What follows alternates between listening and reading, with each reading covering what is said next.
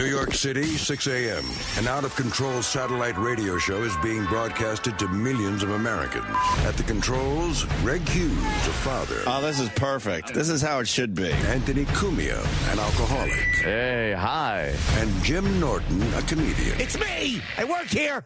Glad I got that one out. Are we on live now? Is it happening? This is it? The three men make up the Opie and Anthony Show, a popular radio program known for its cringe style of entertainment and having very few limits. I like where this is going.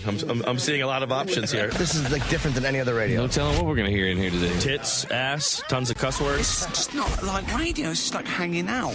In the past, they have been accused of multiple FCC violations and have even gotten their show suspended from satellite radio. This is why. This is American freedom of speech. It's good on every level. Insane. Every second is funny, Wildly funny. and philosophically spotless. Everything you are about to hear is real. Real people, real excitement. This is the Opie and Anthony Show.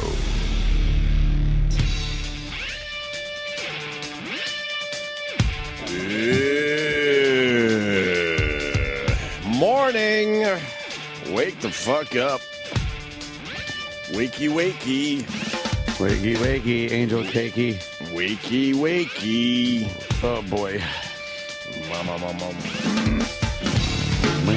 Monday, huh? Tax day, huh? All right. It is the 15th. I don't know. We got an extension or something? Yeah, we always get those extensions filed, and then we got to come up with everything before the end of the summer. Yeah, I have no idea. I don't either. Who the fuck knows? I just get a bunch of stuff. I sign it. I send it out. That's it. I got my last W-2 form like a couple days ago. Yeah. I hope it doesn't fuck up everything. It's like for $193 or something. So I'm in a panic that that's going to throw off everything. Nah. We got like, I don't know. We get W-2s from all over the fucking ball field. Yeah. Couple here, couple there. Nah, you got plenty of time to send it into old Harvey Harvey! before he files anything. I got to old- send everything. I haven't sent one thing to him yet. Really? Yeah. No W-2s? No W-2s, no deductions, no nothing. I checked my mail for the first time in a month yesterday. Oh, yeah? Yeah. How was that? Oh, it's such a treat. It just fall out of the mailbox? It was so packed, the post guy has to be fucking livid. Yeah. Living in a building, New York City, they give you just a tiny little fucking mailbox. Oh, yeah. So every time I go in a store and they go, we have your address? I go, no! Yeah, never give it. And they go, it's for nothing. I'm like, no, you're lying. Well, that it's means for I'm gonna nothing. get some dumb fucking pamphlet, circular magazine. Yeah. And my mailbox official can't handle it. Yep. And then they go, well, we don't know how to ring you up. I'm like, well, then I know I'm leaving right now. Mm-hmm. And then next thing you know, they figure out how to ring you up. How is it that they can't ring you up unless you give them personal information? That's bullshit. Yeah, No, I know. I sit there and go, really? You can't ring me up?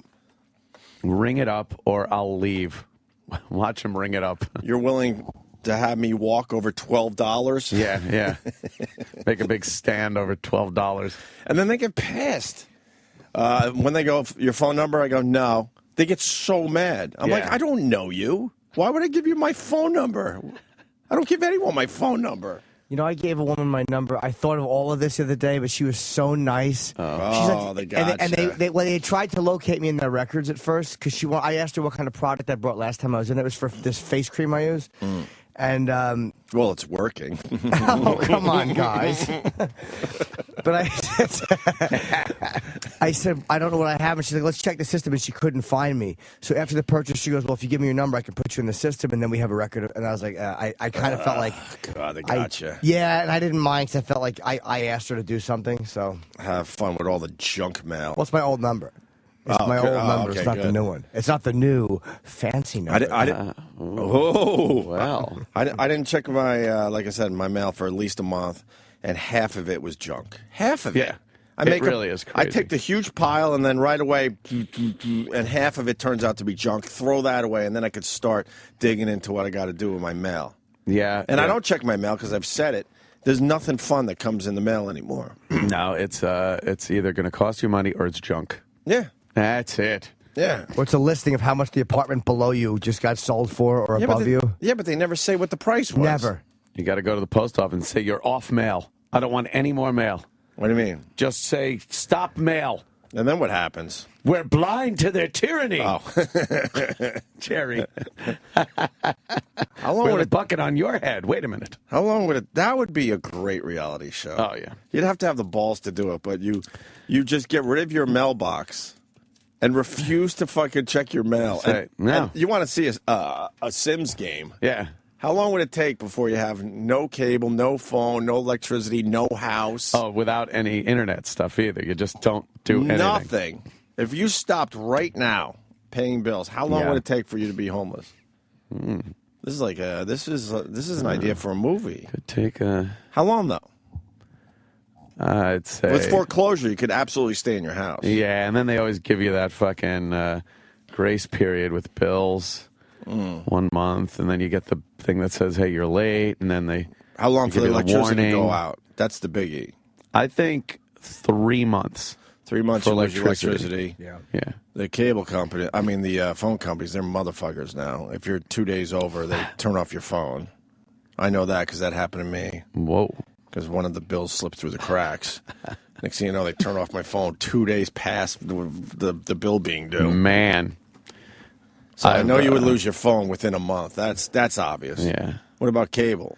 Cable about 2 or 3 months too, Yeah, right? cable's another one of those. I think 3 months is pretty much the, we'll give you this, and then they're really yelling though after 3 months. And then- getting those notices that no one ever gets, the red writing on them. Right, and right. Oh, wow. And then foreclosure would take at least a year to 2 years. So now you're in a Yeah. house that's shitty because you don't have electricity, cable, or phone. Yeah, yeah. And then how long before they just throw you in jail? Like, They enough already. If you don't pay, you go to jail. Well, because then it eventually leads into not paying your taxes because you're not checking your mail. Yeah. I want you this go to broken jail. down. How long? It all depends on how long the foreclosure is, but Foreclosure, I know from personal experience, that could be a while. and even the tax stuff could take a long time. Really? For them to get to you. Yeah. Yeah. I don't know. It would be a few years. And then you wander into the woods. Then they have to find you. Yeah, you're fucked anyway around it. Yeah. Anyway around it. Totally screwed. Anyone watch the Masters? Well, I saw one of them last night, Jim Norton at Caroline's. Wow! God damn it! Woo! I just wanted to see if Tiger Woods would kick the ball any further. I love it. It's cheating. Winter rules, you know.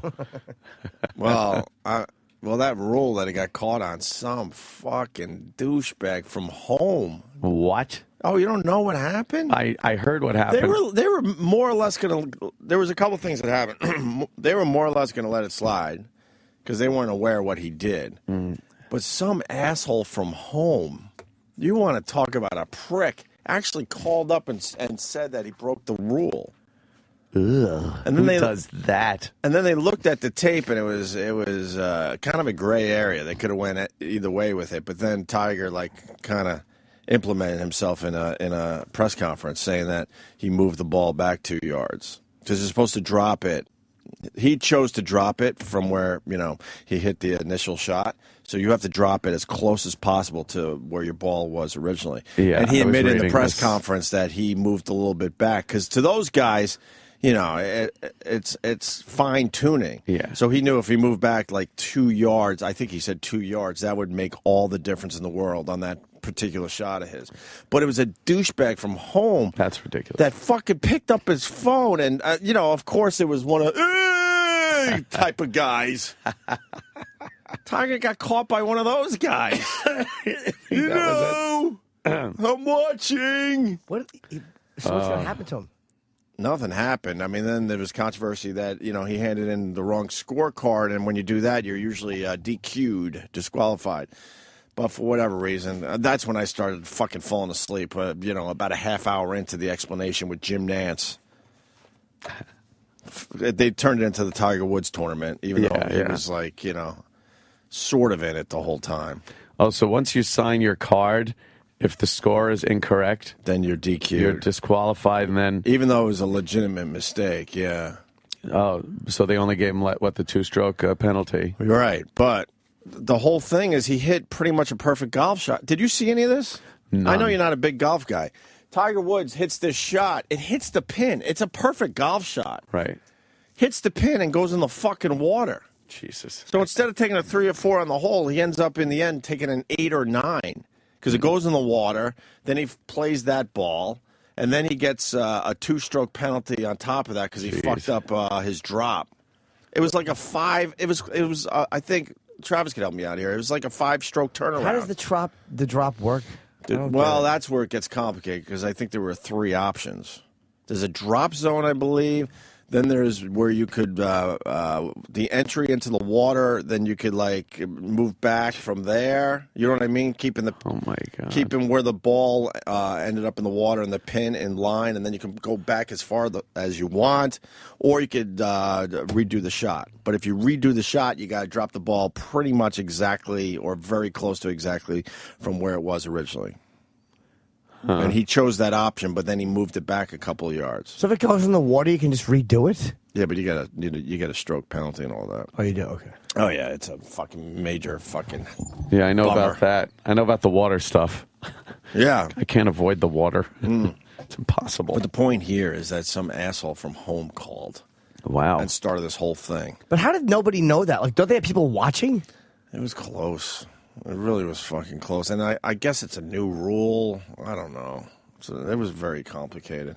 I mean, because Tiger knows the rules of golf, so he had a fucking brain fart. He wasn't trying to cheat in front of everyone because, obviously that would be impossible. If we're playing golf on the golf course, we could use an old foot wedge or something and no one's going to notice. Yeah, yeah. But when you got millions of people watching at home and you got all those spectators, you're not going to cheat in front of everybody ever. Oh, you don't think it was an intentional thing? No, I don't think so. Okay. No, not at all. Why are all these douchebags golfers going, you want to step aside? He didn't play by the rules of golf. That just sticks in the mud. That's what reminds me of the Brian Regan video. I distinctly heard the red-breasted whippoorwill. Yeah. That was another one of those guys. Called up because This is a real story. They were piping in bird noises during the game. So when, a guy's lining up a putt and it gets very quiet and you hear like in the background, they were literally piping it in. Were they really? Fake bird noises. For the broadcast, just to make it even more special. And some guy called up because he knew that the sound of one of the birds was not indigenous to the area that the fucking game was being played. Where the tournament so was it was being like, I distinctly heard. Do you got that bit? Regan does a good bit on that one. Yeah, it's 2.5. Oh, yeah, play it really fast. It's worth playing here. I love it. I like watching golf on TV. And I read recently, this is true, NBC Sports, on their golf telecast, they got caught putting in bird noises for ambiance. Birds aren't even there. And a bird lover called him on it because he was hearing a bird that was not indigenous to where the tournament was being held. Wow. Can you imagine being the guy who had to field that phone call? Yeah, sports department. Yeah, hi.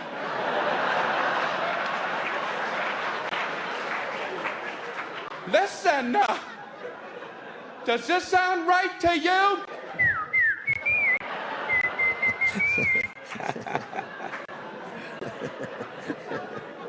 No, that don't. I don't know what you're talking about. Yeah, apparently you don't. Yeah, I guess I'm supposed to believe the blue-breasted whippoorwillow has decided to alter its annual migratory route to enjoy a little golf. What? Maybe for that region you should try.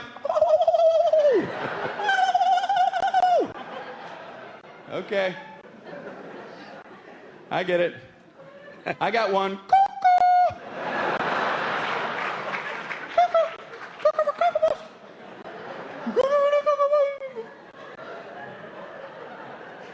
You have to admire that guy. You have to admire him. You're not going to slip a chirp past him. What the hell was that? Please tell me I did not just hear that. Please tell me this is not happening to me today. I wish he would have handled it differently. I wish instead of calling, he would have snuck in there late at night. pulled out that bird tape, stuck in another animal track. No one would even know till it's going out live. Ernie Els is looking at about a 10-foot putt here. This is a downhill putt. It's going to break a little bit to his left.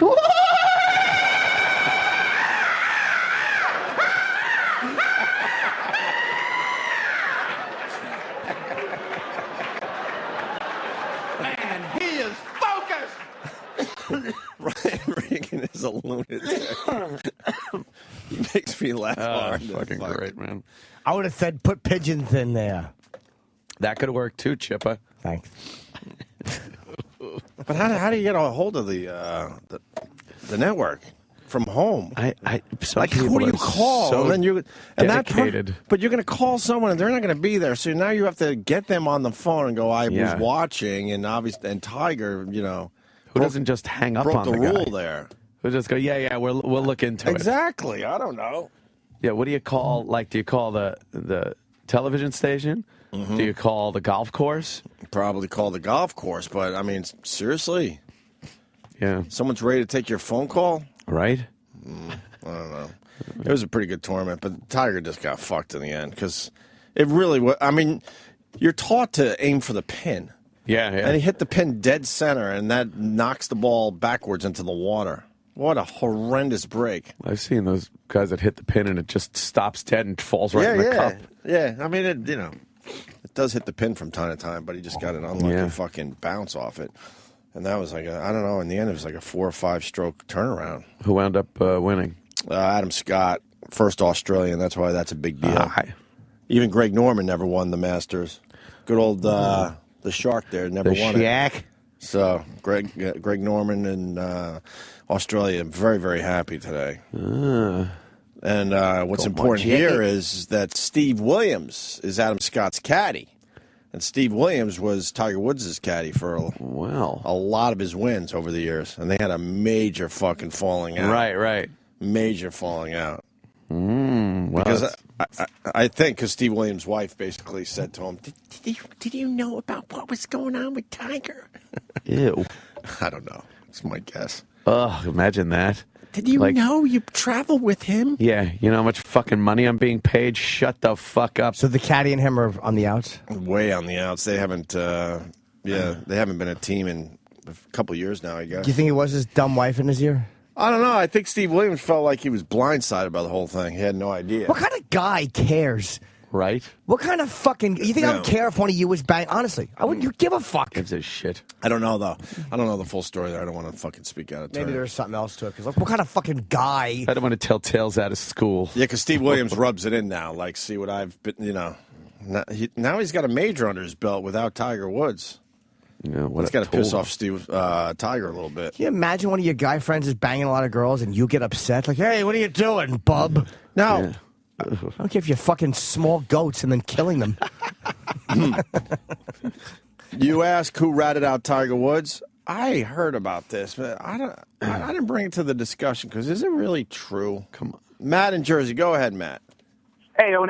Yeah, I read a tweet on Yahoo that Lindsey Vohn's ex-husband called the Masters in. He tweeted, no problem, Masters, helping out, called in, I got to watch those cheaters, or something like that. Maybe he's trying to get a little heat. Yeah. Maybe he's trying to get a little joking. heat from the whole thing or joking, yeah.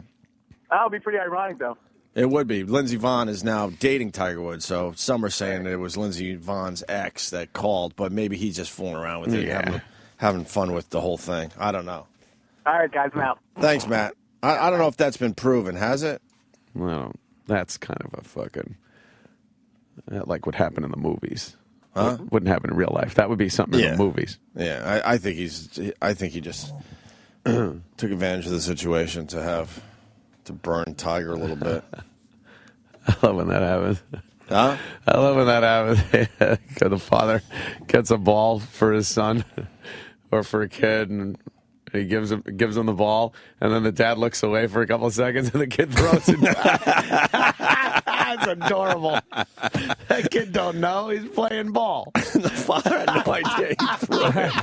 He hands him the ball, and the father turns to the side to talk to another guy real quick. Yeah. And the little kid just heaves the ball back on the field. Wait, did the guy give the father and the kid the ball, or the father gave him the ball? A guy gave the father the ball to give to the kid. Oh, that's nice. So, yeah, so he hands it to the kid. He throws it back. Well, it's come down to this. If you go to a sporting event and you catch something and you don't have a kid next to you, you're fucked. You always have to hand it off. Gotta and the give it place to will kids boo now. the shit out of you. No I'd be way. like, fuck off. I'm telling you. But there was that classic one recently where the guy caught the ball with his chick. Yeah. And there's a kid right there pretty much crying. If you can find the clip, we played this on our show a little while back. And he refused to give it to the little kid. Oh, he got hammered. Yeah. Oh, the crowd just hammered the guy. You wouldn't give it to a kid, Jimmy? No, I would not. And I would hold it over my head, and I would just cheer victoriously for myself. The odds of catching, a baseball at a baseball game, and you catch it, and then you look over and you see someone has a kid with their little mitt on. Yeah. What a drag! You got to hand that over. It's even better if you knocked the kid out of the way to get the ball. I think this is it. For all the wrong reasons. I think this is it. Watch If this, you were Jimmy. watching the Rangers-Yankees game last night in North Texas, you saw Mitch Moreland toss a foul ball into the stands in the 8th inning. But if you were watching in New York, you saw this. The Yankees announcer creating a firestorm. Oh, my God. They can't give it to the kid? That's awful. We're in the 8th inning. It's 7-3 Texas.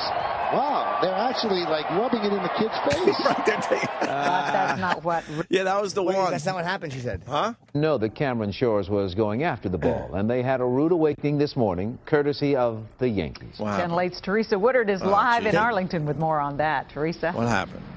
Gloria, John, this story has gone crazy. These people don't really know each other, but they do have a mutual friend. The Shores, who had the crying baby, were sitting in seats last night that belong to people who know the couple that kept the ball. Everybody involved is saying this is a big misunderstanding. No hard feelings. They Yet didn't know all that the of kid wanted the America ball. keeps talking about it. Look at the little And they guy. got the little tyke. Are we going to do the whole story? This kid's like 18 now. Look at the It's an little old guy. story. Point being that... Yeah, I know it was Roy White that threw the ball. Point being, the my kid is crying his eyes out thinking they were going to hand him the ball. And then the guy's taking a picture of the chick as she's holding up the ball all excited. So it looked right like they're next to the teasing kid. him, yeah. Ah, boy. Little Ball fuckers. he didn't catch. Sean Leonard and Shannon Moore were being beaten up for keeping that catch. Wow. They're actually, rubbing it in the kid's face. The Yankees announcer pointed it out and talked about it on TV and the internet. They're taking pictures, and Michael then Kay. And then the lady's like, "Let me see how the picture came out." Suddenly, they are viral villains for something everybody agrees We didn't even see that he was there crying. was nothing. Had we seen that he was upset, had we known for an instant They're just laughing. Fuck him. Good for them. that wouldn't agree, that we would have given the ball to the child. And I really don't know that. All right, it's an old story. All right, this ugly kid. Fuck him. Point is, you catch a ball at a game now or a puck, you can't keep it.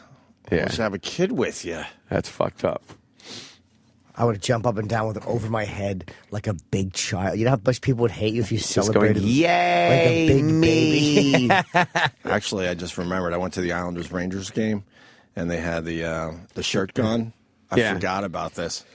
The guy next to me caught a shirt, and he gave it to me because I had my young son with me. Yeah. And then I'm looking at the shirt, like it's really big, and he'll never wear it. Yeah. So I'm like, So I give it to my brother Scott next to me. And then Scott turns around and gives it to another kid behind us. And then the guy that initially caught the shirt got mad at me. He's like, you gave the shirt away I just gave you? I'm like, well, yeah, relax. He would have tried working with you. E-Rock could have told him. I didn't know what to do with this shirt. I don't wear Yeah. those cheap fucking Of course not. $2 shirts that they throw into the stands and everyone loses their minds over. Yeah. It's a horrible shirt usually with, 20 logos on it. I don't want it.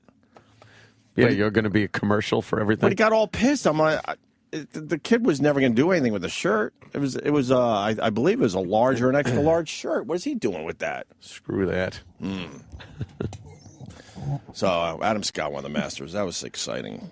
I love watching the Masters. Yeah, I was reading some tweets on it, but no, not really. It's good. It was a pretty good tournament. A lot of guys were in it until, pretty close to the end there. So that was my weekend, really, just watching golf. Yeah, I spent mine fucking hacking, just coughing still. Yeah. You could hear my voice is still just shot. Mm-hmm. Last night, it was just up fucking... Sucks. The shit doesn't go away. It's like AIDS. It's fucking...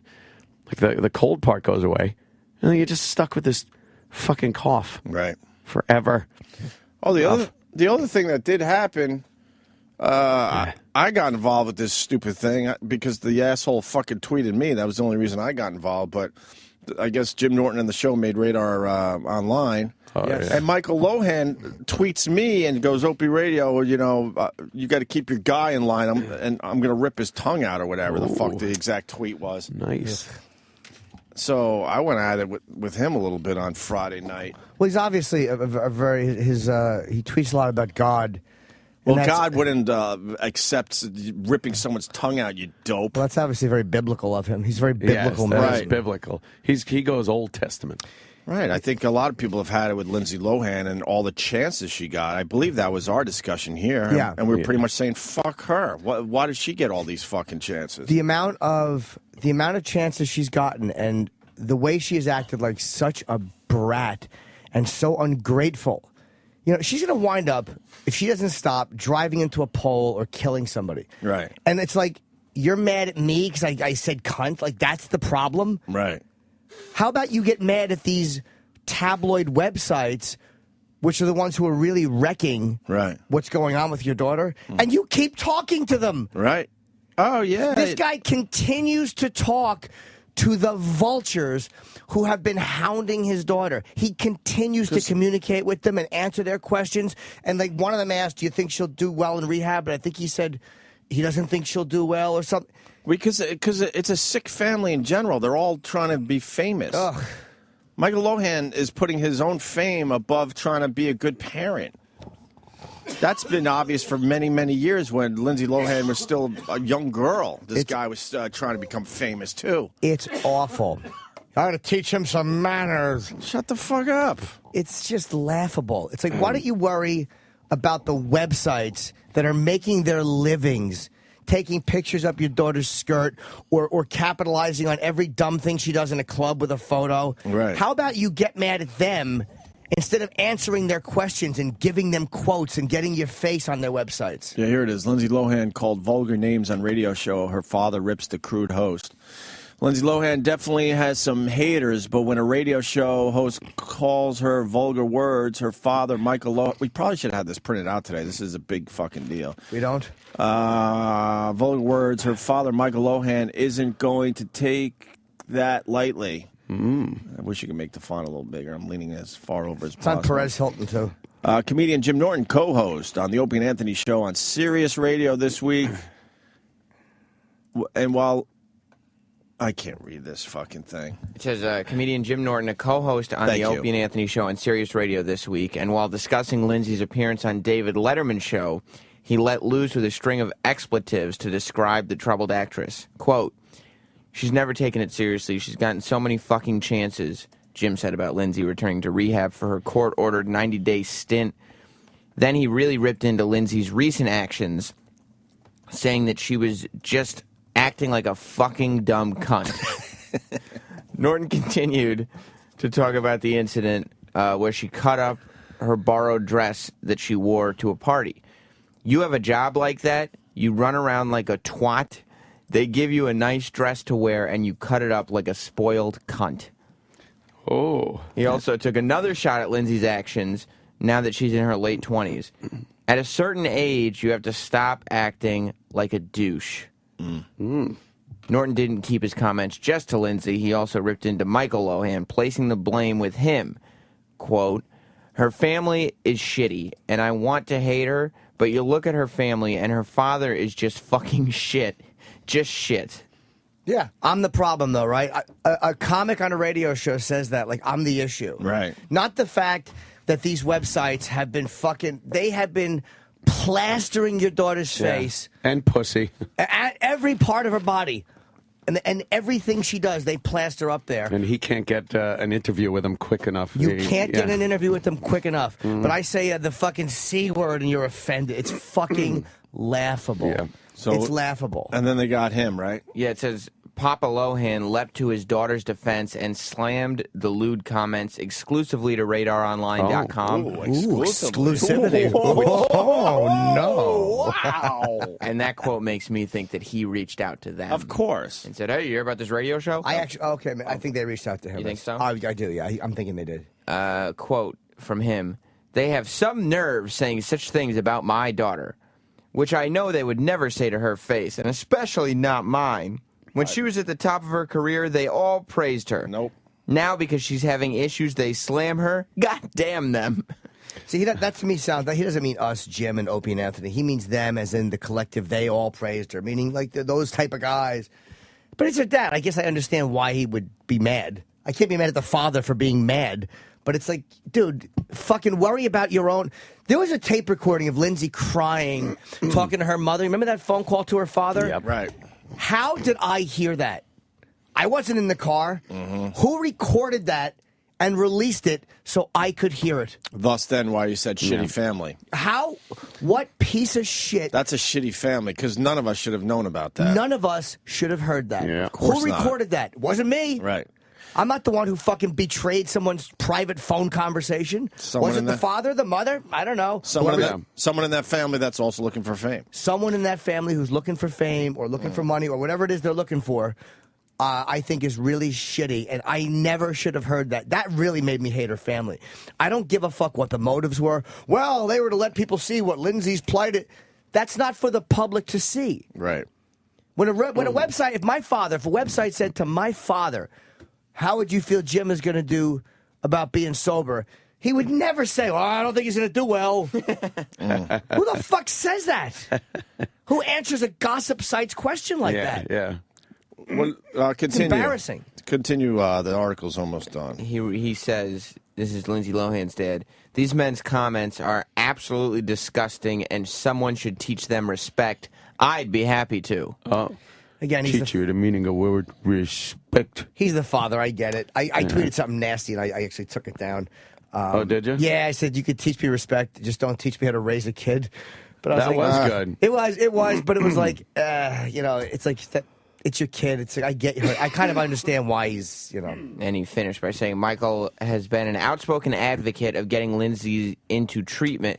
This website. That's how there's so many grammatical issues in this article. Yeah. Like, I guess they're reporters, right? Michael has been an outspoken advocate of getting Lindsay into treatment for her addiction issues and calls the guys out for their own actions. Who are they to knock Lindsay when they do the same things she does, but they don't have the notoriety that Lindsay does? I'll fucking sue the cunt. I've never fucking partied like Lindsay Lohan, you douche. Till it's 1999. You can't just throw that shit out there. Prove that I've partied anywhere near your daughter has. Ooh, I have. Uh-oh. You've done worse. No, I haven't done any of the fucking, None of us have. Haven't popped the molly. Whew. Fucking piece of shit, just throwing that out there. I pride myself in the fact that I don't party like that, you twat. Well, he's the dad. He's obsessed. Whatever. That doesn't bother me. Daddy. Yeah, Daddy doesn't like hearing his little girl get. It bothers me as an individual. I don't fucking party like that. Never have. That's embarrassing. She's an embarrassment. She is a bit of an embarrassment. And what I don't even, it's not even the party that gets me. Because as a recovering addict, the partying I get, it's the attitude of it and the fucking sticking the middle finger up in court. Or didn't she steal jewelry? Or was that solved? Did she not steal it? Did she steal it? But there's always a problem with her. Yeah. It's like, quit acting like a douche. So I have a fucking easy job. Sorry, man. What we do is easy. This is not brain surgery. If Right. you're running around and you can't control yourself and you can't stop fucking getting into problems and trouble, just cut the shit. Right. We're just reacting to what we see out there. This was all based on the Letterman appearance where Letterman was kind of making her cry. Yeah. Because you could see Letterman has had it with her shit, too. But he's a nicer guy than, most. I would love to see her get sober. I always want people to get sober. I always want to see people get sober. Well, so then I'm minding my own fucking business Friday, and he writes me, he goes, Opie Radio, your buddy Norton needs to man up and not be a coward. Let him talk to my face about Lindsay Lohan. I'll rip his tongue out. Oof. And then I just wrote him back. I go, are you actually trying to start heat over your daughter's pathetic situation? So sad. Get her in rehab now. Ooh. And then I wrote, looks like someone should have worried less about being famous to do some better parenting. Face. And then he wrote me back. Sorry, I'm almost done. He writes, like to get scrappy with both of you. Obviously, you don't have respect either. Blocked. And then I wrote, oh, blocked, really? I go, instead of blocking me, you should try blocking all the bad influences from getting into your daughter's house.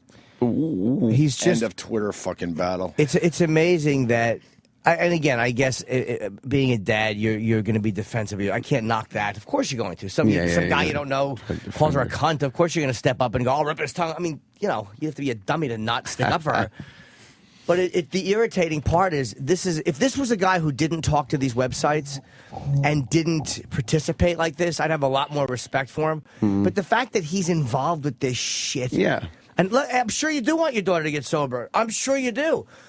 But that's not an excuse to tape record her if he did and release that. Whoever released that recording of her crying and thinks they're doing a service and thinks that they are, we're showing people with Lindsay how bad it is. No. I think that person is deluding themselves as to their motives. But I don't even think it's that. My humble opinion, they were looking for their own little bump.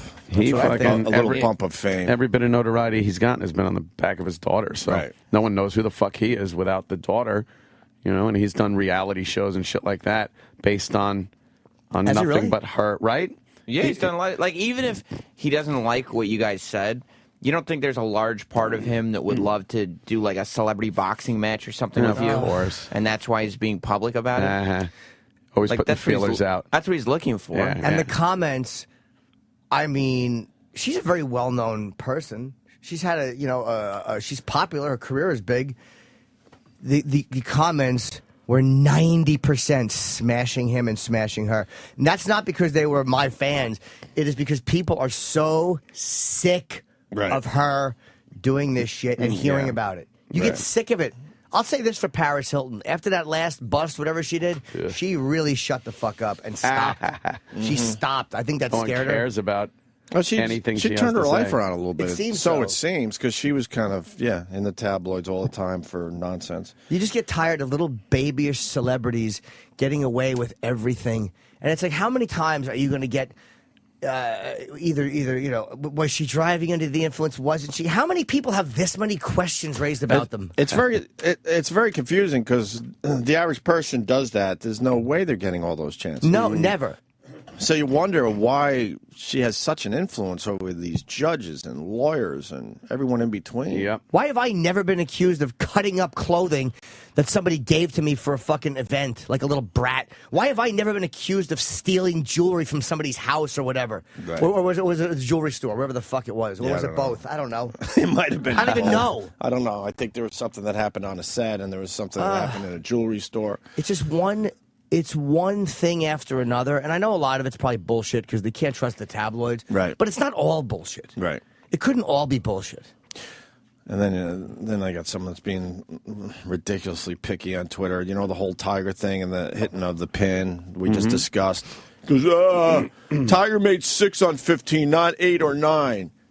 My point is then they gave him an extra 2 strokes, so that was an 8 or 9 technically. That's what I was trying to say. Oh, boy. So instead of having a birdie or a par, he ended up having an 8 or 9 when everything was said and done in the end. Doesn't matter. He told you. Whatever. It's just frustrating at times. So I guess Lohan wants to come on our show so he can rip your tongue out. Yeah, that's what he's doing. He's using words like teach you respect and rip your tongue out. Like, that's all like then I went to his promo nonsense. Then I did go to his Twitter. I would never follow him. I would never, in general, give a fuck about what he writes. But he kind of, involved us. And There's religious shit there. Then the next tweet, he wants to fucking knock someone's head off. He's lost. That's what's He really seems funny. He seems a little confused. Is that he tweets about God and all that, and it's like, well, yeah, you obviously are very genuine. Obviously, a very genuine guy. Yeah. That's obvious. It's obvious that all your God tweets are genuine when you want to rip someone's... Be one or the other. Be godly or be an aggressive dick. Don't try to be both. Right. Fuck them.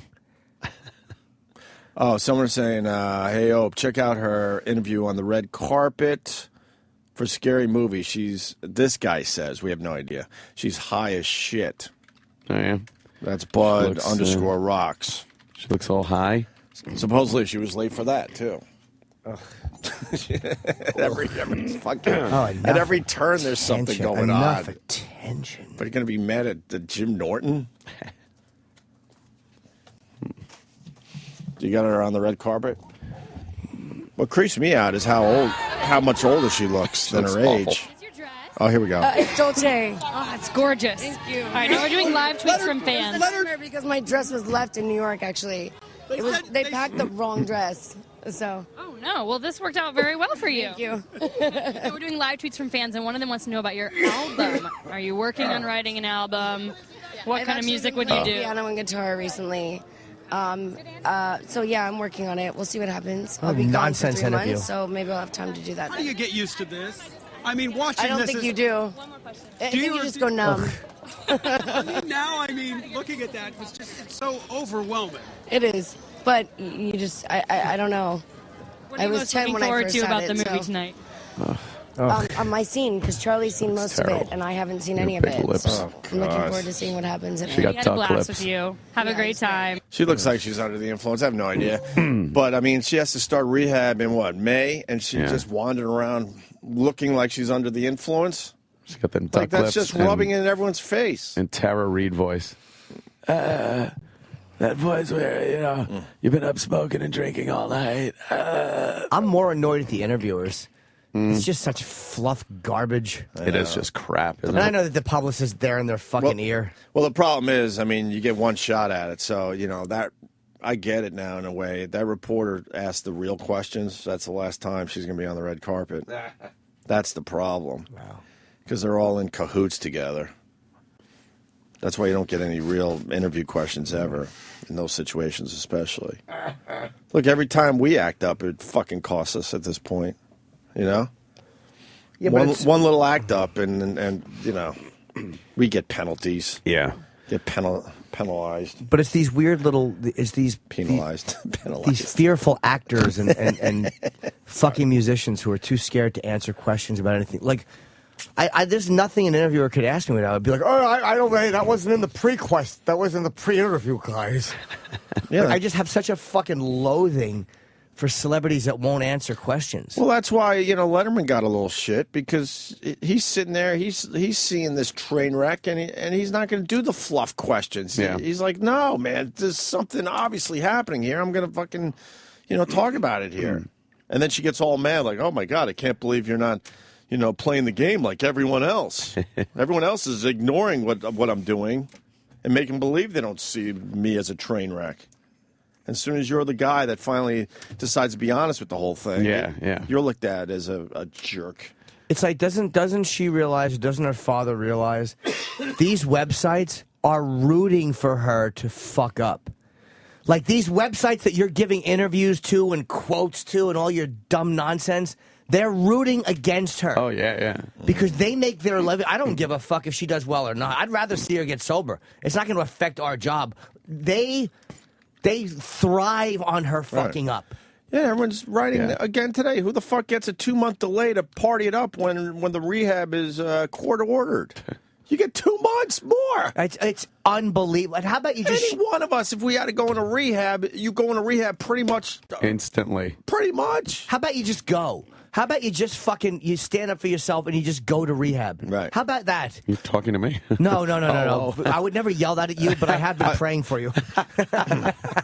Speaking of, and going back to the fame whore thing with Michael Lohan, I forgot this part of it, and this guy, Nola Sean, reminds me. Opie, in his tweet to you, he tagged Lindsay's Twitter handle. even his dust up with you was calculated for exposure and followers. Did he really do that? Yeah, it was at Lindsay Lohan too. God. There's only one reason you would do that, knowing you would get more eyes on your tweet. It doesn't even call his daughter like the name. It's her fucking Twitter handle. Yeah, it's not just Lindsay or L. Right. It's her Twitter. Oh, yeah. It absolutely was in there. I forgot about that part of it. Yeah. Thank God my parents aren't on fucking Twitter. How embarrassing if your parents are on Twitter at mentioning you. Ugh. Yeah, that would be a How little embarrassing. Eek. So that went down on, I guess, late Friday night, was it? If Radar Online called my father about something personal about me, or any of these websites about me, about my rehab or drinking, he wouldn't know what to do, first of all, because he's a fucking regular guy. He's not a fucking, he's not desperate for fame. He'd probably go, I don't know, okay, we'll ask him. Bye-bye now. Like, there'd be a tape recording of my father saying, bye-bye now. Bye now. See a bye-bye now type of guy. Righto, bye-bye now. Bye-bye. I just can't picture my parents embarrassing themselves or me. Yeah, I just can't picture that. Well, more celebrity news, I guess. Did anybody watch the old MTV Movie Awards last night? Huh? Holy fuck. I tried. But can I say this really quickly? Yeah. I don't know if it's because I'll speak for myself. I'm finally getting old. No, it's not. Are you sure? Positive. Because I always pride myself in, obviously we're in a business that you got to kind of stay young and all this shit. So I prided myself being in touch with all this. I'll but break I'm the wall losing down. it. I'll break the wall down for you. Yeah, go ahead. How I know it's not. Yeah. I was watching it with somebody who was 18 years old last night. There you go. There you go. And I asked that very question. That would be in her wheelhouse. Right. The MTV Movie Awards would be in her wheelhouse. So okay. I That's great. I asked that very question. I'm like, this, and I said it exactly like this. This is fucking awful. I go, this is terrible. I go, you got to answer me. Hey, is it because I have no idea what the fuck is going on here? Am I out of touch, or does this suck? And he was like, no. and she was like, yeah. She goes, this is horrible. This is like it's drivel, and the bits went on, and they weren't funny. Right. And was that fat Aussie trying to be like, what is she? Trying to be like cute and we know you're fat, but you make it up with your spunk. She's actually a funny comedian. She stinks. Who is she? What's her name? She's been around. Rebel Wilson. Who? She's she's an Australian. But she comic gets actor. horrible. I don't know her. But she gets horrible parts in these movies. Oh, she's terrible. She's barely in these movies. I hate having to What was the last movie she like was in? people because they're fat. Well, she was in Bridesmaids. She had a little part in Bridesmaids. Oh, right. But she's not the fatty from Bridesmaids. But she No, she's just in the beginning. I forgot what she was in Bridesmaid again. It was a weird part, right? It was her and her. Yeah, she was a roommate. Oh, right. Her She and was her the brother or fat- something. And the Yeah. brother, right. Right. Yeah. That was a pretty funny scene. But they did. There's a big culty, almost like Bring It On Wait, Sam, type movie. I got to preface what you're about to say with the fact that this is the last year you're relevant, as far as 29. Yeah. Yeah, I know. So you're getting pushed out too. Well, it's becoming more work too to really. What do you mean? Keep up on what's happening. Why? For me, I mean. Why is it more work?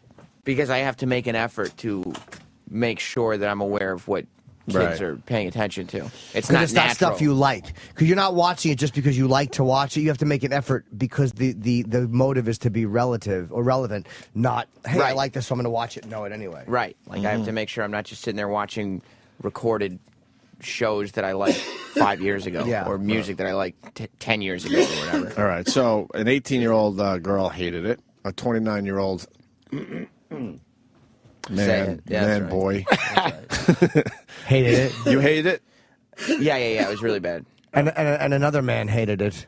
You didn't cover. You said an 18-year-old girl, a 29-year-old man. Oh. And fucking, what, geriatric? No. And the guy with tuberculosis. Shit. Guy with guy, This coughing is horrible. the guy with Black Death hated it. I know. I'm like I'm a coal miner here. She was in Pitch Perfect, though. Yeah. Which was like, I didn't see it, but it was like a singing movie that a bunch of, No. high school girls liked it. Yeah. So I tried watching it. It was horrible, but and enough with Will Ferrell being so fucking I brilliant. love him. Oh, boy. Enough with his shit. the bits they were doing. But he gets up there and they look at him like he's a god. He had a bad bit, but he was smart enough to turn it around and acknowledge that they rehearsed it just like that. Yeah. Did you see that clip? Yeah. He was going for a Kanye West moment. He got his award, and who was the chick that came up and grabbed the fucking popcorn? Aubrey Plaza from Parks and Rec. Right. And then she's grabbing at it, and then it was kind of awkward because obviously it wasn't working, and then she let go and sat back down. And I guess Will was smart enough to acknowledge that it probably didn't work as well as he was hoping. He was able to spin it. None of their bits worked. Not a one. They all petered out. Like, none of them had an ending or anything. They stunk. Well, you got some highlights. Should we do the highlights? Highlights. Or you want to do the highlights after the break? We've covered a lot already here. We'll do them after the break. What's the 6 strangled, 1 beheaded in Cancun? That was the awards show. Sounds great. Yeah. Because we got to talk about Jamie Foxx, too. Oh, we got it. Yeah, I saw what he was wearing. I figured it might take some time today. Yeah, to talk about that. All right, so why don't we take a break? We're going to play some highlights from the MTV Movie Awards. The lowlights. And then all you dummies who are still going on vacations to Mexico, you dumb motherfuckers that still will go down there. Cut that fucking country off. No, you get a good fucking deal if you go to Mexico, man. Yeah. 6 strangled and 1 decapitated in Cancun. What part of Cancun, though? A Mexican resort. It's a resort. But it's Mexican. I don't know where they were from. It's for the Mexicans that go to Mexico. A Mexican resort. Yeah, I think so. Hey, you still got to drive through the crappy part to get to the resort, Iraq, Acapulco has been devastated by this shit. Yeah. They were independent drug dealers, not any links to a specific. They were drug dealers. Indeed. But the fact that people still go down there is fucking mind-bending. All right, we're going to talk about Mexico. We're going to talk about MTV Movie Awards. We're going to talk about Louis C.K.'s special. I'm sure a lot of people fucking watched. And Louis is very happy that you did. And I also want to talk about the episode of Vice with India and Pakistan. That's how the world's going to end. Yeah. Pakistan. That's how the world's going to end. Great, right? And they're going to fight over water eventually. And then they're going to have to fight. And you know that once 2 nuclear powers get into a brawl and one starts losing, what are you going to do? You're going to go You're on be a like, fucking blaze of glory. We surrender here. Now you win. You take our missiles. You got to launch. And when you live with the fact that these countries have, nuclear warheads pointing at each other, in the back of your mind, you're like, all right, well, God forbid a couple go off. Yeah. It'll suck for those people, but my life will be fine here in America. But they have estimated that all it takes is about 100 to go off. Yeah. And if it's an all-out war, like you said, a scenario where they're losing a little bit, so they're going to pop off a few extra, and then they're going to pop off a few. If it gets up to 100, end of the world. You got it. That's all it takes, 100 of those fucking things going off, end of the world. That's it. There would be some massive outrage. The first person that uses a nuke now is really going to be chastised in the world. Chastised? I mean, they are really going to take some shit. I hope people are checking out Vice on HBO. It's a terrific little show. Yeah. It's a quick half hour, too, which I like. I was watching a show on Hiroshima and Nagasaki, and, man, just the fucking devastation. And those were nothing compared to what they have now. But it also made me think, like, you look at Hiroshima, and it's a fucking living, beautiful city now. A modern city because of all that shit that went down. They got better stuff than us. They were nuked. Yeah. They had an atomic bomb dropped on them and were able to rebuild into a beautiful city. And then there's Detroit. Oh, boy. We almost made it. We almost made it to the first break. Why can't a city that was... almost made it. Especially when we said the Jamie Foxx stuff was going to waste. We almost made it. We were close. We almost made it an hour. The city was nuked. It was literally nuked. And now it's prosperous? And it's amazing. Prosperous, vibrant, living. And Detroit, well, not so much. Black people? Huh? Black people? I heard there's a large African-American population in Detroit. It's true. I'm not saying anything. I'm just saying Detroit. I mean, Flint even got a movie. So I guess and it couldn't fix itself. I think the point you're making here is if we nuke the place, then they'll start prospering. Well, and it'll be built up into a brand new city, right? Well, as long as we, I guess, import some Japanese into it, because they apparently can rebuild very well.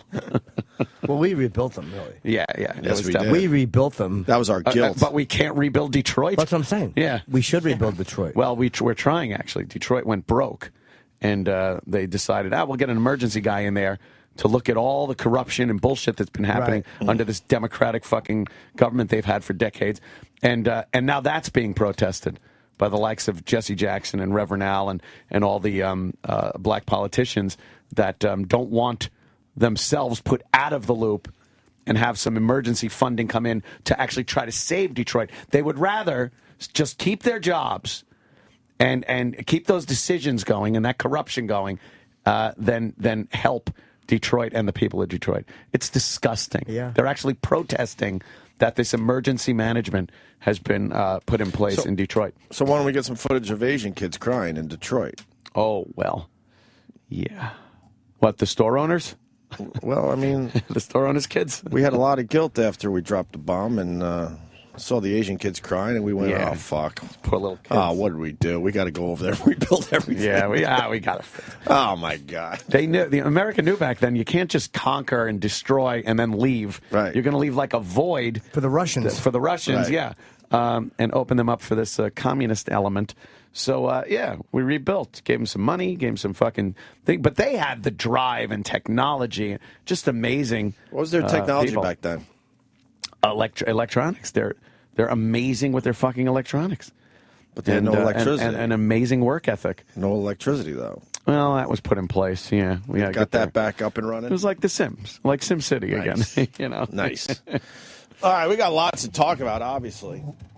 So, so I don't know, E-Rock, why don't you do something? Oh, E-Rock. Please. Comment.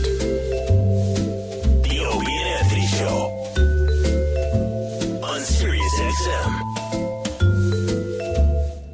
Ahoy, mateys! Time to launch back onto the seven seas with your favorite aqua adventurer, Captain Louie!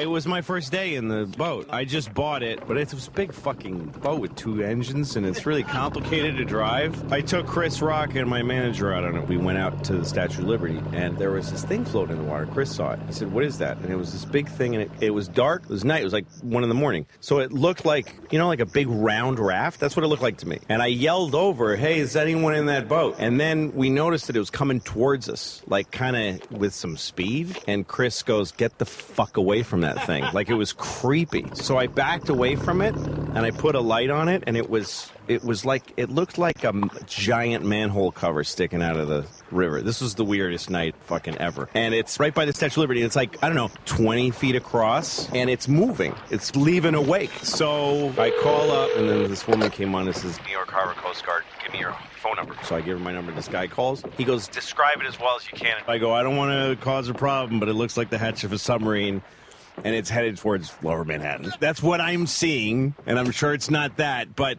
my main concern is it's not lit, and it could cream anything that hits it's going down. And the guy goes, "All right, well, I'll call the boat and send them to you." So he hangs up, and like 20 minutes later, there's nobody there. So anyway, I call back, and they're not sending anybody, and I at one point, I got crazy, and I was like, "You are the Coast Guard, and I am saying to you now, there's a submarine attacking Lower Manhattan. I'm saying it." And they're like, "We're trying to get park police over here." I'm like, "Send a fucking helicopter." And he kept asking me to hover. We kept hovering around it and stuff, and then finally this big police boat comes and shines like a massive light on it. And then he calls me on the radio. "Hey, Captain, are you the one who reported this?" And I go, "Yeah." And he goes, "It's a mooring ball. It's been there since 1965. Mooring balls are so you don't have to throw it anchor down. You just hook up to it." And I go, "What if you don't see it?" And the guy goes, "Well, most people navigating those waters know what the fuck they're doing. I have no business being on the water." And I would have hit it if I hadn't stopped at the Statue of Liberty to show it off to Chris and them. Arrgh! Maybe not quite the adventure you were looking for. Well, shiver me timbers and all that bullshit. Pegleg! This fucking parrot just took a shit on me! God damn it! Have you ever wondered how many toenails it would take to fill up a jelly jar? How much earwax would it take to fill a spackle bucket?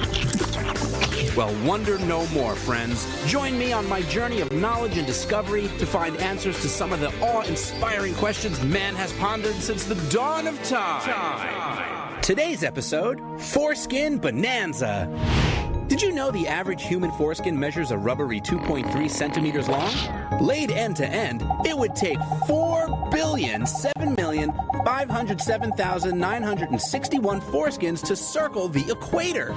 If we measured height using foreskins, Shaq would be 94 foreskins tall, or 18 black ones. Mankind has patiently waited for the day when science would allow us to measure time in foreskins. That day has come. With 69,971 foreskins per mile and the average IndyCar hitting speeds of up to 214 miles per hour, that equals a speed of 14,973,794 foreskins per hour, or FPH. P.U. I wonder what a burnout would smell like. Stay tuned for another edition of How Much? The date is October 11th, 1983. It's 7:18 p.m. Detective Club Soda with self-professed organized crime soldier Lyle Chipperson. Okay, Lyle, you're requesting placement in witness protection. What kind of information do you have for us? Yo, I'm in the mafia. Don't even fuck around with me. Don't get defensive. Just explain your business here. I was in the mafia for years. My mob name was Lil Chippy D. Okay, Lyle. You have no record. You've been seen with none of our organized crime contacts. What was your role? The hitman. A hitman? Mafia hitman. Right, the mafia. Well, who do you work most closely with? I ain't no rat. Then I don't know why you're here. Are you afraid of repercussions? Yeah, good luck killing me. I carry like fucking bazookas. Lyle, there's no way you could have carried around a weapon like that. If you're just here to waste my time, I suggest you leave. Fuck you, cocksucker. I'd shoot and kill everybody. Bury in a hole or something, then we'll see. Mr. Chipperson, why are you here? Fucking stupid cocksucker. Start listening, you fucking piece of shit. I can't believe you wasted our fucking time with this bullshit. Do you know this is a crime? Make him an offer that no one refuses. Why don't you do yourself a favor, Lyle? Walk out the door now. Fuck you. You're a funny guy. Laugh at this. You like that? How does this feel? Fuck this. From Stinko Records, it's the new collection of covers from America's favorite derelict. I'm the original Golden Bummer. Tippy Tom, Regurgitated. Tom Jones. It's not unusual to be in love without anyone. He's drunk, smells like feet. It's not unusual. And he's forgotten most of the lyrics. Tippy Tom, Regurgitated. Choose up your favorite pop hits. She's a lady. Whoa, whoa, whoa, she's a lady. And spews them back out, dirtier, grittier, and stinkier than farts and old beer. But the lady is mine. Go something like that. From your favorite haunting melodies. Riders on the storm. Something like that. To your most cherished classic rock cuts. Come on, baby, light my fire. Tippy Tom hunkers down and craps all over him and refuses to wipe. Trying to set the night on fire! And if you act now, you'll receive Tippy Tom's tribute to the town he calls home. I've been stuck on Frank Sinatra. Start spreading the news. It's Old Blue Eyes. I'm leaving today. Meets Old Crusty Eyes. I'm gonna be a part of it. New York, New York. It's a sappy salute to the city that broke his spirit, crushed his dreams, and left him blowing strange men for cheap wine in the Port Authority bus terminal. If I can make it here, I can make it. Tippy Tom. Anywhere. Regurgitated. It's up to you, New York. New York. That's my version. Wrapped in a special carrying case, brown in the back, yellow in the front, just like Tom's underwear. Call 1-800-NO-T-CELL right now for your copy of Tippy Tom, Regurgitated. Any more requests? Now back to our show. The Opie and Anthony Show. Now back to our show. Continues. Now back to our show. Now back to our show. The Opie and Anthony Show.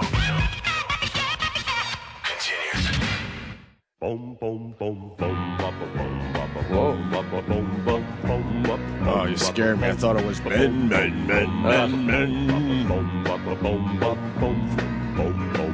I feel so good come payday. I think of all the things I'm gonna buy when I pick up my pay. Don't you know? But then they hand me that little brown Shut up. envelope. Oh, no. No, we love Johnny Cash. You guys love Johnny Johnny Cash. Cash? I've had it with him. He's dead. What do you mean? Dumb talking. He had it with himself. He's no longer with us. Oh, he's such a genius. But his music lives talking. And there I go. Here's. What's this beat? There goes that bracelet for her Sucks. He's terrific. I love Johnny Cash. Yeah, me too. And I thank Jim Norton for that. Why? Is this for tax day? Yes, it is. There goes that brand new Pontiac. Are we going with the tax day theme today? Nah, I just thought Johnny Cash. I'm the tax man. I bet you're not going to hear that one today. Want to hear that? Yeah. And Money by Pink Floyd. And I bet you they're not pulling this Johnny Cash ditty. No, I was just joking. We don't have to. We don't have to be like everyone else today. No, I thank Jim Norton because when we were off the air and I was just being bummed, I would go to a few gigs with Jimmy every once in a while, and I knew the basics of Johnny Cash, like pretty much most people. But fucking Jimmy had a great collection, and he turned me on to so many Johnny Cash songs. Yeah.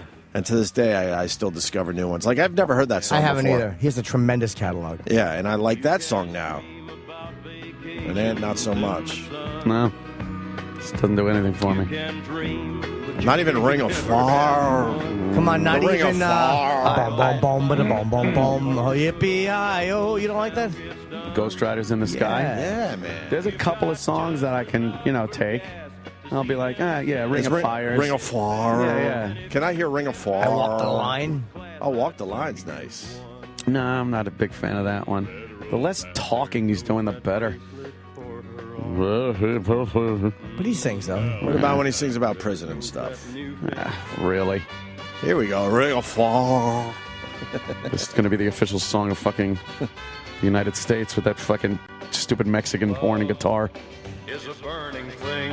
This is how we play the Thick Puppies. We stand in a ring of fire. Do you? Fuck yeah, big ring of circle of fire, like 30 feet high while we play. Bound by wild desire. I fell into a ring of fire. I fell into a burning ring of fire. I went down, down, down, and the flames went higher. And it burns, burns, burns. No? The Ring of Fire. Fire. The ring of fire. I don't know. You know, hearing this, I just want to go. You just did. I know. I can't not do it now. Just wrecking it for everyone. I fell into a burning ring of fire. I went down, down, down, and the flames went higher. Higher. And it burns, Burns, burns. The Ring of Fire. the ring of fire. Sorry. The taste of love is We should probably do Johnny Cash Day. Fuck the tax thing. No. No. No.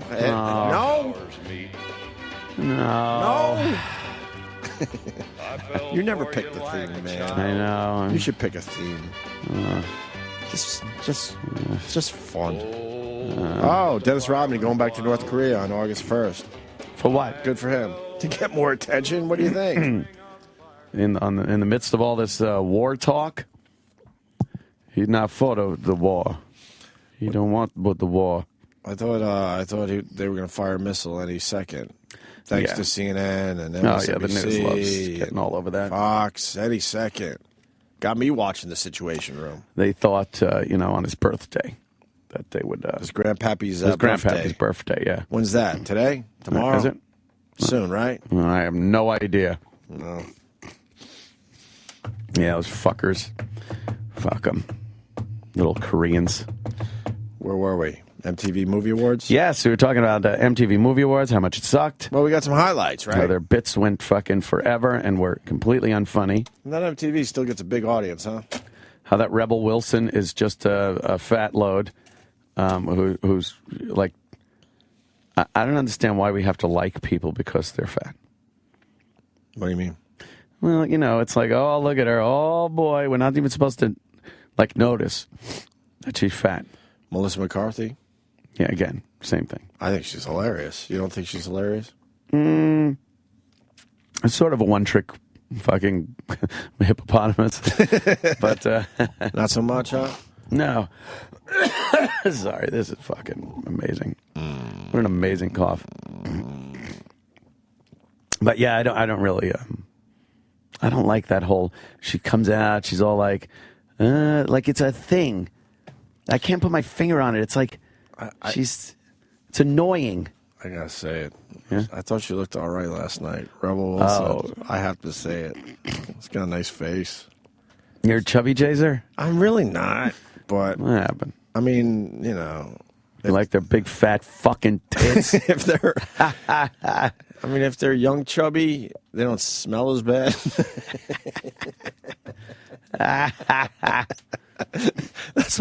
That's what I always think in my head. It's like, man, hasn't had time to grind. What'd she look like? Thighs together. She didn't look like that, Sam. Help me out. Yeah, I didn't think she looked that bad last and it night. did. I really was. I was surprised. I'm like, oh, you know what? All right. Yeah. Yeah. Come on, Sam. Help me out. Good luck. Before I'm fucking thrown under the bus here. Because pretty much Thrown under her. Every picture of her in Google Images is not that great, but you know, I like I said, look at her. Oh, come on. Yeah. Wow, what a delight. Of course, real vision. She's in like rubber pants and she didn't look bad compared to what? That's very Shamu-ish. I think I was like focused on the face and the fact that, you know, her boobs were a little. No. You know, it's awful. It's awful. I was focused on her terrible. face. I can't defend myself. Terrible. I'm going to shut up now. Anyway, and then when fucking Seth Rogen came out. Yeah. And did you watch the whole thing? No, not the whole thing. I missed the beginning. But you got through most of it? I got enough. Wasn't enough. Adam Sandler terrific? I didn't see that With Chris part. Rock? I didn't see that part. It was weird. Adam Sandler, you know, he's a big time fucking star in Hollywood, and he came out. I've never seen this before. He came out and he felt really awkward in the skin. Oh boy! And he felt uncomfortable on that stage. And I was thinking to myself, that's weird. Why would Adam Sandler do that? But he was a comic. Why would he feel weird? He was a stand-up. Or he probably still. I don't know. How you doing, people? I don't know. Okay, where do I stand? He was like, he didn't know where he was supposed to stand. I stand over here. Ugh, that act that we've seen over and over and over again. We get it. You're uncomfortable. Oh, I don't know. I'm not getting any sound over here today, Sam Roberts. There it is.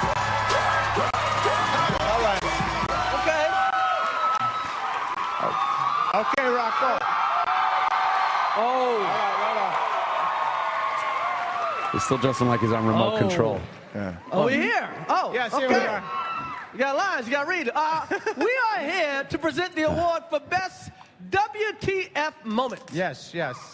Oh, they're I think all hip with the you and I have had our social share media of talk. WTF. Huh? They're all hip with the social media talk. What the fudge? MTV, the WTF. Ooh. Nice. Did they give an award out for OMG or what? Oh. No, they go with the OMG moment. I love when people just jump on the social media and think they're, you know, the kids are going to love it. We'll do that. Like, and the hashtag fucking shit that they're trying to pull with products. Oh, yeah. You know? Hashtag fucking, Revlon wonderful, right. Revlon bright face. What about Like, who's going to fucking do that? The Asian guy commercial. Hashtag surprisingly good. No one's hashtagging that. Sorry. It's so fucking like... That's a bust-a-roo. Yeah. Yeah, trying to use Twitter to the corporate advantage hasn't really panned out. Like, who would follow a No one- corporate yeah. account? I don't even understand when they have like 1,000 followers. Yeah. I'm like, who are these 1,000 people following Dove soap or whatever? Remember to follow Ritz Crackers and friend us on Facebook. Why would you ever do that? Why would I fucking follow Ritz Crackers? Why though? But people do. Get the Ritz Cracker Twitter account. I'll tell you why you follow Ritz, because they put out like helpful recipe ideas. Feeling down? Have a Ritz with butter. Ooh, what a heck of an idea. You know what I was eating though last night? Crow? Coincidentally enough, crow. My foot. Yeah, or someone's come off your sheets. On a Ritz.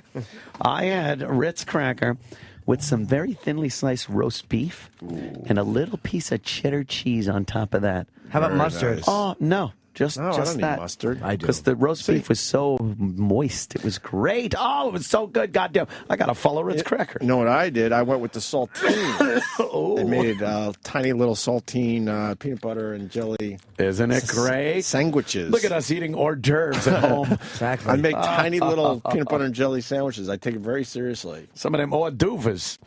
Hors d'oeuvres. It's Ritz Crackers on Twitter, and they got 5,800 dummies to follow them. They do have a Ritz Crackers on Twitter. And, huh? and what are some of their tweets that you get if you follow them? I love your product. Opening a box of Ritz crackers may sometimes feel like popping a bottle of champagne. Hashtag open for fun. Oh, God. Open for fun? That should be on a girl's panties. What's their latest tweet? There's a picture of Ritz crackers with one has salsa and the other chili. And the tweet says, what's more fun, salsa or chili? Oh, my God. That's a great question, because I've people to- often debated what's more fun. Get people to interact. Yeah. Yo, can I get a cup of coffee? Sure. Whoever that is. It's Sal. He works here. He's, Thanks, Sal. you know. Go Knicks. If you could have only one topping on Ritz for the rest of your life, Medicine. sorry, what would it be? And Clits. There's a picture of a Ritz with a. They're waiting for question people mark. to actually answer that. Hey, wait. Read that question again, please. I think our audience would like to answer that question. It's Ritz Crackers on Twitter. Right. If you could only have one topping on Ritz for the rest of your life, All right. what would it be? Look, I think the audience would really like to answer that question. All right, people. All right? It's Why don't you retweet that? It's Ritz Crackers. What would be the one thing that you could have on a Ritz cracker for the rest of your life? How about farts? Is that an option? Hot farts. It will be, I'm sure. You think? No, they wouldn't do that. Our audience enjoys social media, and I think they would just want to answer that question. The weather's warming up, but we're still open to dip in some soup. Oh, my God. Jesus. Hot soap. Everyone knows what Ritz crackers are. You're not going to find fun ways to convince me that a Ritz cracker is tasty. No, I don't have to know follow Ritz Crackers Exactly. online. What's Ritz up to? Here's something no one has ever said. Wonder what Ritz Crackers up to. No kidding. Here's a good one. Does expecting the unexpected make the unexpected expected? Hashtag open for fun. They're trying to get that trending, aren't they? Yeah, open your asshole for fun. You think they check trending topics every day? Oh, yeah. Hoping that open for fun is Open for fun. is trending. With some little, there was one guy who was in the meeting with all the executives, and he was like the 120-something who's like, what if we did something with a hashtag? And they all looked at him like, this kid, this is what we need. This is the future. Oh, my God. It just reminded me of the new Walmart commercial. Did you see it? Which one? Speaking of corporate See if you can find it. douchery, I think it's Walmart. Yeah. No. What's the ship it company? What's that? Wait. Fuck, help me out. UPS. Find it. They're trying to get the commercial to go viral. Everyone's saying ship it. What's that? But it sounds like they're shitting in their pants. Ship pants. Ship pants. Kmart, right? Kmart, maybe. Ship pants? They're all the Just same put to me. ship your Have pants. you seen this? I heard about it. Oh, ship my pants. Yeah, Ship my pants. Oh, yuck. You wait for some fucking clever fucking writing here, people. Let's hear this. Oh, wait. It is Kmart, okay. And it's already a little thing. Hashtag ship my pants. Oh. Watch it. Ship. You're going to love this. Fucking hilarious. Loves it already. It sounds like shit. Subtle chip. Watch this. Ship my pants. What? Right here? Ship my pants? You're kidding. You can ship your pants right here. You hear that? I can ship my pants for free. Wow. I just may ship my pants. Yeah, ship your pants. Billy, you can ship your pants too. I can't wait to ship my pants, Dad. I just shipped my pants, and it's very convenient. Very convenient. I just shipped my drawers. I just shipped my nightie. I just shipped my bed. If you can't find what you're looking for in store, we'll find it at Kmart.com right now and ship it to you for free.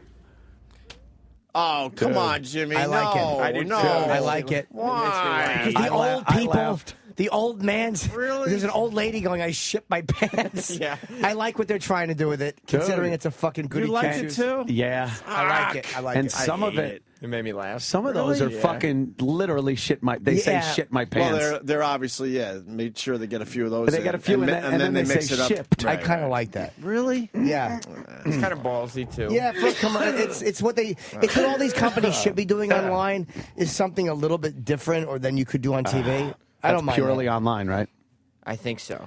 That It's would be 35 hilarious. seconds. Just play it fucking Sunday at 7 p.m. They should have changed it and said, "Yeah, someone took a big ship on my face." One time, this girl shipped in my mouth. That isn't. Hey, you're right. I would have a guy named Richard and go, "Hey, I'm a ship dick." No, you're missing the point. That's all I would do. Hey, look, this dog ship, and I fell in it and got it on my fucking face. No. If you could say The fucking, why would you point- just say shit? The point is, they're saying ship my pants. See, and Fucking hilarious. Double logs, cocksucker. Jesus. shit. Chip would get it all wrong and just be hashtagging his shit my pants. Yeah, no, I was just saying I fucking shipped my pants all over the place and got diarrhea on my leg. Jesus. Chip doesn't Hashtag. understand subtlety. Yeah, hashtag fucking shipping my pants all over town. My mother got a cunt shipped in.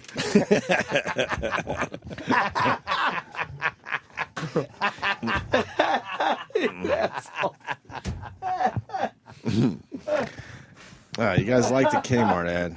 I don't know. I just thought the acting was a little too. I didn't even notice it. I just like the I That's shipped fair my enough. pants right here. I like the old lady. Yeah, it's my favorite. And the part. little kid. I like the little kid. Sure. I want to know what the people are saying about Ritz crackers. That question they asked. Can we see what's going on over there? Yeah, I used to- You probably got the same one I did. If I could have I think I got the same one as you. only one topping on my Ritz crackers, it would have to be a pile of Edgar's fingernails. Oh wow. All right, Sam. Why don't you start from the top? Give the Twitter accounts. These people want their Twitter mentions today. All right. Nobody cares. 82 would like some man butter on his Ritz. Jacob Garza 1 simply writes, "I shit my Ritz." And he wrote shit though. Right. Nip is hip wrote Anthony Lung butter. Diaper rash cream comes Yeah, up. from Beastie 33. A good, Smiling Bob, a good Cleveland steamer. Axis 64 writes clumpy jizz. Clumpy jizz on your Ritz? Yeah, Durkey 29 writes shit, but only after I've eaten 5 ears of corn on the cob. Let's see. Baby Toes, Country 7179. You missed sautéed pink sock slices. Miscarried fetuses, Vanilla Dog Fart 2. Jacob Garza 1 just writes shit my pants. Shit my that pants. wrong. See, he got it. Fever Blister Juice from Conway Twitty. All being sent to Ritz Crackers. All right. Well, they asked the question, so helping them out with their campaign today. Another one from Jacob Garza 1. I find this difficult to masturbate to. Gilbert Hamilton writes HIV and foreskins. On his Ritz cracker. On his Ritz Crackers. There you go. Some options for you, Ritz. I would say on my Ritz crackers, I like crouton. Imagine croutons on it. That's the worst. All dry. Okay. Anal Trainer 610 wants a tight anus on Oh, his Ritz tight cracker. anus on his Ritz cracker. We got to get to the MTV Movie Awards. So Yeah. we picked out a couple highlights. Rebel Wilson does a bit where a koala bear camera has X-ray vision. By the way, I was also so bad. I didn't think what she was doing was specifically funny. I don't know what it was, but I found myself attracted to Rebel Wilson last night. You did, right? Yep. Oh, so yes, I'm not the only one? I don't know if Thank it was fucking God. I don't know if it was her confidence on stage. I don't know what exactly it was, but I found myself attracted. I to saw her. the full shot of her, though, and I was like, oh, all right. That'd be embarrassing to have those huge leather pants on your bedroom floor. You'd look down and just be like, oh. I would definitely say to myself, what's wrong with you? There's 3 cows worth of leather on my floor. Peter would be so upset. I can't.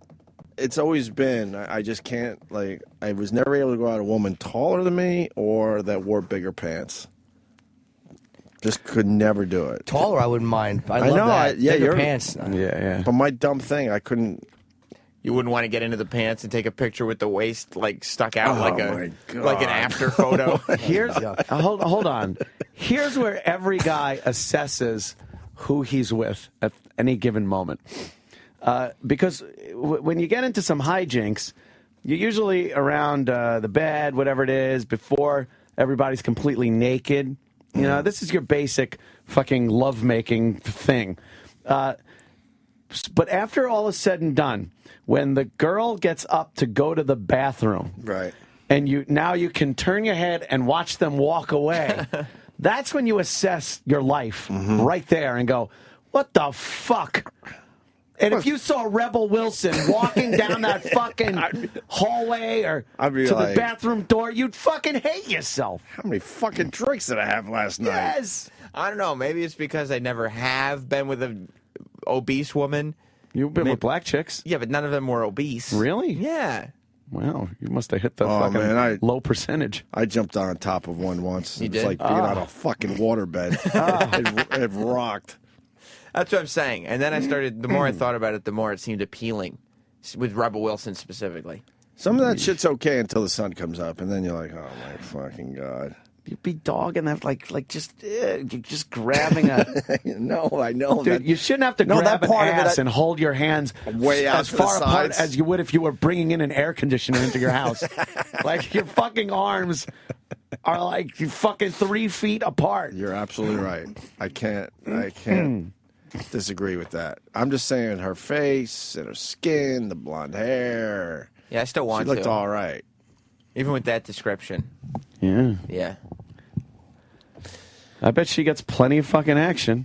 Probably. She's Sure. You know, there are chubby chasers out there, and I guess if you're a chubby chaser, she's probably fucking a 10. Yeah. Oh, I would imagine. Just the skin tags under the armpit.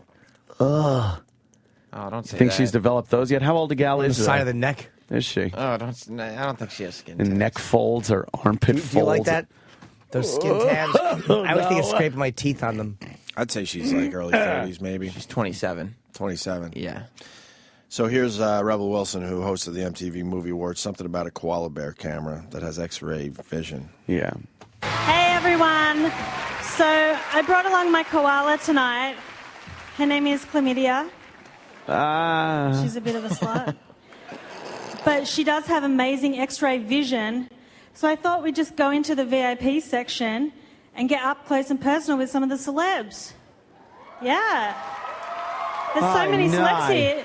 Selena Gomez is here because she's performing. Selena Gomez is here. Spring break.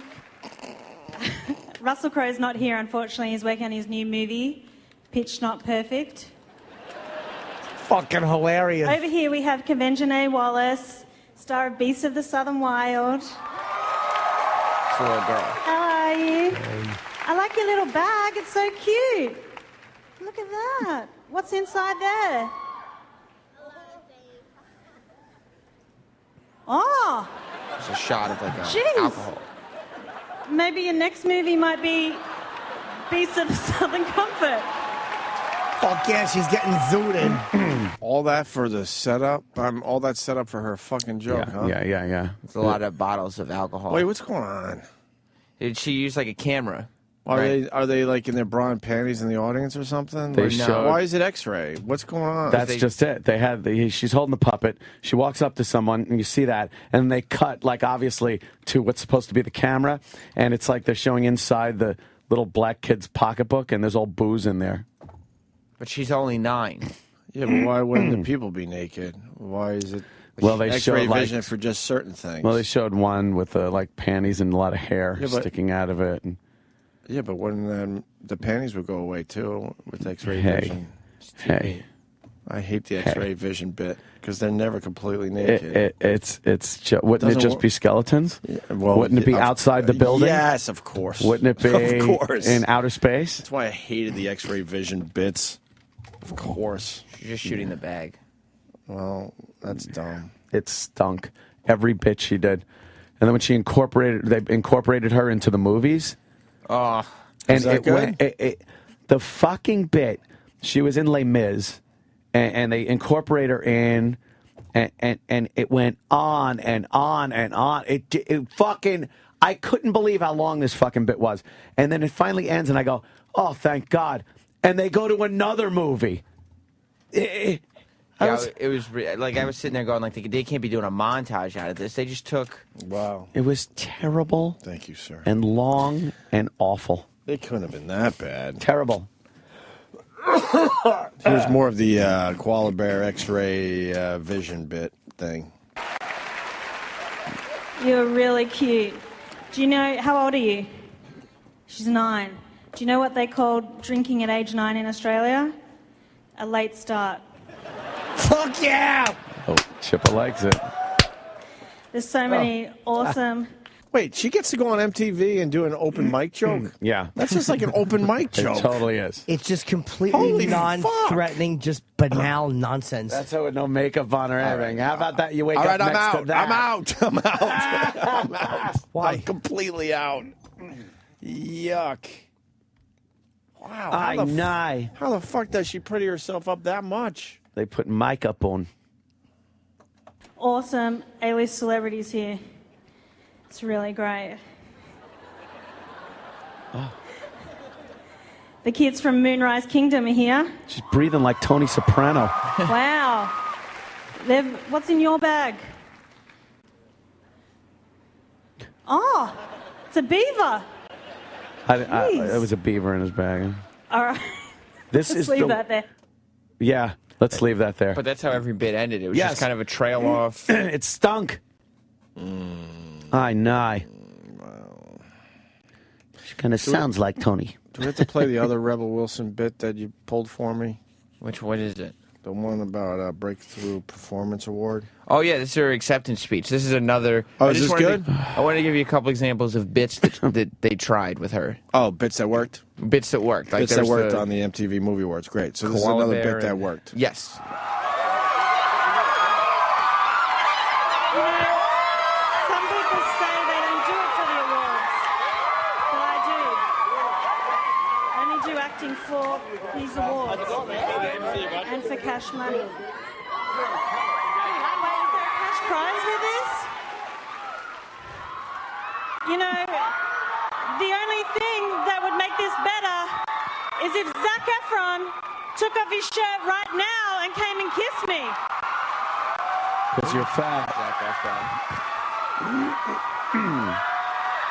That double standard thing is really strange because if you're a guy and you go, hey, I want Selena Gomez, she's legal, right? Yeah, Come up yeah. here, take her shirt off, and kiss me. Yeah. The outrage the next day. And if you were like fucking Newman, you know, if you're just fat guy Right. up on stage. The outrage. Yeah.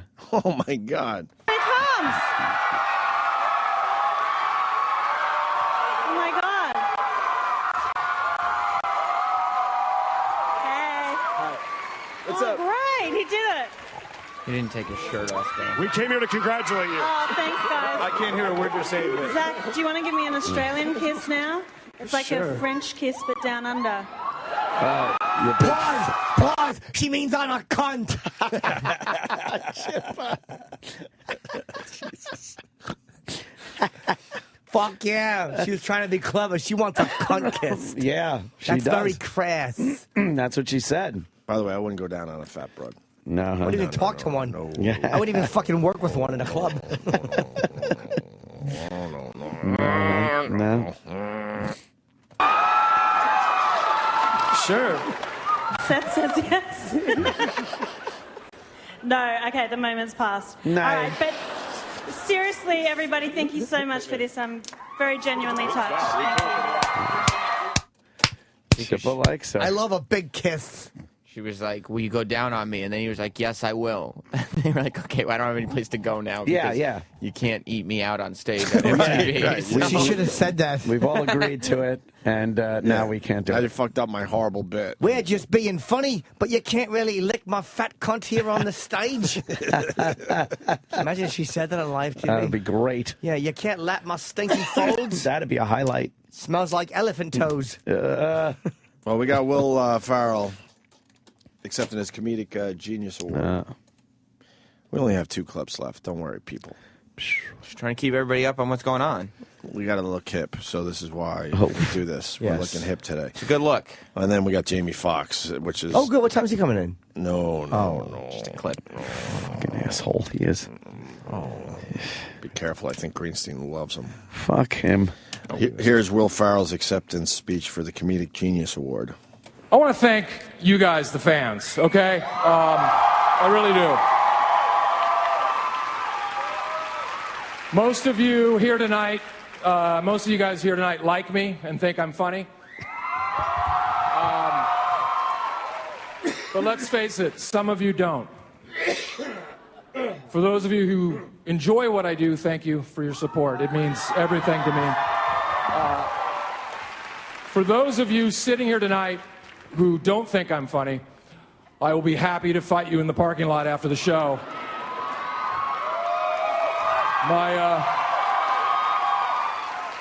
My friend Peter Dinklage here has generously offered to help me fight anyone who shows up to the death. Pause. He's a fucking midget, that guy. He can't help you. I will fucking kick him. He looked hilarious Right in in the that little chest. suit. He looked hilarious in his little suit with his big head. Midgets are fucking hilarious looking. You know what my favorite part about Peter Dinklage out there was? Like, everybody goes to the edge of the stage, and then they bend down and they give everybody, like, high fives. Peter Dinklage was just standing straight up. He didn't have to, he didn't have to bend down to high Isn't five. that adorable, though, that he could do that? He gave a high 2.5. Adorable. He looked like a Cabbage Patch Kid out He there. did. His little suit made it like Let me see a great. picture of him. Did they have one from last He had a night? big boy suit on. He had a big boy suit. Oh, where's your little sword, little guy? Aw. He was the midget in Elf, right? Yes. Where he ran across the conference table, but it took forever to get to the other side Yeah. because basically midgets take longer to run, I guess, Of course. is what they were trying to portray His there little legs. in that fine movie. Isn't he a dwarf? Huh? Dwarf. Yeah. I guess they're all, I call them all midget. Yeah, It just makes it easier. Yeah, a lot easier. Throw that midget word out there. It's up to them to fucking figure out what they really are. I don't have time. Yeah. I just know you're a little guy. I'll just Yeah. a little guy. He's There pretty he is. fucking famous, though, this guy. He is. Good for him. To present the next award, Look at this little guy. Stop it. Look at his little suit. Look at him. Look, he can just reach up and They give love him, everybody right? high fives. Oh, yeah, he's very loved. Look at that. You ever notice dwarves have usually have great heads of hair? Mom. It's not your mother. Okay, I am here to present Will Ferrell. Why is he holding that shotgun? Oh, it's a mic. Probably wishes it was. With the Comedic Genius Award. All right. Why aren't we doing that over here? Death. Or until our parking meter expires, whichever comes first. We drove together. Be more funny. And then he did a thing where he brought out an Asian. He said, "My family's here. I want to bring them on stage," but they were Asian people. Whoa! Yeah. Who saw said that that? coming? Will Ferrell. Will Ferrell. Yeah. Pretty smart. Honor thy mother and father. You never pretend other people are your parents. That's My mother said that. words of wisdom there, Chippa. He's just trying to have fun with the whole thing. Jeez. Jeez, Chip. He should be. God should smite him. Yeah, really? Where's your father? encyclopedia salesman on the row. Yeah. And we get to Jamie Foxx, who we could all agree is just just godlike. Jamie Foxx is. I heard he has a godlike. huge cock, Jamie Foxx. Yeah, good for him. Respect that. People treat this guy like he is the greatest thing that has ever graced the fucking screen. I thought that was him. Yeah, that's what he thinks. Right. He absolutely thinks he's amazing. And they pump him up like that. Oh, he's just great. Is this it right here? Mm-hmm. With his Trayvon fucking shirt. Oh, he went with the Trayvon. Of course he did. Now, here's my fucking problem. Anyone want to jump in? We already know it. Yeah. It's one word. MTV wouldn't allow certain people to wear certain other political statement shirts up on their stage. You just know they wouldn't allow it. They actually, they cube out everything. They fucking... Like products and shit like that. But well, no, they... All right, your point, sorry. I'll shut up. No, if you went out there with a political shirt, I mean, there have been people in the past that have, gotten told not to wear certain things, and then he comes out with this Trayvon thing. He goes, "No justice, no peace," and "no" is KNOW, but the NO is in red. It's just no justice, no peace. What do you think about justice when there's a court case going on? Like, don't worry about the justice. It'll fucking come out. It's not justice for Trayvon. It's justice. Just justice for everyone, for the truth to come out. It's also the Sandy Hook kids around Trayvon. Well, of course it is. But Trayvon's giant fucking, in the middle because he's much more important. Even though this Zimmerman case has been blown out of proportion because of the racial angle. Of course. It's still, I don't find him to be a likable guy, Zimmerman, in the sense that whatever happened is this guy, Trayvon Martin, was not bothering him. You don't know that. But I believe that. Like, just from that phone call, I believe that he was a neighborhood watchman who made a judgment error. He turned out, I don't think he made wrong. a judgment error at all. I think if there's somebody in the neighborhood and there have been break-ins in the neighborhood, and that's why he's part of the neighborhood watch, and he sees somebody who he deems out of place in the neighborhood, it's his job to question the motherfucker. But I understand that, and I understand why he did. I understand what made him. I would look at a guy like that and probably think that too. Sure. But he was wrong. The guy was going to get skittled. Even though it's like whenever a cop shoots somebody and that person's unarmed, the cop is wrong. I know why the cop did it. I don't think the cop did it because he's evil, but you're either right or you're wrong about something. And in this case, he was wrong. And he was wrong at what point? At the shooting him point? At the point that he paid attention to what he was doing in the first place? Like, where do you decide he was wrong? I think he was wrong. He obviously was pursuing the guy. And again, I know that he didn't have to stop because 911. There was no the bottom pursuit. Line is this, an unarmed guy. You're getting a lot of this news out of the news. No, but an unarmed guy got shot. That's the truth. It wasn't like Trayvon Martin was on the phone with his girlfriend. And he was worried about this guy keeps looking at me. He was a guy walking through the neighborhood. He had no gun. George Zimmerman had a gun. And now this guy's dead. However it happened, then here's what his judgment error was. He should have pulled his gun and showed it before it got to that. Why? Which would have probably, because that would have prevented the problem. Nobody would approach you with a gun pointed at them. I don't believe anybody would. If he fired in defense, then his mistake was allowing himself to get his fucking ass kicked while he had a pistol on him. Well, that was his judgment error. Instead of pulling it out, not even killing the guy, but showing him, I got a pistol, dummy, and I'll shoot you. That's not really the way it's supposed to work. But this is not the way it's supposed to work either. Well, it's called self-defense. And the bottom line is he went to check this guy out. He's walking around the neighborhood. He went to check him out. And as he was walking back to his vehicle, Trayvon pounced on him and started beating his face in and pounding his head on the fucking sidewalk. At the last moment, he decided, I'm getting fucking pummeled and I'm going to be knocked out. He pulled his gun out, one shot, and Trayvon's dead. But his walking back to the vehicle thing is, and I do think Trayvon was on top of him, and I do think they had a fight. I believe that. But How do you know that's the way it really was, as opposed to them being face to face and having a confrontation? Like, because his story is that the guy, it makes him a lot less believable or a lot less empathetic, Zimmerman, if they had a head-to-head confrontation and he had a pistol and an unarmed guy who really wasn't bothering him winds up dead. It's really hard to... It's unarmed doesn't come into play in a self-defense case when you're getting your head smashed against because the arm is your fucking hands banging a man's head against concrete. That becomes using the sidewalk as a deadly weapon. No, I understand that, and I understand why you'd use your gun in that situation. But they weren't two guys that bumped heads in a club, and then they started fighting outside. I'd be 100% on Zimmerman's side if that was the case. And I don't think Zimmerman was this terrible racist. But the bottom line was he was one of these fucking neighborhood watch guys who just, instead of, you called the cops, he shouldn't have been that close to him. He did call the cops. I know that, and that's what he should have done. But he shouldn't have been that close to him on foot. He shouldn't have been. Or if he was going to, then he should have been able to handle that situation without fucking pulling out his gun and shooting the guy. He should have showed him the pistol. In the past, and he said it on the phone, in the past he goes, these guys always get away. Because they always get away. So he was watching where this guy was going. You know, it's easy after the fact to go, oh, he's unarmed, he's just got his Skittles, he's walking home. He don't fucking know that. He sees a guy with the fucking hoodie up, walking around the neighborhood, wearing pretty much fucking burglary fucking clothes.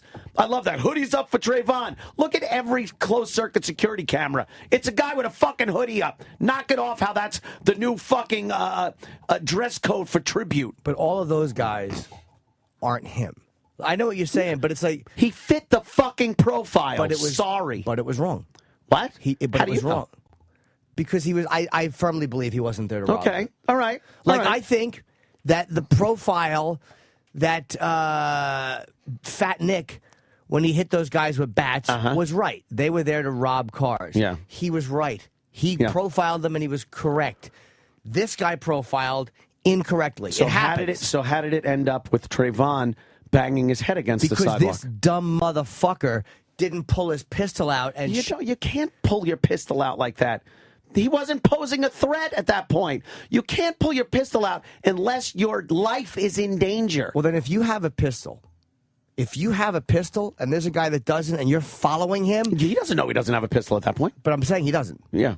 If you have a gun and the other guy doesn't have a gun, and somehow that other guy gets you on the ground when you're approaching him, you're a dummy. That goes to show you the fucking restraint. Who shouldn't have a gun. That shows you restraint, if you ask me.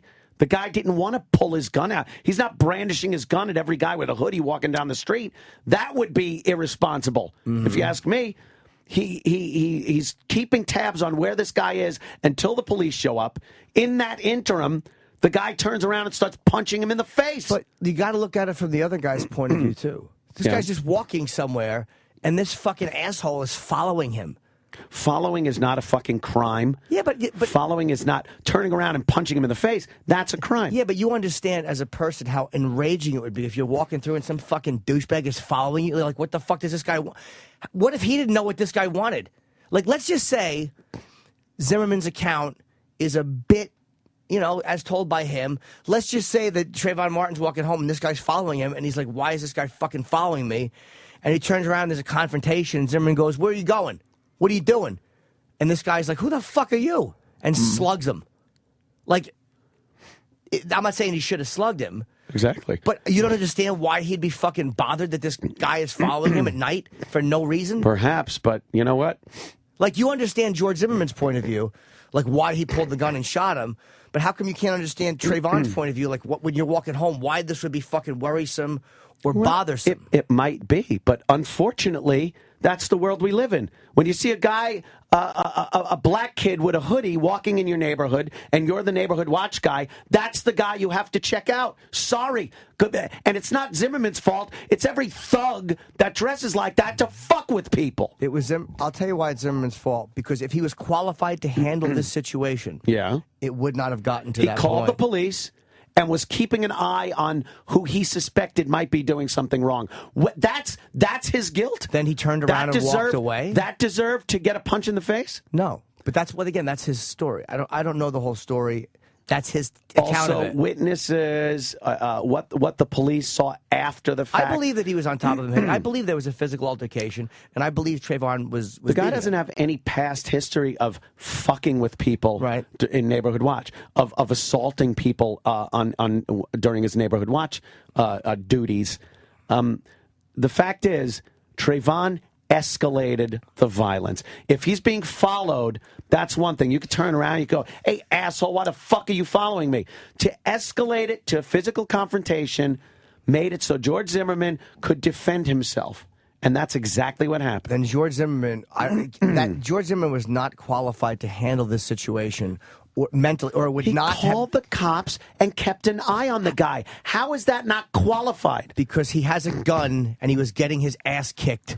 Yes, that could happen. If you have a gun and you're following someone and you get your ass kicked, something is wrong. But that's the fucking... You're never going to win every fight. Here's what that means. Just because you have a gun. If Trayvon had hit a little harder, this dumb motherfucker would have been walking with a gun. Yeah. Following a guy as the Neighborhood Watch guy. Yeah. And I don't blame him for being suspicious or even for calling the cops. I get it. I'm not politically correct. I get why you'd see a guy in a hoodie and go, what's he doing here?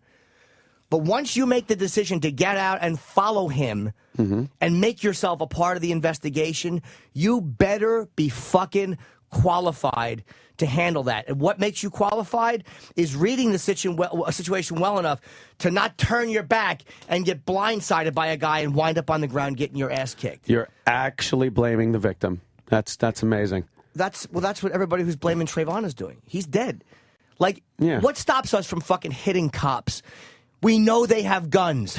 Like, honestly. I think there's also a law but I mean, factor in there. Man to man, like what stops a lot of people. Me and you, we don't want to go to jail. But there's a lot of guys that literally are just afraid of getting shot. Yeah. Like, they're not afraid of getting arrested. They're afraid of getting shot. That's the cops' ace in the hole. It's not the legal system. It's the fucking gun they have in the moment. And we all know they have a gun. And that's the difference. He didn't know this guy had a gun. So if you're going to follow a guy, you better be in a position to let him know, look, I'm armed. You better let him know that instead of turning your back and walking away. I don't know where he went, though. Can you picture a cop just turning his back and walking? I mean, maybe. But if he was a cop, I think he would have handled that situation better. Oh, a cop has even an undercover a lot more cop. training. Absolutely. Exactly. Absolutely. That's what I'm talking. An undercover cop even would have handled that better because he would have known how to follow this guy. He would have known how to talk to him, and he would have known how to make it apparent that he had a weapon.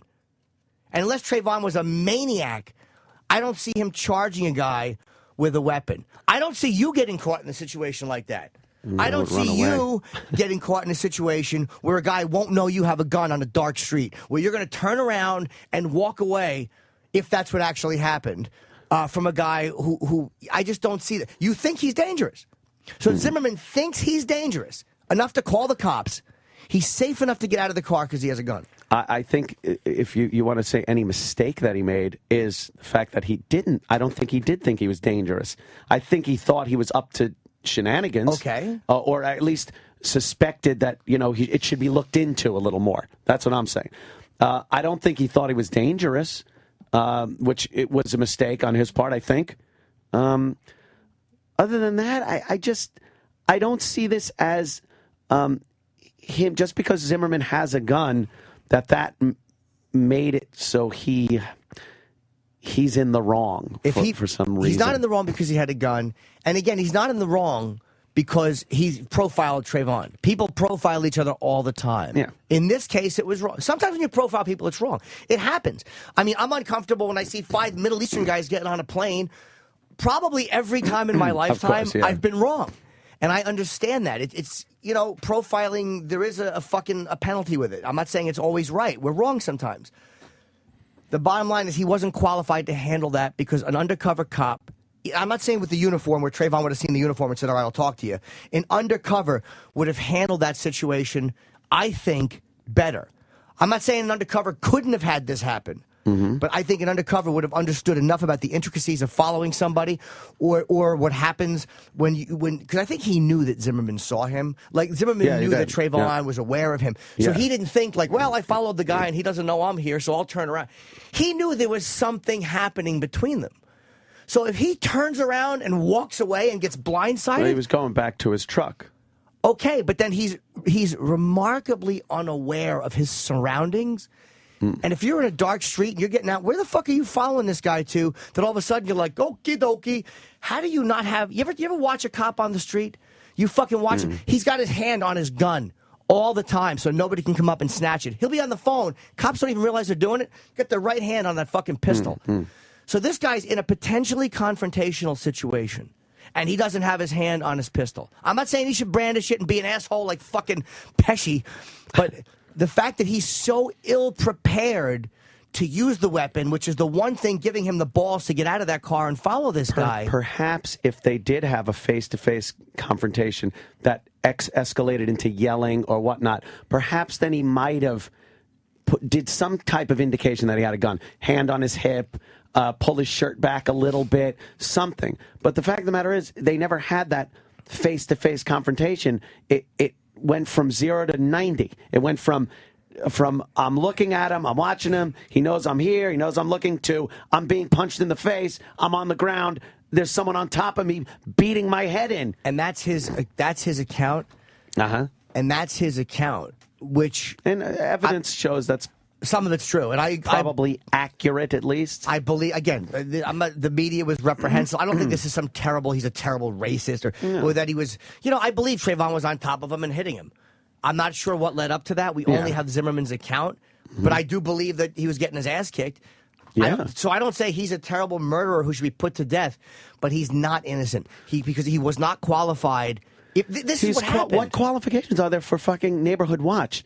Obviously, he's doing this for the good of his neighborhood, or a lot of people have accused him of being a little, rambunctious about a wannabe cop. They've called him things like that. The thing is, he wasn't trained like a police officer. He wasn't supposed to be trained like a police officer. But he was acting like one. But he was acting like a neighborhood watch guy that's watching someone while he's on the phone. If put it this way, if he wasn't on the phone with the cops and decided to tackle this guy and had cuffs on him and thought he was going to do it that way, I might feel what you're saying. But this guy was doing everything a neighborhood watch guy's supposed to do. He had called the cops in the past on people. The cops had shown up. He called them this time. He was keeping an eye on because why would you want to lose the guy you just called the cops on?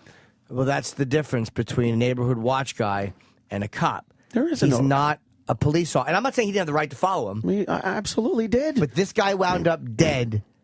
And it wasn't like this guy was some fucking some hardened thug who was the type of some guy. He wasn't the 10-year-old they show on the fucking news. I'm not talking about the news. I'm talking about as a guy. That's for sure. Well, that's what everyone thinks. The impression you get when I say Trayvon Martin, in everyone's head, they see a little kid in a football uniform. No, I don't. I see not a fucking 17-year-old guy with the fucking grill in his mouth, tweeting about fucking getting some weed and fucking bitches. But that's what that doesn't mean that a guy who does that is not necessarily going to turn around and knowingly punch a guy in the face who's holding a pistol. Exactly, but that's not how he's been portrayed to the public. But the media is irrelevant in this. They're very relevant. But I don't care about them. For me, they don't influence what I'm saying. I'm not here saying they influence the way people are hearing what you're saying, though, and what I'm saying. It influences people hear me and go, "Oh wow," because all they have to base their opinion on is the crap they've seen on the fucking news. But I'm not doing that. I'm telling you, I'm looking at Zimmerman. No, I know. I'm just prefacing. I'm saying Zimmerman didn't handle this right because this guy wound up dead. If this guy could have been Zimmerman dead, though. I don't think if Zimmerman handled it right, he would have been. The reason I say that is because this is not that guy. I don't think if this was a guy who did fucking 8 years in jail for assault, and we all know what a fucking true thug from jail is. There are guys that will punch the cops in the face. There are those fucking guys. I would have a different opinion, but I don't think this was that guy. Well, when you're beating somebody's head against a sidewalk, you're taking the chance that that person is armed and will fucking retaliate with deadly force. And when you're following a guy at night you're taking a chance that that guy is going to confront you and have a problem with you. So you have a gun. You had better be prepared to at least showing a gun is a huge deterrent. And I know you can't walk around waving it, but if you're in that confrontation, you better be ready to pull your... Because how did he know Trayvon didn't have a gun? Exactly. So then he was so fucking ill-prepared to handle the fact that Trayvon Martin may have a knife? He would have been stabbed to death. He underestimated the fact that he would even punch him. Then is he's what he not... did. Then to me, he did something wrong. I know this could happen to a real cop or an undercover. I just don't believe it. I agree with you in the fact that everything didn't go fucking lovingly during this. There were mistakes that were made. Obviously, things could have been done to prevent any of it from happening. But that's what happened. You can't say, oh, this shouldn't have happened, that he shouldn't have ended up dead. This is what happened. Now you got to work with why did it happen, and is he culpable for the death? Is he he's up for murder too? Will he be convicted of that? I don't see it. I see this as a case of self-defense. See, I think it's in the middle. I don't think he's necessarily a murderer because I don't believe that he set out to murder this dude. No. And I don't believe that he was like, fuck this black bastard. I really don't think that at all. But I don't think that Zimmerman is just a victim of circumstance because when you have a pistol, you take a certain responsibility with that. Sure. And again, if this was a bar fight where they met outside and this guy just got in his face and started, I would be 100% on Zimmerman's side. Fuck him. Or even if they were just yelling at each other outside of 7-Eleven and Zimmerman was taken off guard. But he wasn't taken off guard. He instigated this.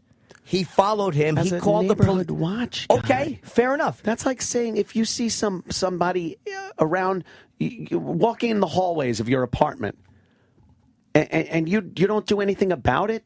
You see somebody like no, I'm not saying that. But he did something about it. But there's a breakdown in the system. Neighborhood watch guy went from behaving like an undercover.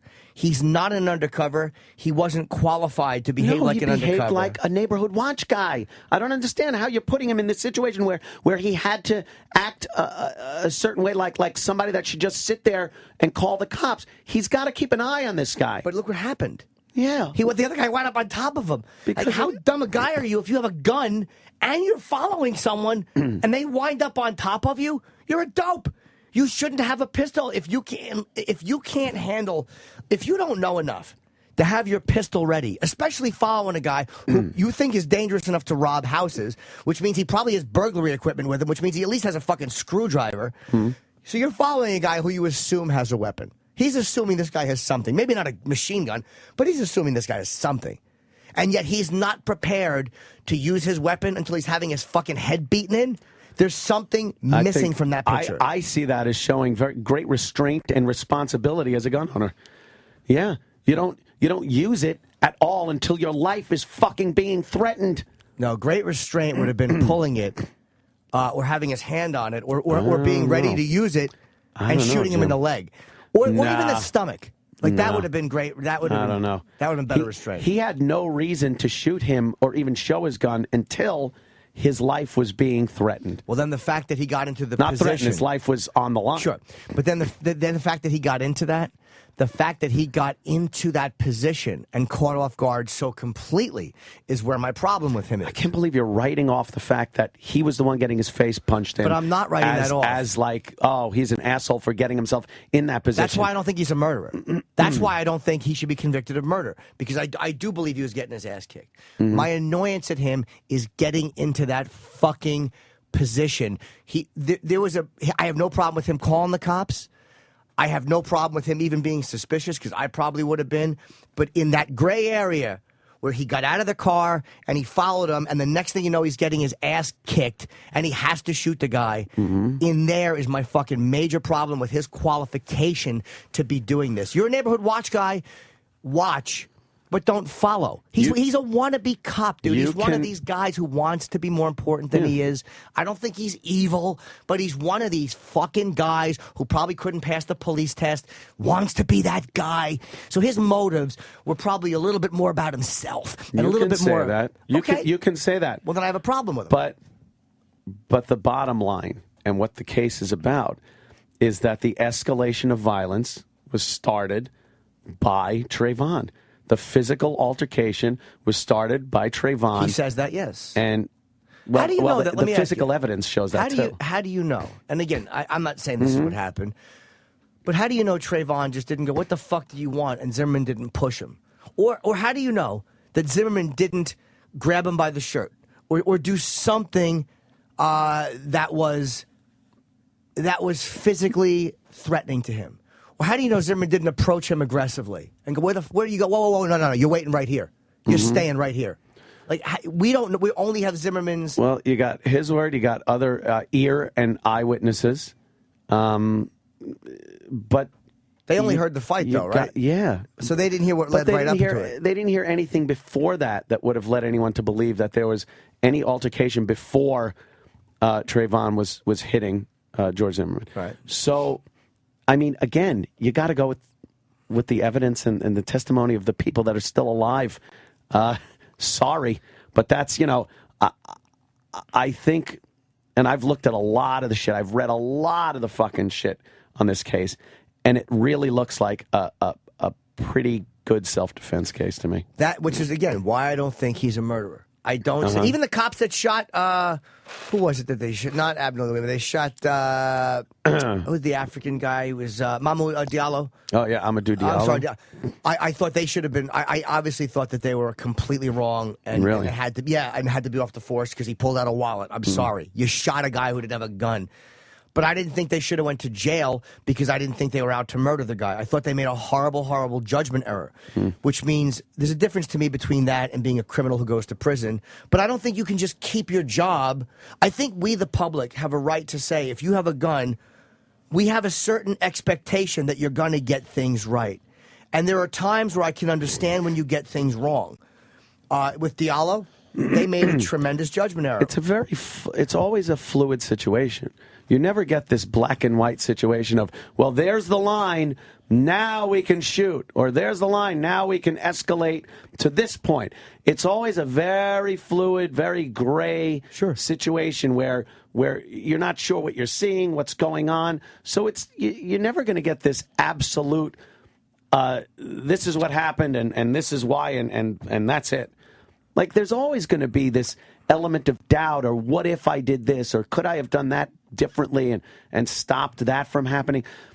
So, I mean, that's every situation. But when you're right. But when someone is an unarmed non-criminal and gets shot, you have a much. A lot of times you don't know they're unarmed. Oh, okay. That's the big thing, and the law gives you that latitude that if you reasonably believe your life is being threatened, that your death is imminent for you. Sure.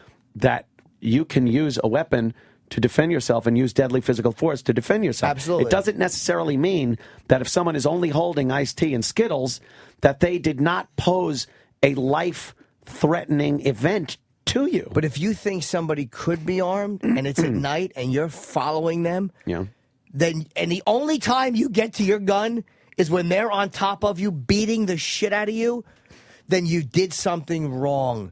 Because you can't play cop and then all of a sudden act like civilian. Don't follow this guy. If you can't get, the only time he can get to his gun is when this guy's kicking the shit. Which means if Trayvon Martin, if what Zimmerman says is true, if Trayvon had a knife, he would have stuck it in Zimmerman's back, and this dumb motherfucker would have died following a guy with a gun strapped to him. And by the way, you never, ever would have heard of his name, Trayvon. Agreed. Nothing. You never heard any of this. All that is, I agree with you 100%. The media, fuck the media. I'm not even about that. I get He'd that. have been dead. And I agree with you. Yeah. That's not the point. The point is that imagine how unqualified you are to have a gun if you're following a guy and you handle it like this and wind up. If you're following 5 guys and one of them flanks you, There's a difference. I get it. You're following one dude, and you don't know if he's armed or not, and you're not ready to get to your fucking gun, and you think he might be a burglar, then you're dumb. That, I think, helps Zimmerman more in the fact that he didn't know any threat was coming at him until he was on the ground being hit. But I don't believe that, because I think that you understand there's an imminent threat, or first of all, you wouldn't have called the cops, or you wouldn't have followed him. He thought there was something Not with this a threat guy. to himself. He thought the guy was pulling shenanigans.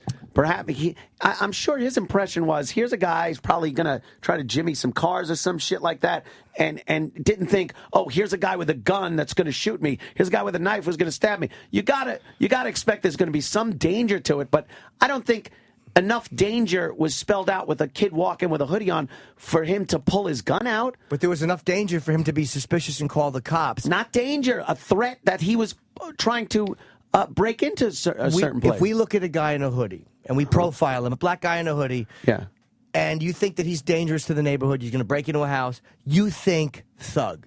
You think a guy who's a problem. Sure. You know what I mean? So am I going to pull my gun out? If we're going to agree at that point? No. Maybe not at that point. Of course not. Nope. But if we're going to agree that Zimmerman profiled him and we understand why, because we might have thought the same thing, then we have to be fucking honest about it and go, look, I would have thought this black guy's a threat physically too. Right. Not just a threat to jimmy a car open, but a guy who's here to burglarize a fucking house and probably has a weapon on him, because most people don't go out and commit rapes or burglaries without something on them.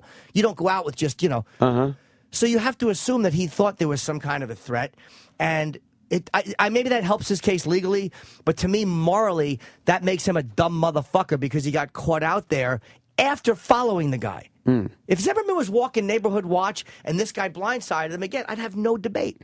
I'd have zero debate, but that's not what happened. George Zimmerman also says, and from the call that he was making to the police, that Trayvon ran off at that point. He ran off, and that's when Zimmerman turned to go back to his vehicle.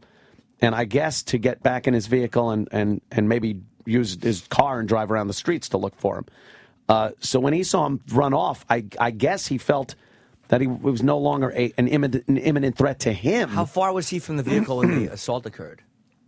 I'm not sure. Okay. Exactly. Because how far did he stray from his vehicle? It wasn't that far. Once he was told that we don't need you to do that, and that's what the 911 operator told him. He said, "Are you following? Are you following him?" He said, "Yes." He goes, "We don't need you to do that." So he then did start going back to his vehicle. So he's on the phone. He starts to go. He sees him run off. He's close to his car. Yeah. But he can't get back to the car before this guy runs He up on circled him. around, And runs up on him and hits him. He doesn't hear him coming. No. He doesn't hear anything. He's just moseying back to his car, thinking there's a potentially dangerous guy out there that he felt threatened enough to call 911. And yet he just walks back to his car without looking over his shoulder, without being aware of his surroundings. I think you're putting more importance on him feeling this danger part. I think he just felt he was in the neighborhood to break in, to do the break-ins that have been done in his neighborhood. Then maybe you're right, but then he was a dummy to feel that way, because anybody else would have felt there was a threat to this guy. No, there's no way I would fucking look at a guy who I thought might be a criminal and here to do fucking ill deeds and not think that he's going to be a threat to me if I follow him.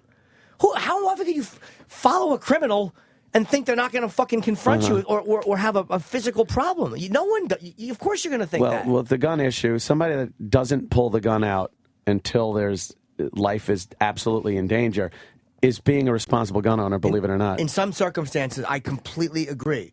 However, a lot of times, again, cops pull out guns when things Cops aren't are allowed. No, I know. but again, you have to keep it concealed. Right, you have to keep it concealed. But in a confrontation like that, you better let him know you have it. The only time he knows you have it is when you're shooting him. How did he catch you off guard like that? That's what bothers me so much about the Zimmerman story, is the fact that even if he's being totally honest, that he's a fucking dumb motherfucker who handled that incorrectly because he got caught off guard like that while following a guy.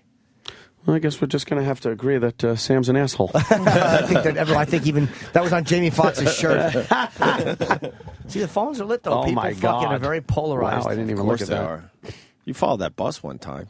Yeah, exactly. Look at that. Exactly. And I turned away when the guy looked at me and turned. I'm like, I'm going home. You felt like it could Super get ugly, Jimmy. right? Absolutely. That bus driver's alive today. You were Super Jimmy to a point, and then realized, you know what? This is none of my fucking business anymore. I got to get the fuck out of here. Yeah, but I'm not believing what the media says about it. I'm just using common sense, and there's something about his story which is bothering me.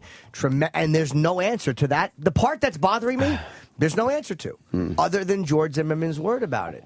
And if his word is correct, and again, I don't think the man's a murderer, an intentional murderer, but he handled it wrong. Here's the fucking problem, too.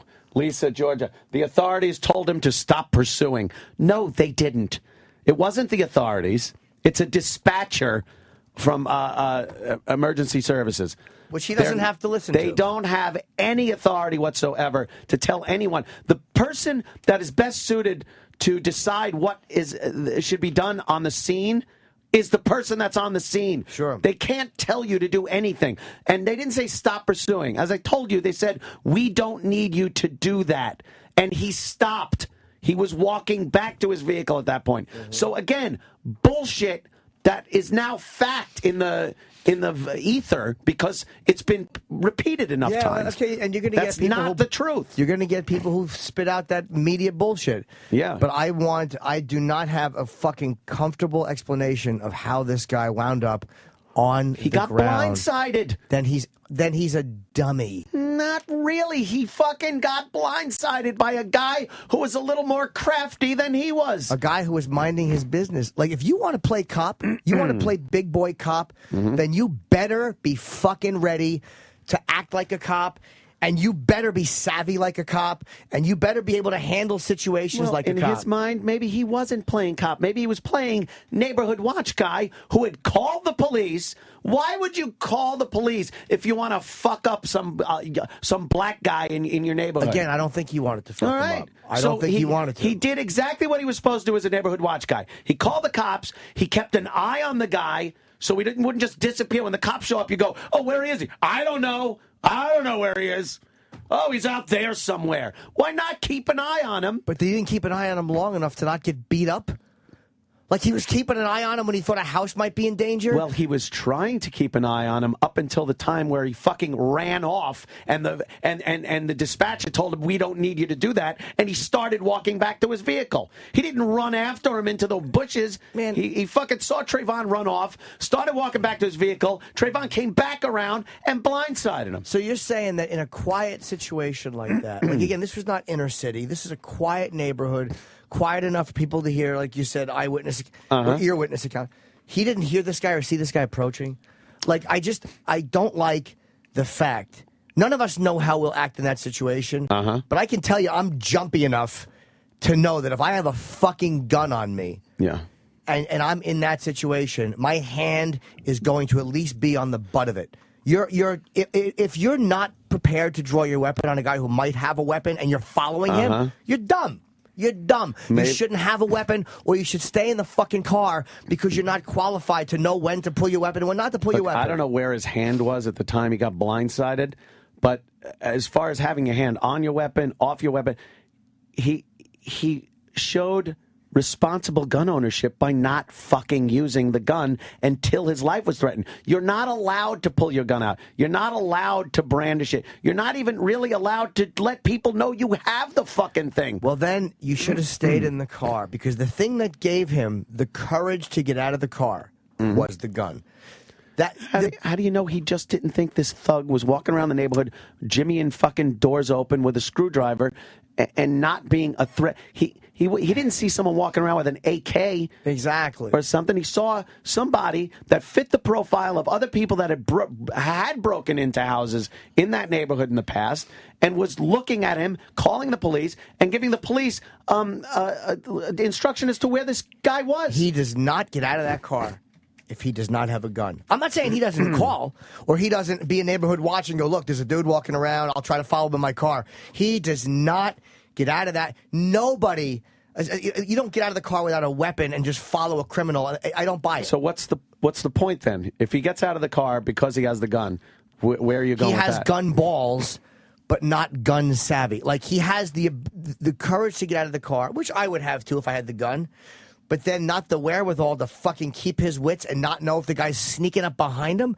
There's something about that bothers me. It's the fact that he wound up on his back when he should have been so fucking aware of his surroundings, pursuing a guy, following a guy at night who he thinks is potentially dangerous, and yet he winds up getting blindsided, walking back to the car not that far away. People get the jump on cops sometimes.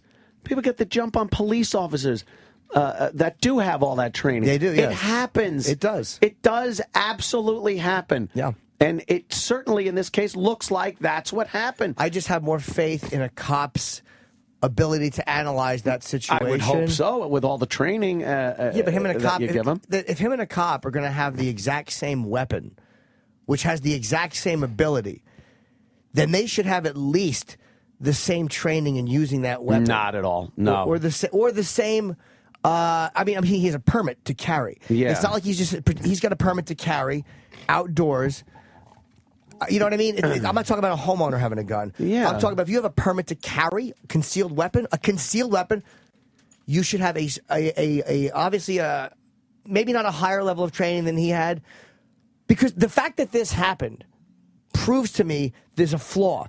There's something missing, because it's very rare that this stuff happens. Okay, I'm not saying it happens every day. Very rare. And I'm not saying that, it's a reflection on all gun owners. I'm talking about this guy specifically. And the way he reacted with his gun is absolutely the way you should react.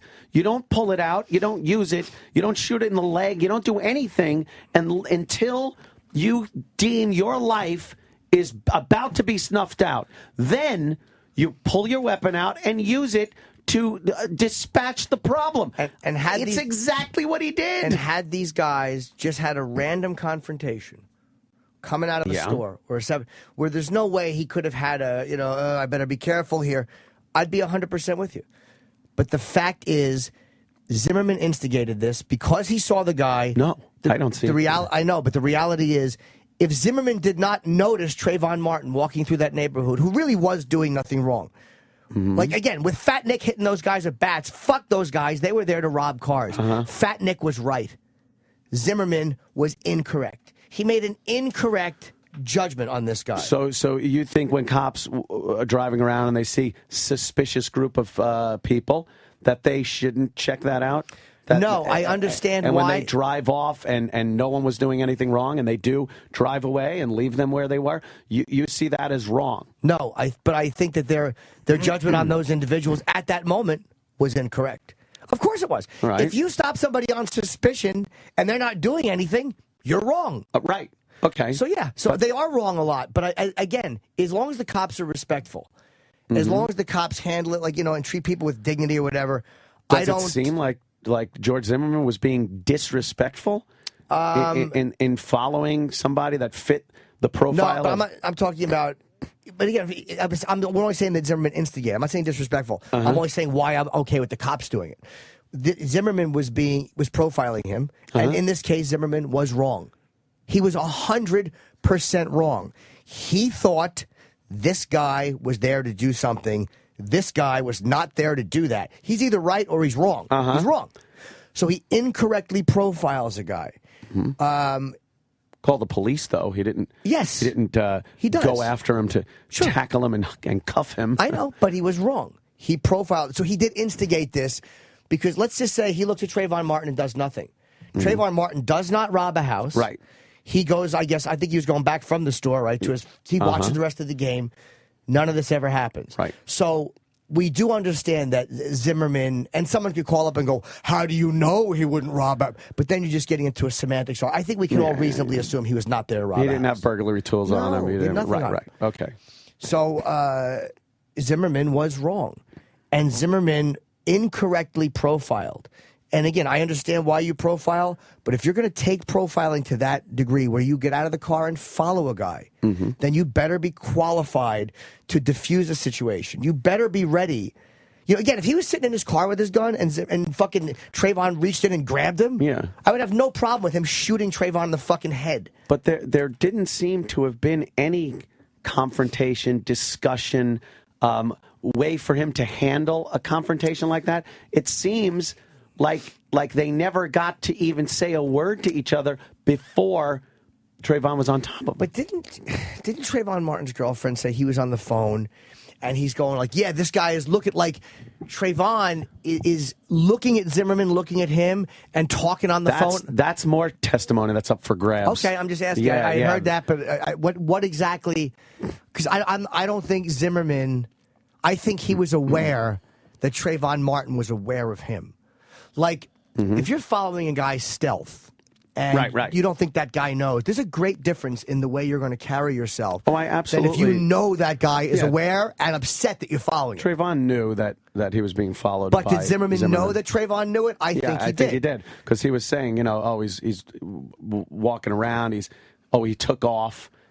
Then Zimmerman's guard. Then the fact that Zimmerman's guard was so fucking down a moment later is where my problem with him is. But you're blaming the guy that started getting the shit punched out of him and his head banged on the ground for doing nothing more than keeping an eye on someone and calling the cops. I'm blaming the guy who incorrectly profiled somebody. In hindsight. It's incorrect in hindsight. Okay, but he didn't know at the time. That's a high-stakes game to play when you got a fucking pistol.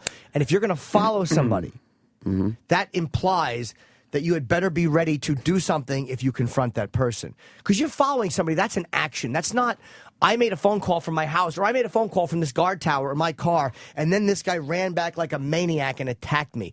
You're taking it another level. You're following this guy. Now, we only have Zimmerman's testimony or whatever he said about exactly what set that. Of course, and he may be telling the truth, but of course he has to.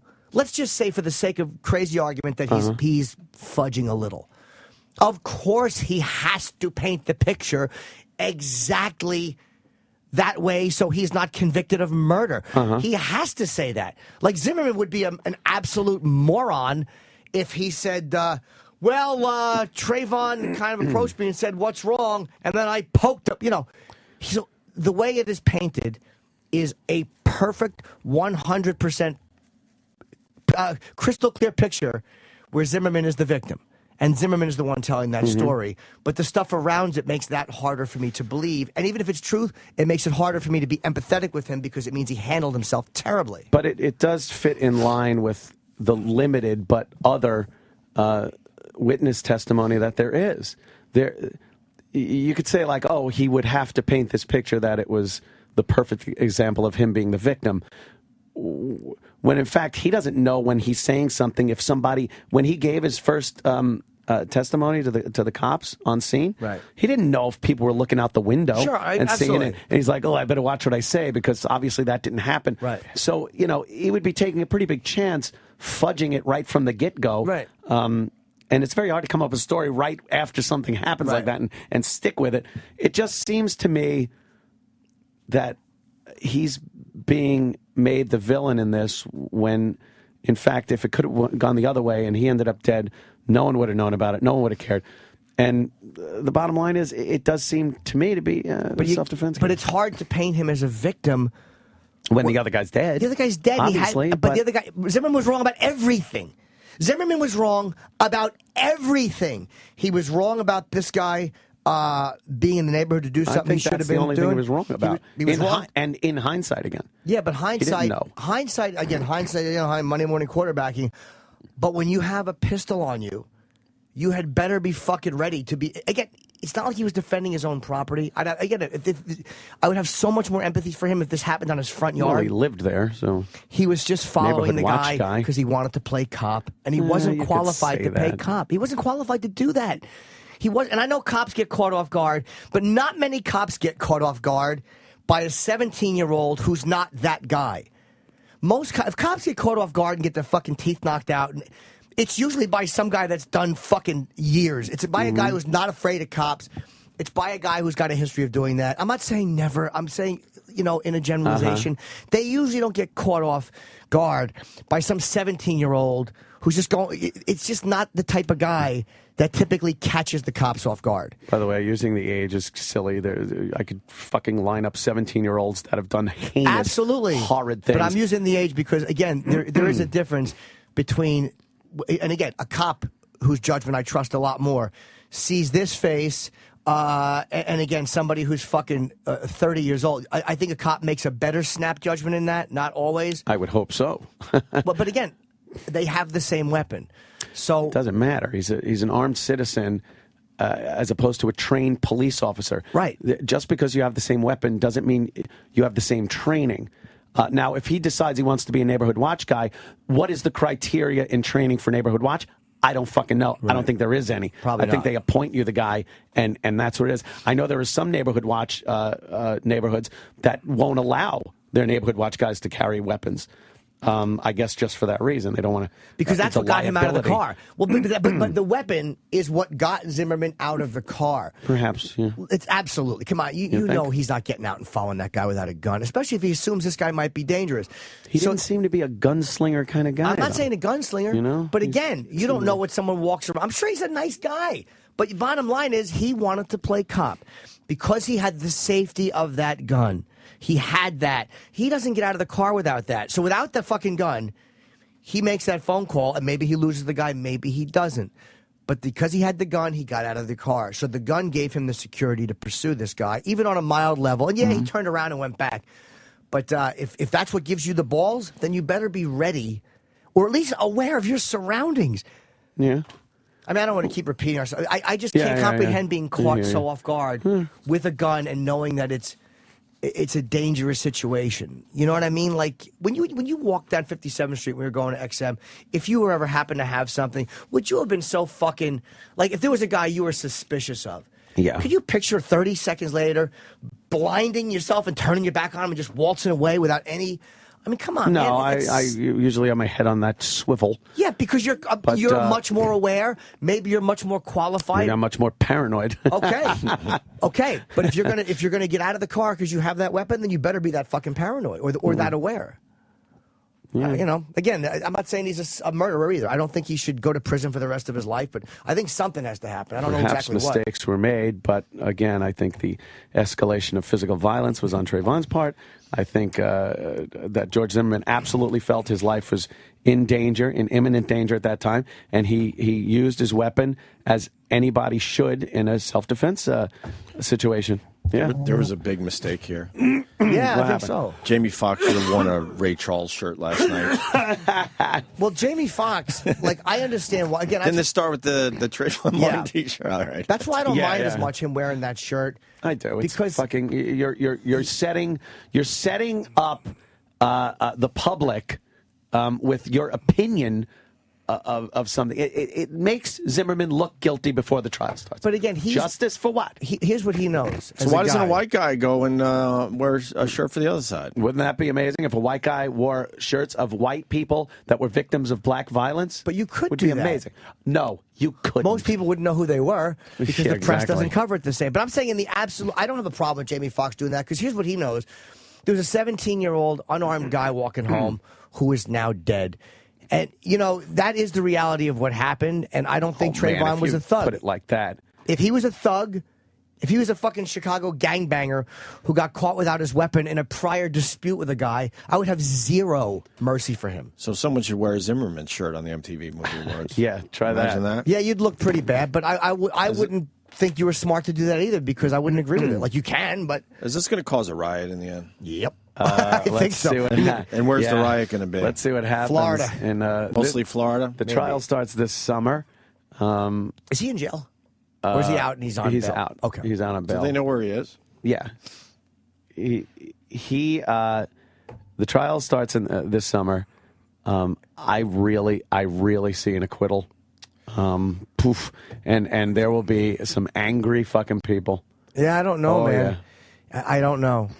I don't know what you like. Again, and They're I not think, getting a second-degree murder on this guy. I think you're right. Not getting it. They probably aren't. But They're there should be some type of. Oh, well, they try to plea the fuck out of this one. The prosecution's going to realize, oh my God, we fucked up bad. Yeah.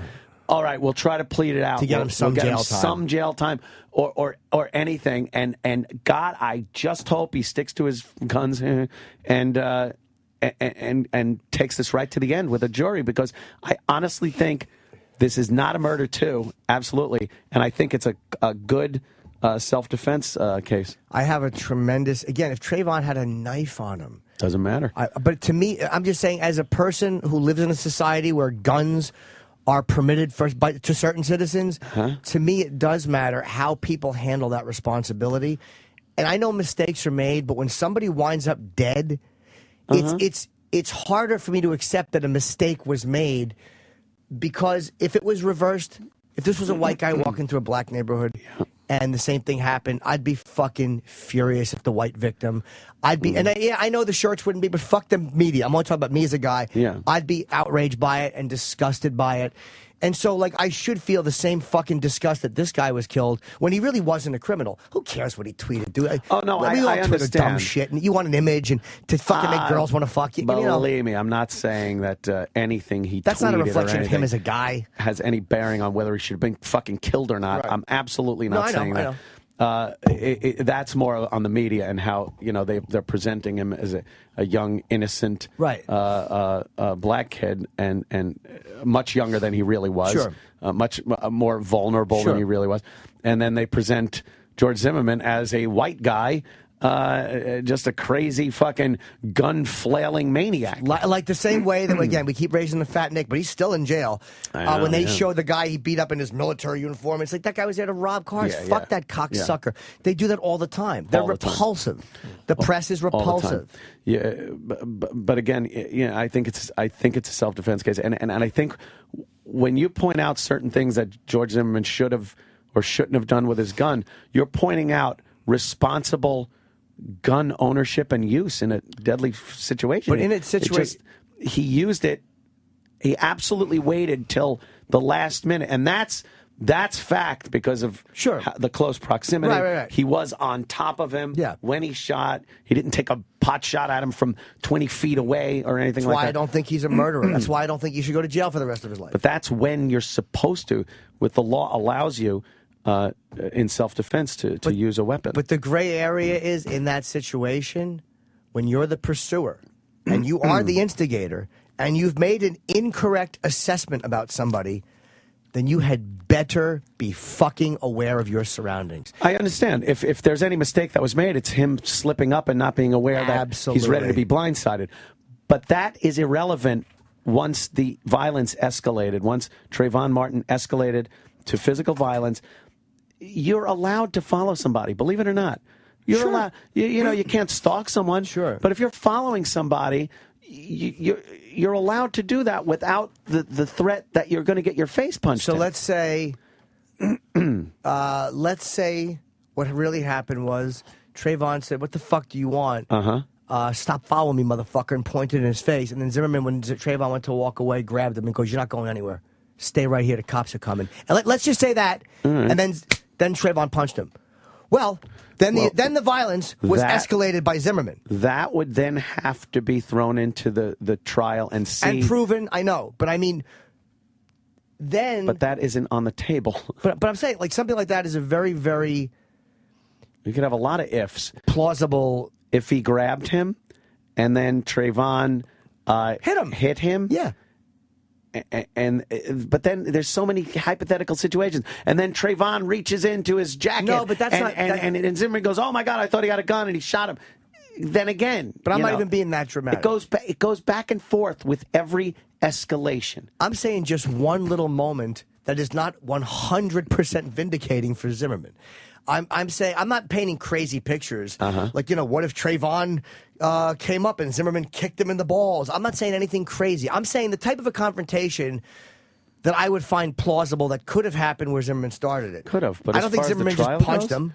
They ain't gonna want to hear hypothetical. No, I know, and you can't situations. prove that. Here's the testimony they have. Here's the eyewitness and ear witness testimony. Here's what the cops found at the scene. Here's what happened. Here's how they found Trayvon. All of that. Where did he paints shoot a him? Did he picture shot in the stomach or the chest? In the chest. All of that paints a picture of what happened. You can't just take what Zimmerman said. It's like, oh, all we got is what Zimmerman said. You take that with everything else. And believe it or not, the other stuff that might seem, oh, well, nothing's as good as eyewitness testimony or that. Well, yeah, but when you take all that other stuff and put it together with what Zimmerman was saying, it does give the police and it will give a jury a much better picture than me and you have sitting here And at there's- this moment. Yes, and there's nothing that can fill in that gap. Gap. Whatever happened in that gap, Right. still makes me say his judgment stinks. Right. Well, you could absolutely say that. And the fact that his judgment stinks puts him in some way, he's somehow culpable. Because when you have again, I keep repeating it, but I think when you have that responsibility of a weapon to carry, Yeah. and you, like if you're home and a guy breaks into your house, Right. and he's unarmed and you blow his head off with a shotgun, well, fuck him. He loses the right to fair judgment. You know what I mean? You're 100% right to kill him in your house. I don't care what he's got or what his intentions are. If he's just walking through and he made a mistake and you kill him, you're right. But I think your level of fucking responsibility and culpability goes up when you have a permit to carry, and you're using that permit to carry to give you the balls to get out of a car and follow someone. Common sense dictates. I think again, you can't prove it in court, but you don't get out of that car unless you have the security of a weapon. He knows he's going to be okay, and it turned out that was the right move because that's what saved him was having that weapon. He could have been killed, sure, but he wouldn't have gotten out of that car without that gun. And if he's going to have that gun and get out of that car, then he better have fucking better judgment. His judgment, and again, I know he doesn't have the same training as a cop, but there shouldn't be that much of a difference in the way you handle a situation if you have a permit to carry. A permit to carry is a huge responsibility. Yeah, the thing is, it's very hard to compare a cop with an armed citizen. Actually, armed citizens have a lot more latitude with what they can do with a weapon than a police officer has. But the officers have a lot more training. And a lot more ability to sniff a situation out. And I don't think a cop, even though they get caught out there, like that guy, we saw that footage, that horrible footage. Oh, yeah, the three Mexican guys or whatever attacking the cop and shooting with his own gun. I know, that was terrible. It happens, and he let his guard down. Yeah. You know, but you look at that, and that was in a split second. You see how that can happen, even to a trained guy. You're like, oh God, just back up, you asshole! What are you doing? I know, it's so hard to watch. Yeah, you see where he went wrong. Yep. But there's a difference between a snap moment like that, and I just, We'll see in this summer when the trial starts. It'll be interesting if he takes a plea. It'll be interesting because his lawyer may go, look, this is what the jury looks like. And It's 7 white people and 5 black people, or 6, 2 Spanish. You may get convicted and get 15 years in prison, or they're offering you 5. You'll be out in 2.5. What do you take? They are going to pressure him because they know what's at stake if he's acquitted. But what does Zimmerman do if they agree to put him in a certain kind of jail and keep him in segregation? Like, what does he do? It's a long piece of your life. But I think he's going to go for the jury decision on this one, which it is taking a chance depending on how the jury is composed. Because he better get up and testify. He better fucking testify. If Zimmerman, I'm telling you, that's a good question whether he would or not. If anyone in that situation doesn't testify, I don't care what the Constitution says. You're shit. If you're accused of rape, and you don't testify in your own defense, you're shit. Sometimes innocent people just don't come off very well. I know that too. Sometimes people just don't come off well when they're testifying in their own defense. But no one comes off looking worse. Yeah, than when you don't want to speak. One of you guys have to admit you're wrong so you can move on.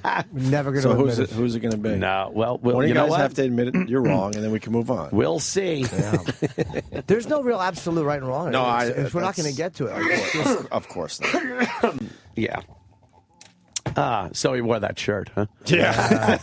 Thank God there was at least a lot of laughs at MTV. This is the Opie and Anthony channel on Sirius XM. Ready? I'm hanging on the show with my friend Ant and Greg. We all of a sudden start to eat eggs. We put them down and talk into the mic. Because we don't like to fuck the dyke. We like pussy. And it's got to be juicy. Don't laugh at me, Anthony, while I'm on the mic. You might not know how to fuck a dyke. I'll say it twice. You don't give a shit. Opie has a smile that makes you go, wow. Anthony has hair that makes you go, he. Opie has a smile that makes you go, wow. Anthony has a cock that makes me go, dude. Fuck you. And that dog you had is a fucking mutt. Opie had the right moves because the steak was on the floor and his potatoes weren't there no more. So he killed that motherfucker rough. But you know what? It wasn't that guff. Look it up in the dictionary if you don't know what I mean, because I don't have time to show you the team of the A, the Rampage Jackson. You know I'm a fraction of what I should have been a long time ago. But I'll keep rapping. You don't hate this. You don't even know. I'll throw it in right in the middle. I'm so fucking wow. I eat Skittles. Ah, yeah. Opie has a smile that makes you go wow. Anthony has hair that makes you go he. Opie has a smile that makes you go wow. Anthony has a cock that makes me go do. I'm not done. Fuck that. I'll make it Jack. And then I'll look back on the guy with the heart attack that saw Sasquatch in the woods. All of a sudden, he has the word coulds in his fucking mouth because he had a gun made of a stick. All of a sudden, you had to pick. Did you know him? Did you know her? Or did you like it? White girls like me. Black girls like me. Girls adore me. Even the ones that even saw me know I rhyme at a fucking show. Why? I don't know. I'll steal a fucking rap from a hoe. I don't give a shit. I'll move on. Push another button. I'll flow with it. You don't even got no fucking show without it. Yo, I'm Bob Kelly. I'm a rapping genius. Opie has a smile that makes you go wow. Anthony has hair that makes you go he. Opie has a smile that makes you go wow. Anthony has a cock that makes me go do.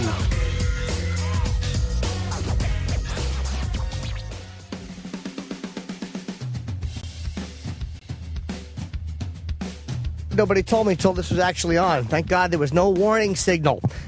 Are you looking for an easy way to upgrade to a new iPhone or Samsung Galaxy S? Of course you are. That's rhetorical. I should say we all know that you're looking for a new way to upgrade.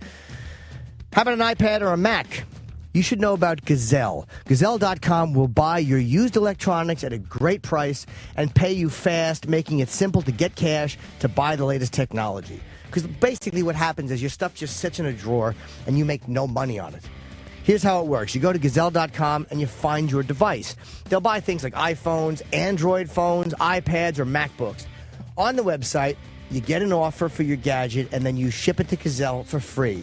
Gazelle gives you 30 days to send in your device, so you'll have plenty of time to buy your new gadget before sending in the old one. See that? So you don't have to go without a cell phone. You can just kind of segue, smoothly transitioning. That's what I like to say. Jim, what are you doing from phone to phone? Why, I'm making a smooth transition. On average, Gazelle customers get more than $100 for stuff they aren't even using. Gazelle will even buy your broken iPhone. Gazelle.com is an easy, fast, and safe way to get money for your used electronics in about a week. Take a minute and go to Gazelle.com to see how much you can get. Do it now because your gadgets are going to lose value every day that you wait. It's stupid to wait. And you want to make a nice, smooth transition from phone to phone. That's Gazelle.com. The Opie and Anthony Show continues.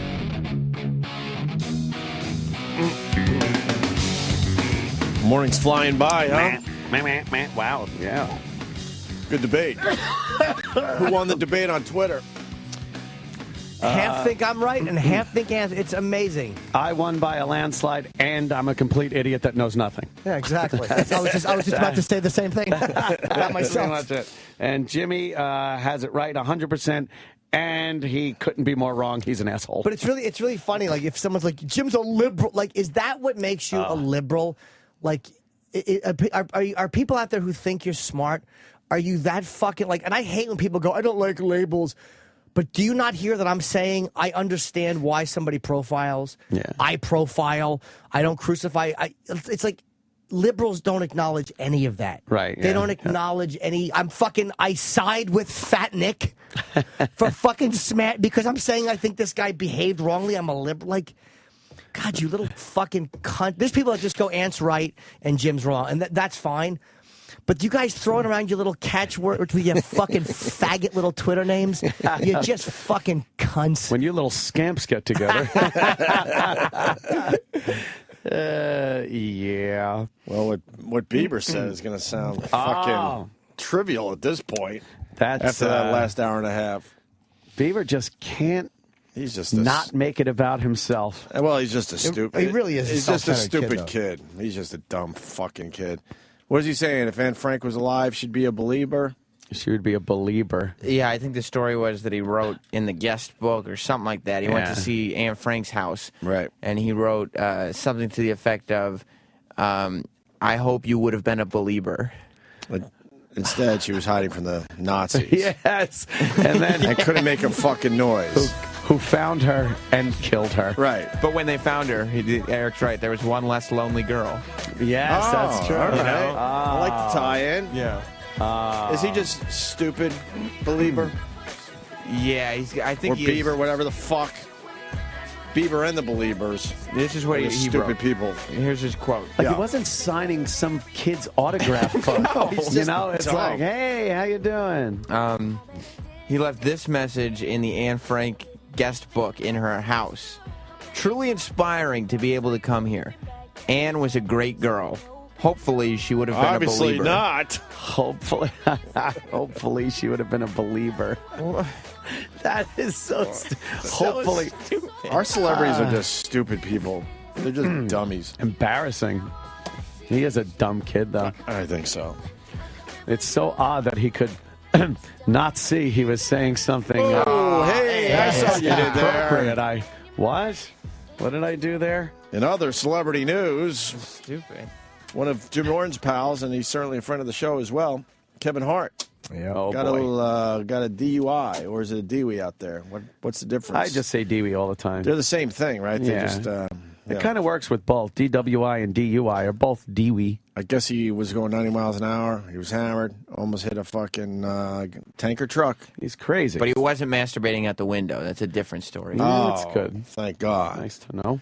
And TMZ caught up with him. Yep. And he decided to be How honest. fast were they going? He decided to be honest. He decided to be honest celebrity, which is very rare. How you doing, Kevin, man? What's up, Mr. How you feeling, brother? Good. Yeah? Good. Hey, what exactly happened, dude? I got arrested for resisting arrest last night. DUI. What else, babe? Is that pretty much it? What preempted it? Like you were, because like the police report says that you were driving in excess of 90 miles an hour on the freeway. Preempted. You almost hit a gas tanker. Is there any truth to that? I don't think there's a gas tanker on the freeway, so can't What? be the truth to that. And No, what happened was yesterday I got pulled over. What did you say? No, definitely not true. Got pulled over last night, gave me the whole test, passed the test. Officer then gave me the breathalyzer. Failed the breathalyzer. I said, look, it's fine, I'm drunk. I get it. Do what you gotta do. Right. My girl was with me. I said, look, just make sure she gets home safe. With that being said, told her, well, she's got to figure it out. I said, well, that's weird because my house is up the street. Got pulled over maybe an exit before mine. I said, well, at least let her take my car, go home. What was the resisting arrest part? Because Officer tried to put handcuffs on my wrists and my watch was here. And I said, wait, let me take my watch off. Oh, boy. And he said, you're resisting arrest. I said, stop. Let me take my watch off. You're resisting arrest. They then threw me down and did what they did. man. I laughed at it though. Right, yeah. No, I know it happens to people, dude. That's You where I know. get material from. Right, there you go, man. I'm sure you'll recover. You're gonna be I great. was actually drunk, so there's no arguing that. Right, yeah. No, I feel you, brother. hey, take care, man. All right. People agree more with Anthony on Twitter, in fairness. Jesus. Oh, you're still on that? Yeah, I'm just looking at it. More with Anthony. Ah, bunch of racists. Yeah. You got your posse. Bunch of goddamn racists out there. Certainly got your posse. You think believe Kevin Hart was resisting arrest? No, I I believe don't. that he was trying to take his watch. He's probably had a really expensive watch on that he didn't want to get scratched up by. Thank God he wasn't walking through a fucking neighborhood, or these people would all think he should be shot. You fucking faggots. Shut up. You fucking fake cop cunts. Shut your fucking mouths. You cocksuckers. I want to be a cop. You're not cops, you fucking faggots. The fuck up. I want to be a tough day. You fucking living room gangsters. Go fuck yourselves. You fucking little pussy boys. I want to walk around and get respect. I want respect. You fucking faggots. Holy shit. Jimmy's eyes. Your eyes are scary right now.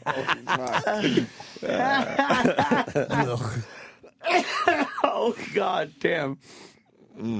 Oh, is that fucking funny? Holy shit. What else did you have on Kevin Hart? You were saying photos of him blowing someone. Oh wait, you mean what else I have on him? Nothing. Oh no, you were saying something. POV shots.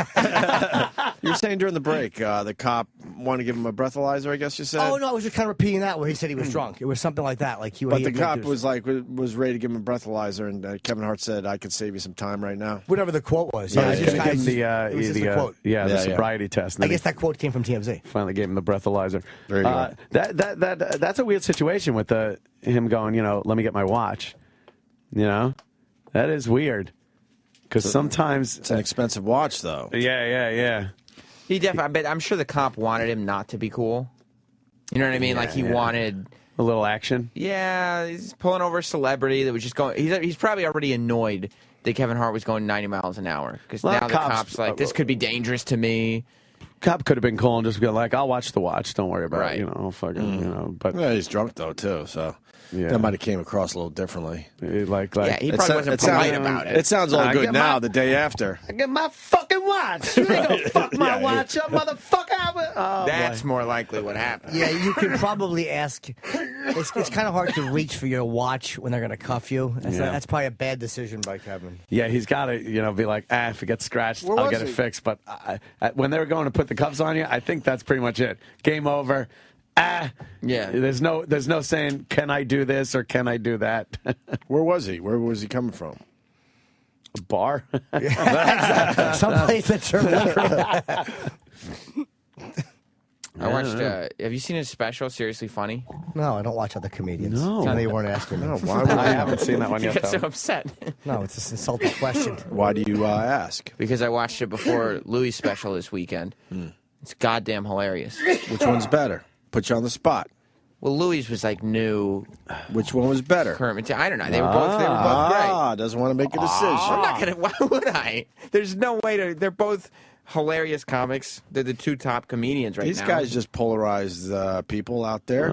Let's go for it. Polarized. Whose special was better? Who do you like better on the show? Louis C.K. I like better on the show. How See come? how easy that is to do? How come? He's been on more and See, but that's not. his that's- stuff has absolutely been funnier on our show. I'll give you an answer But I from like this them weekend. both. Jim Norton. How about that? I saw him at Caroline's. That's right. Fucking killed. See, I just faced you. You thought you were going to put me in a tough spot. So whose special was better? I don't know. I didn't have a. Probably they were both good. I think you want to say Kevin Hart's was. I get the feeling you want to say that. No, I don't want to say that because Louis was hilarious. They were both great. Hilarious. Yeah. I wasn't sitting there going, one. Oh, you can't figure out which one was better for your taste? Let me see.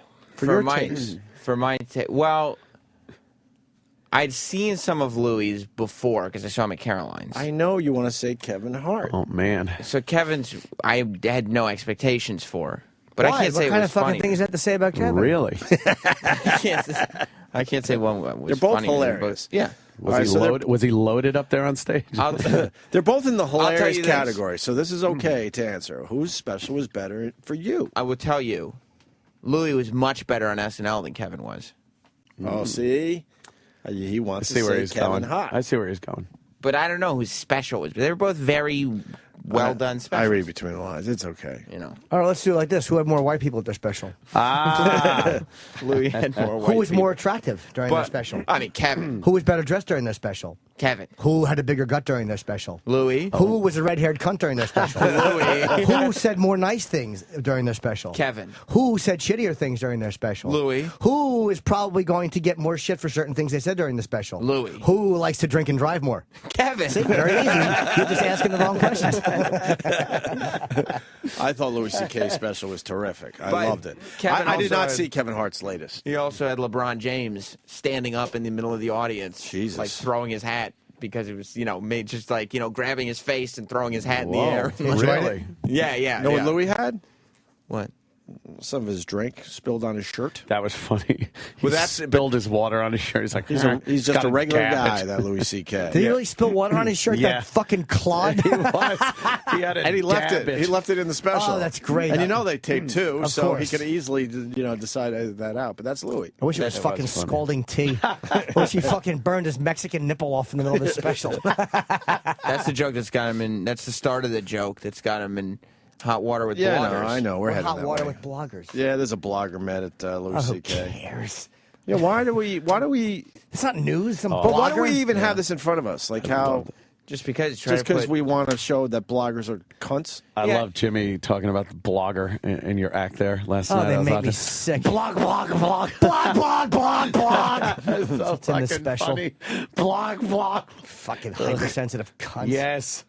What did the blogger say? Can we just- Anytime the folks are talking about friends of the show, try to bring it to y'all's Oh attention. no, I don't blame you for bringing it. I'm just saying, like, is this getting some attention? What this blogger said. I guess that's my Not question. yet, but the way it's said, you can tell he's really angling, trying to get Louis in trouble and make him be the first guy to get him in trouble.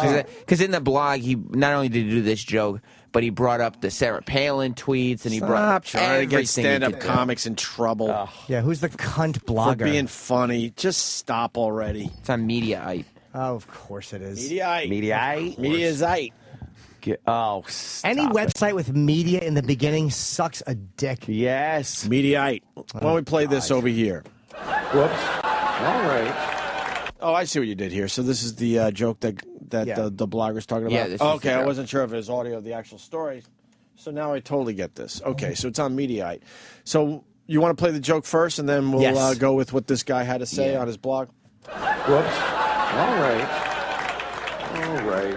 That was the water spilling. Shit. God damn it. Idiot. This isn't a gay voice, by the way. It's not. Shut up. Yeah. I live in New York City, and it's okay there. I live in a nice building. I never lived in a nice place before. When I was growing up, I had no money. I mean, my mom didn't. Didn't matter. I was a child. But I'm not used to it because it's nice. There's like a pretty courtyard with flowers and a fountain with little marble boys pissing. I don't know. What is it with fountains? Like, all fountain sculptors are pedophiles, basically. You can't get a fountain made without... Do you make me a fountain? Yes, I'll get started right away. Oh, yes! Yes! It's finished! And it's just little boys pissing on the face of a Greek god that looks like him a lot. Piss on me forever!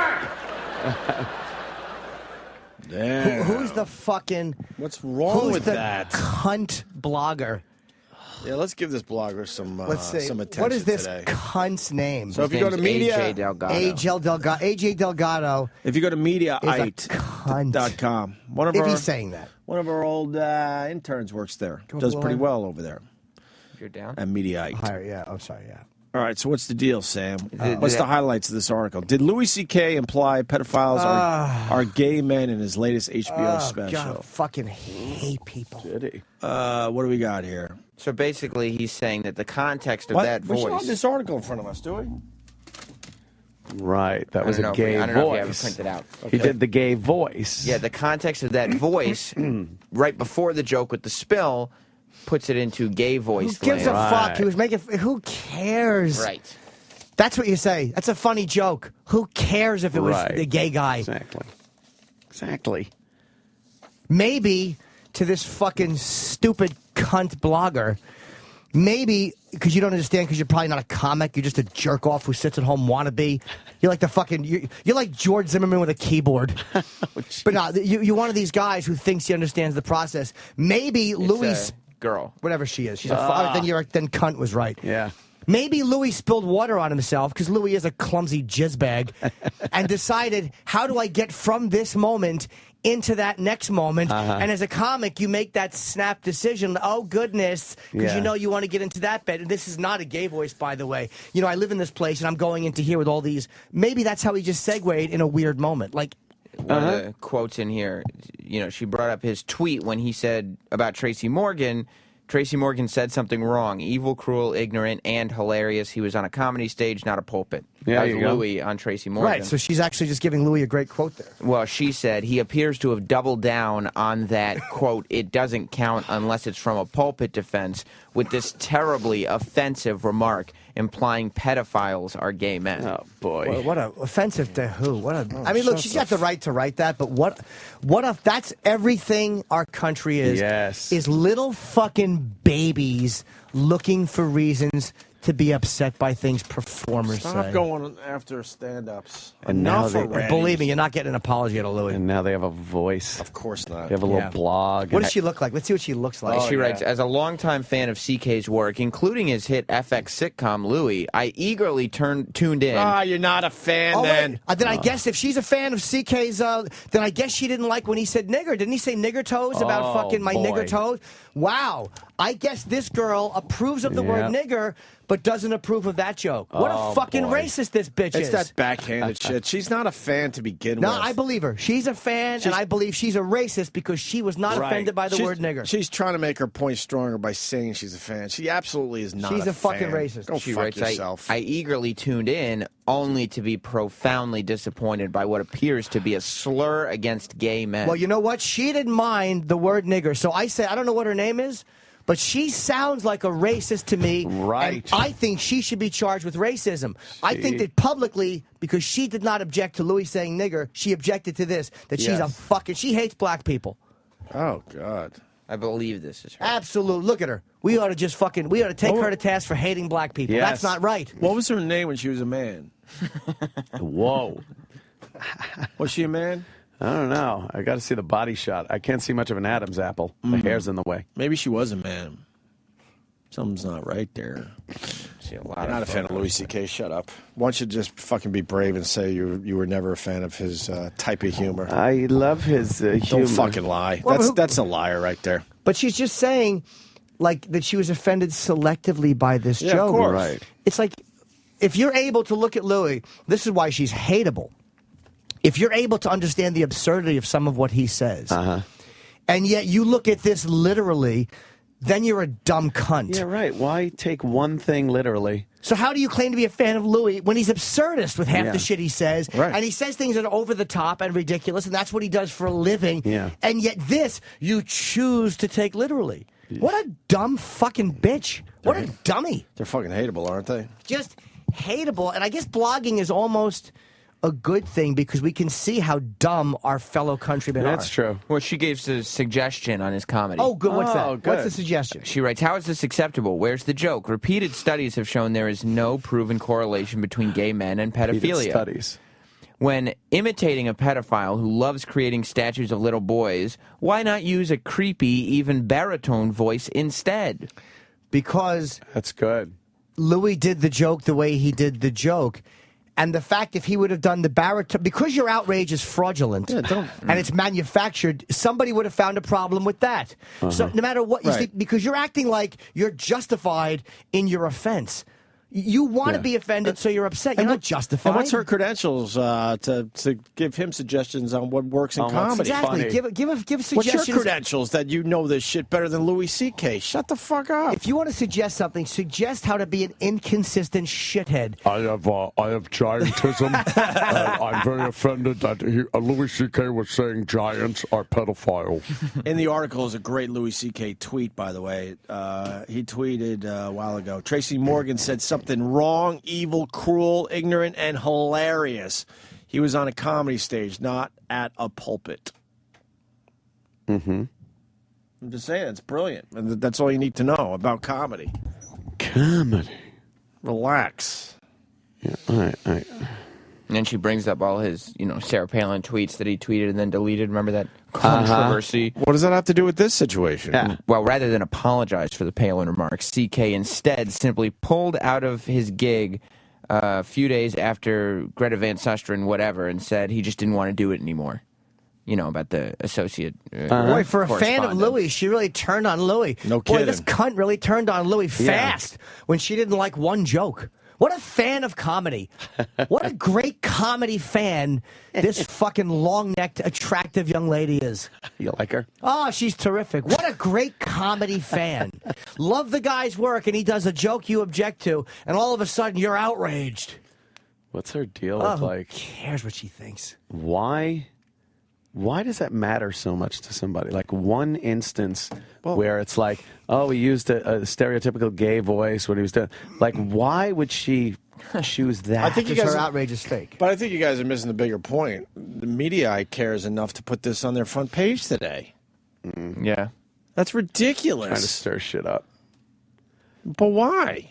Yeah, because all these Let sites. the stupid blogger blog and let it just disappear. But then you put it on a site like Mediaite, that gives it some heat. All these sites She's want. not getting a lot of support on the comments. Of One course. guy writes, Thank God she's not. "You've got it all wrong, AJ. Louis C.K. was stereotyping all sculptors as men. It was really a sexist barb that assumes women can't sculpt. And once women hear about it, they're going to be pissed." That's a good one. Another person writes, "Thanks again, AJ, for the clips. Your articles and ideas are preposterous, but I was waiting to see some of this." Hey, there you go. Nice. Yeah, again, she has the right to write it, and you're allowed to put your opinions out there. Of course, there's nothing wrong with that, but it's just a symbol of how fucking stupid people are. But did Mediaite comment on this article at all, or they just threw it out there? What do you mean? It's her. She works for Mediaite. Oh, that's why. Yeah. Jesus. She's her What's her- editor at Mediaite. Why wouldn't she be? Yuck. No other Trying so pictures of hard. her? Just that, huh? What's her Twitter Just name? the one that looks like she might have been a man. I can't see it. Oh, Miss A. Delgado. Oh, Miss A. Dog. Do you guys remember Tony Randall? Yep. You know, he just became a father again. He's dead. He's dead. Yeah, I know. How'd that happen? Oh, I'm aware. Breaking got a news. big pecker. 9 years after his death, What? that broad he married, I think her name was Courtney or something, Yeah. gave birth to twins. Did she have some of the frozen jizz? Yeah. And guy's been dead 9 years, and his jizz just made 2 more kids. You got that article somewhere? That's fucked up. Isn't that fucked up? How could that shit be good for that long? I always wonder that shit. You're right. You're right. 9 years after his death, I think they were married. It can't have been the jizz, was it? Or is it like, do they fertilize the eggs you know and what? then they freeze it? You know what? I think I just got fucking. There's no. Oh, all right. No, this can't be right. You fuck. I got fucked so bad. Where's it from? No, it's Courtney Stodden. That dumb blonde bimbo that's going out with the dude that's 50-something from fucking, what was the movie? Green Mile? Oh, right. Yeah, yeah. Yeah, no. She didn't just have Tony Randall's kids. I think I just got fucked so bad. Where's it from? Where's your source? Oh, I love this guy for getting me bad. Rob Patey. One word. ROBPATEY. Rob. Okay. No, what got me? It fucking had a link. What is it again? Yeah, PATEY. Mm-hmm. Oh. Mm-hmm. What is that? It's a Pinterest board. You just didn't click the link. You just read some random guy's tweet. What is it? It's just. I haven't even gotten it in a while. I do want to say that. Some random dude just wrote, and then the link is to a Pinterest board. That's great. Oh my God, that's great. I haven't talked in an hour and a half, and then this is my that's my contribution. Tony Randall frozen jizz. I get fucking had. I haven't been had in a while. That's a good one. No, that's that dumb bimbo. That's who's she with again? Yeah, the guy from Green Mile. Green Mile, right? Oh, Joey Shep. So, all right, that's No, I mean, it's definitely coming from a good source. The article itself comes from Yep. Rob Patai's blog. So, I don't know why you wouldn't trust it. I'm going to be off Twitter all day today. She's with Percy. I can't handle the abuse today. I will be shutting down my Twitter today. Oh, you're just going to fucking I go can't Twitter even- dark? I can't even That's deal it. with it. I No, just I got mean- had so bad. It's I'm there's heating up. I feel so There's a uncomfortable. location here. I mean, they don't have It seems logical that it could have happened, Could right? happen. You're with me, right? I know that they do Why those- not?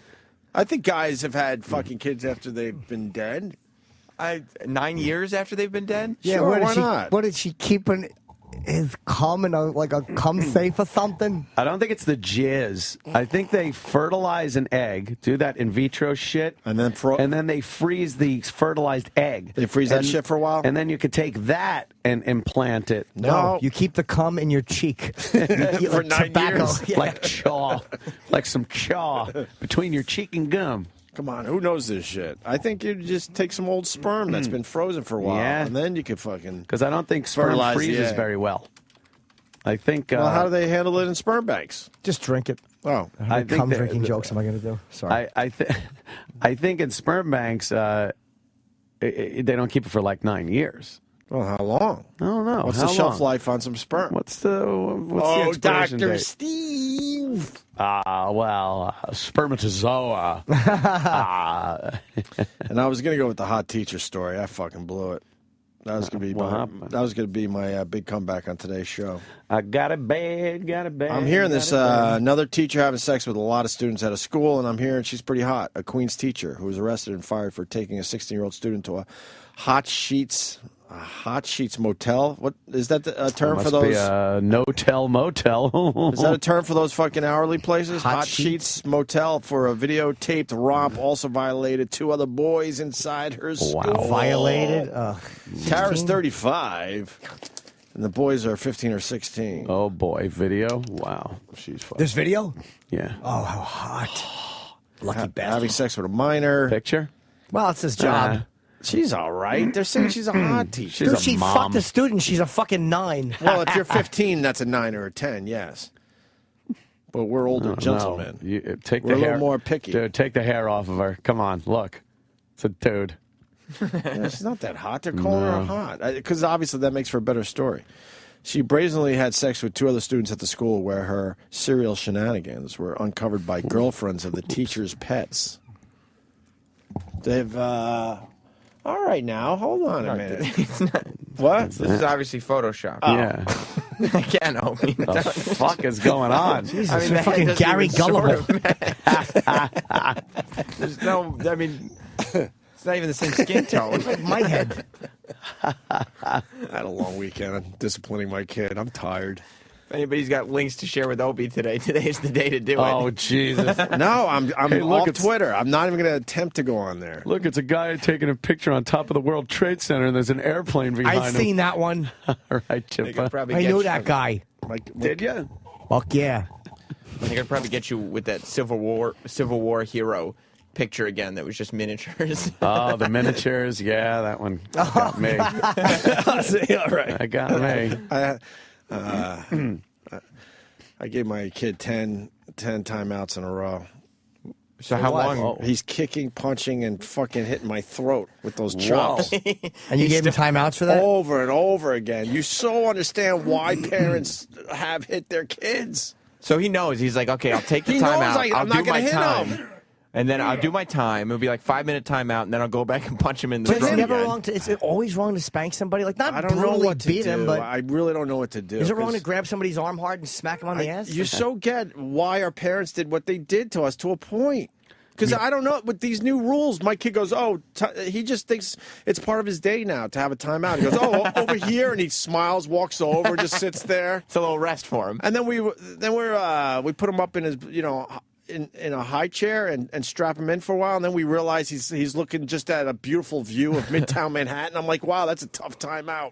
Can you lock him in a room or something for like 20 minutes? I kind of want to put him in a less desirable place in the You should. in the apartment. Make him watch like Laverne and Shirley or some terrible fucking show. Yes. Couple of extra foot-pounds of pressure per second. Can you throw a kid in a closet? I don't know. I Yeah, need to know I what have. the new rules are. Yeah. Got me in trouble years ago.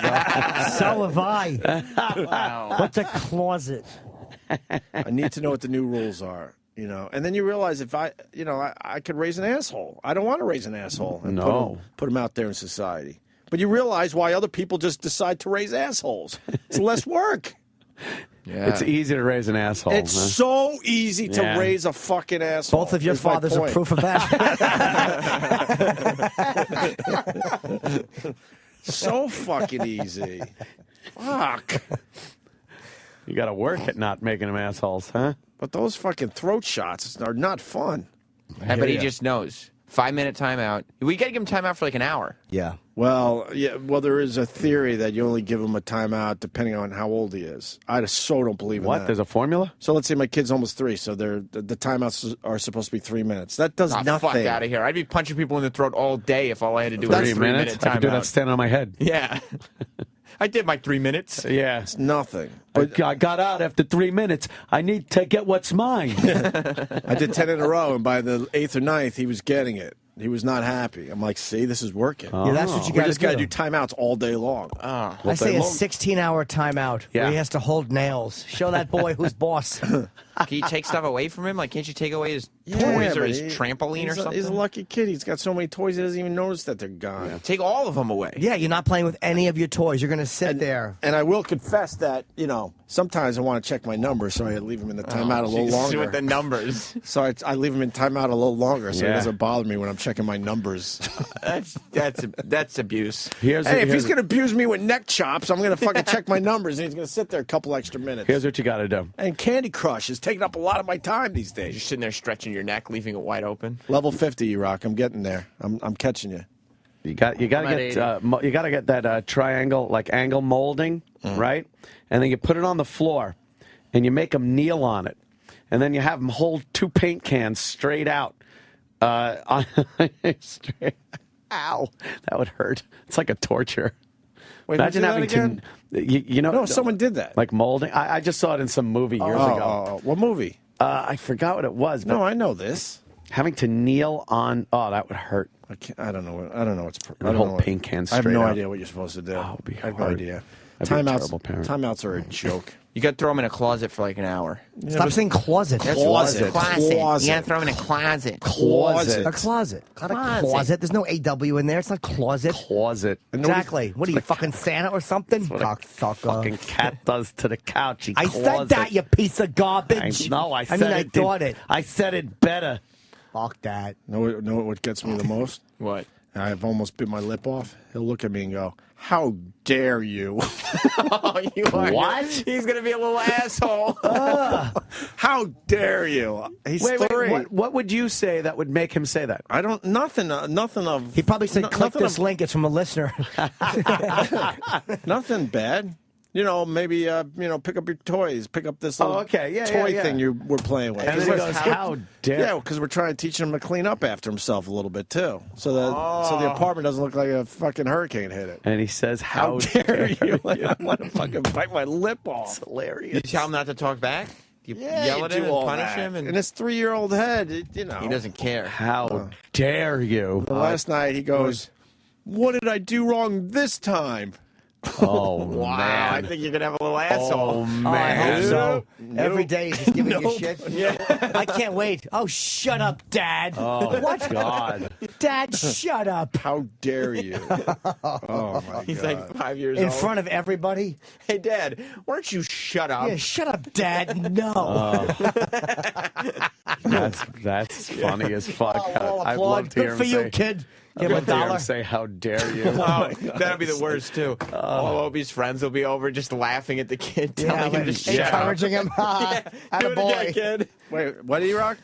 He did that to you at our house. He said, "How dare you?" He kept putting little toys on the train track, and you picked them up, and you said, "Stop touching the trains." And you put him down. And he just had this look on his face, and he went, "How dare you?" That's great.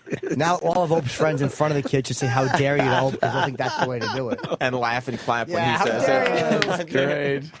And he says, "Oh my God," too. Oh my God, he says. Like Just that. exasperated. Oh yeah. Like, I can't believe you're putting me through this. Yeah, I kind of laugh a little bit. Of course you do. That's why he's going to be a little asshole. Let's say hi to Dr. Steve. Steve, how long can you keep sperm? Oh, indefinitely. In your mustache.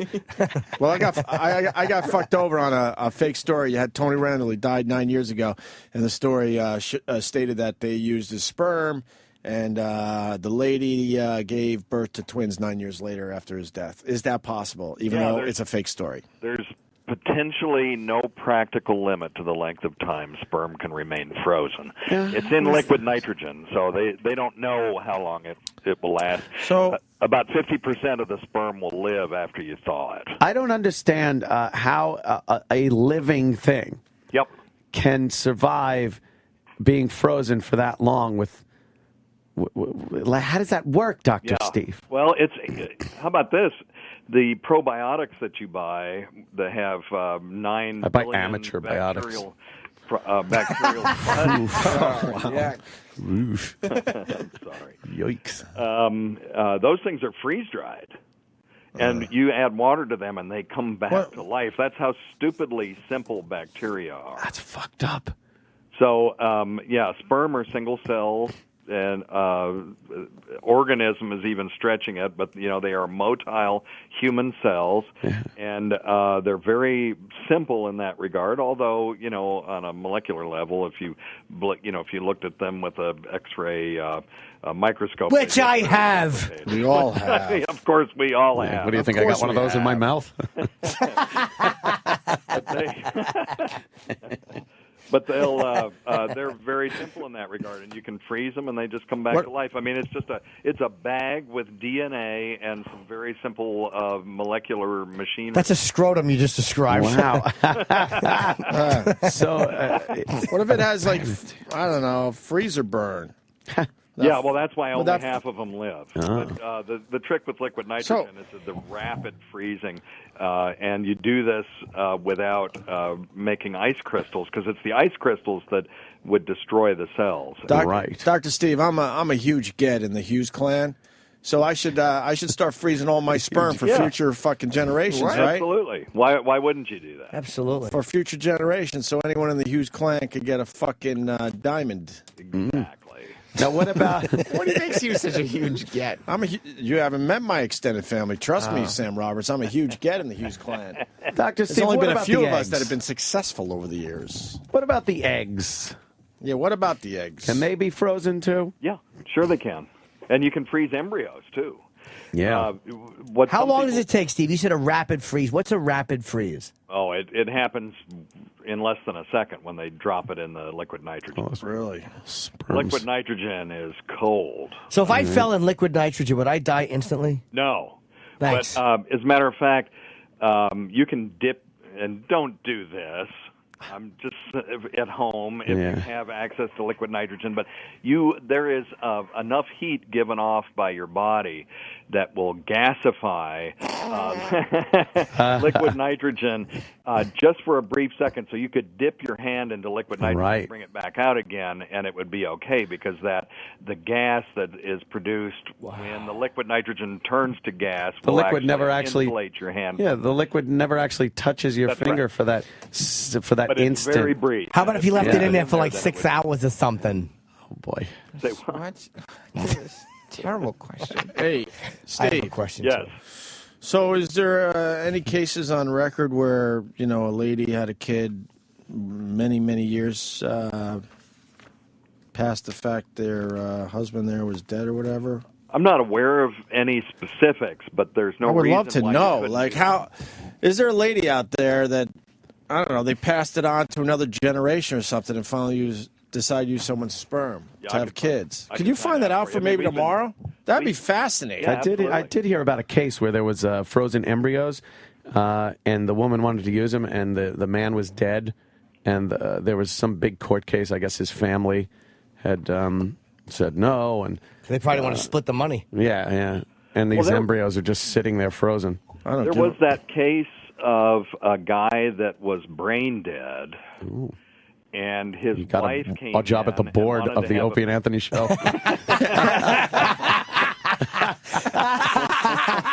Oh, Era. Poor little feller. I know, exactly. Hey, we should play words back. Guess who's Dane bread? Go ahead, go. Okay.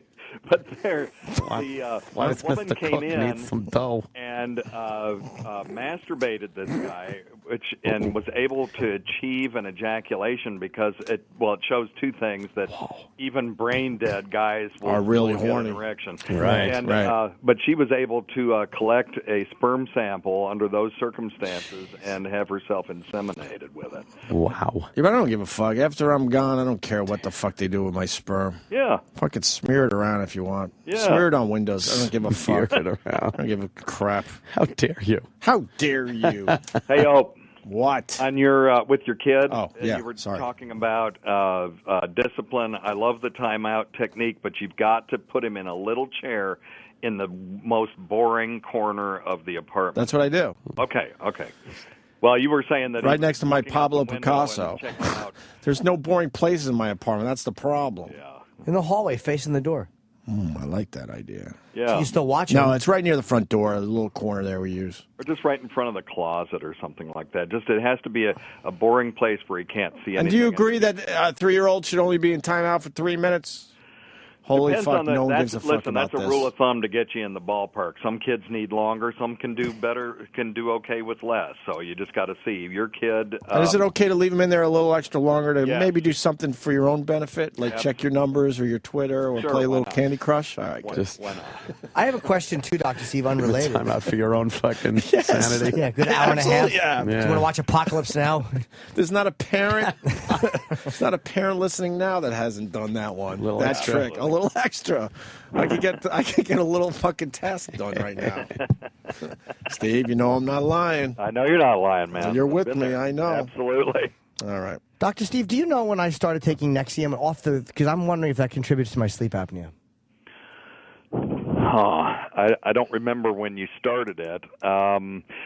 Reflux certainly is one of those things that can affect your sleep. I don't know that that it would be a cause of your sleep. Well, they said the Nexium itself might be a problem. Who said that? I read that somewhere, that there's something where it could change your breathing. And I'm wondering if it coincides timing-wise. If we could just check back to when I started taking it. Yeah, I can do that. I'll do that off the air for you. Okay, thank you. And I'll also look up that if there is a connection between the two, it's something I haven't heard of, and I'll check into it. Absolutely. Well, that's the way we work a lot of times. I give Steve some medical theories, and he goes and checks them out. That's great. I'm good. All right, Steve. Thanks for another mediocre appearance. Okay. Really appreciate it. Okay. Weird Medicine Saturday night at 9 p.m. Smoking and cancer and links I want to talk about next, because I'm suspicious. I think they exist. I'm a big fan of the Weird Medicine. When is it on again? Saturday 9 p.m. I know, but you got to tell the people, right? Right. And of course, on Riotcast, you got the Weird Medicine That's podcast. right. And Sunday morning Future. at 9 a.m. That's right. All right. Appreciate it, guys. All right, buddy. All right, Steve. The good doctor, Steve. He's a good goes. man. Speaking of smoking and cancer, they got a brutal. I tweeted about it a little bit over the weekend. They got they got a brutal lung cancer fucking ad. They're playing a shitload, and it was during that amazing hockey game, the Islanders and Rangers. For hockey fans, it was a great fucking game. My team lost in overtime, unfortunately, 1-0. But every stoppage of play, they went with this fucking brutal commercial. This guy suffering from lung cancer in front of his bathroom window, a mirror, just hacking up everything in sight. Horrible. I don't understand why we have to sit through that shit. I like it, though. We should You know. do like it? Yes. I know that shit's happening. Yeah, I don't like But we watching should really know it. I mean, because what happens is we don't have... But how many people is that really hitting? And then the rest of us have to suffer through that shit. It hits a lot of people. Because they're talking about the people that get it because they're Right. smoking. But it's also to discourage people who might smoke, which is everybody. It's like we for so many years you hear these things, like, it causes cancer. But then you see what a lung looks like, and it's like, oh my fuck. Like, what is cancer? It's this intangible thing that Right. won't happen to me. But then you see a real lung. Like, remember when that guy brought that fucking in? Yeah.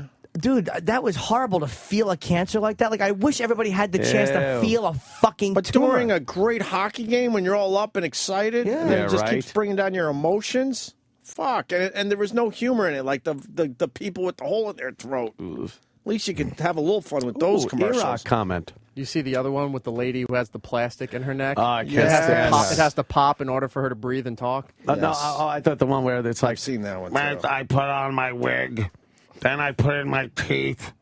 Now I'm ready to go out. she puts a scarf around her neck to cover the hole up. She's fucking sexy. And they showed her all hot like in her youth. How old is she now? I don't know. She looked like she was fucking 80. But she must have smoked like a motherfucker. 80, that's a good fucking country. Magoobies this weekend, my friends. Yeah. Baltimore. All right. Thursday, Friday, Going to Saturday. Baltimore. Baltimore, Maryland. And then Nice. Austin, Texas, the 27th at the Moon Tower Festival. I hope people are going to see me at the Stress Factory, too. Yes. When's that? Memorial Day weekend. Ooh, nice. 732-545-HA-HA. Very I have good. not been in the Stress Factory in quite a while, so I'm on my way. SiriusXM. And now, the Opie and Anthony Show continues. This is After O&A Live. Here's your host, Sam Roberts. Oh, yes, oh, yes, oh, yes. After Opie and Anthony Live, Chris Stefano is here. How you doing, everybody? What's up? He put his arms up like it's time for me to greet the world. Woo! You remember him? He was on a couple weeks ago. Mm-hmm. I saw you I went on Thursday to see Jim, and you opened for him.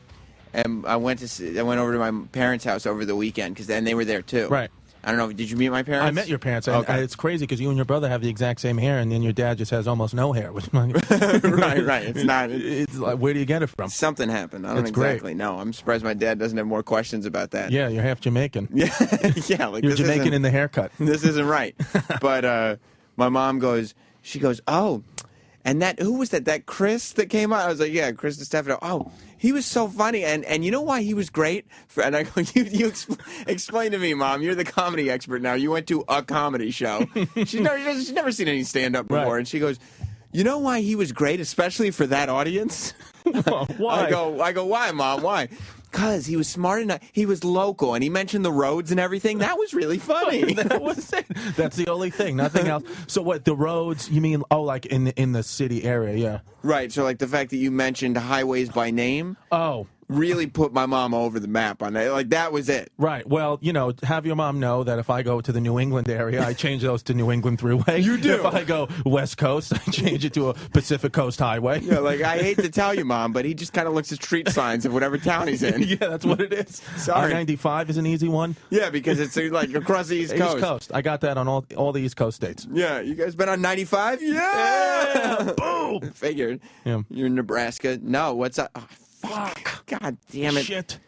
Well, Route 66, right? Yeah, you could do Route 66 most places. Well, I appreciate your mom, thinking about me over the weekend and, having a reason why she thinks I'm funny. I appreciate that. Most people say, oh, we like him because he makes fun of his haircut, and he knows he looks like a douchebag. Yeah. So we're happy that he said it because we know he's an asshole. We like that he makes fun of himself because we would have done it. Yeah, because, we really don't like him. Yeah, So- yeah, he's not a great guy. He rubs me the wrong He way. looks like a dick, but he's funny. Yeah, because he said it. That's the thing I hear about all the time. Like, oh, we didn't really like you until you made fun of your haircut and you established that you do look like a douchebag. 'Cause I said, when you came on the stage, I don't like him. Right. That's what people say. I said that to my husband. I don't like him. You're not. You feel like some of the audience doesn't feel like you're a likable guy, but that's why I guy. feel like with the type of hairstyle and what I look like, I need to be like, look, I know I look like this. Okay, I've established that. Now, can you just listen to me? I've written some jokes. But I've wrote I wrote some jokes. All right, Grammatically, they're not great. But, Hey, listen.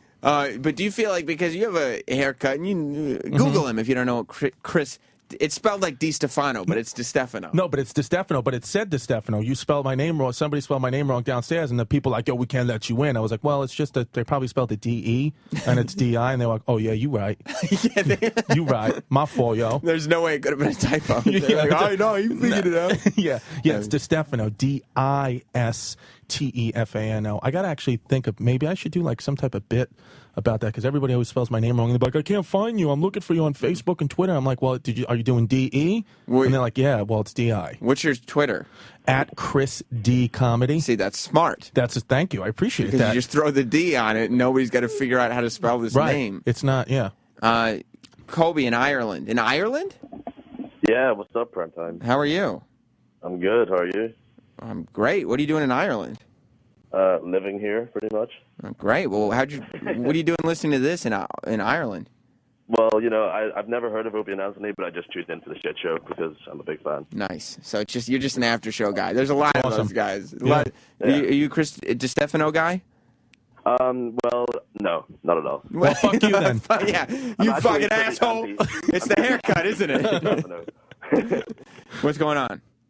Not much. I was going to ask for that visitor pass. Okay, I'm going to put you on hold, and we'll send you Opie's visitor pass. Great, thanks. Opie, it gives him, I don't know if he does it because it makes him feel like a little bigger, but he likes to take things and sign them and then tell me to give them away on the after show. So he forgot his ID, so just like you, he's got a little visitor pass that he signed. And he said I could give that away. They have to have visitor passes, Opie and Anthony? Yeah. Really? If they don't have a little ID card to scan, what the fuck? One of us has to put them in the system. and be like, That's and they have to present identification, same way you did. Really? And if they spell Opie with a Y instead of an IE, they go, no. Really? I thought they could just walk in. How do they? No. They don't. Oh, They don't have that deal. I think Howard's the only one with that deal. That can do that. Yeah. Well, I would think Opie and Anthony could too. He rides up the freight elevator. But all right, your haircut. Let's get back to it. Yeah, I mean, I think because you look like a guy who's on television. Right. I mean, guys on television have that haircut. Mm-hmm. Is that? But you understand that it's like a douchey frat boy haircut. Okay, I'll be honest with people, okay? Because comics always like, oh, you only get that haircut for your opening joke. Okay, maybe. Yeah, because that's true. Look, because it's a nice icebreaker. Right. But no, I'm comfortable. Here's the truth, all right?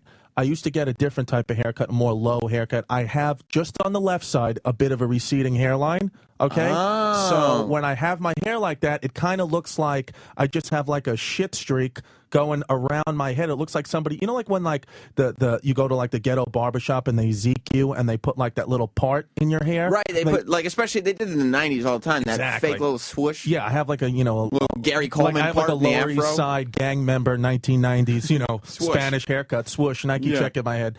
And so, but when I grow my hair out, it doesn't seem to do that, and I can just douche it up and faux hawk it up, and I'm comfortable in it, but I am exploring, I would like to explore a new haircut.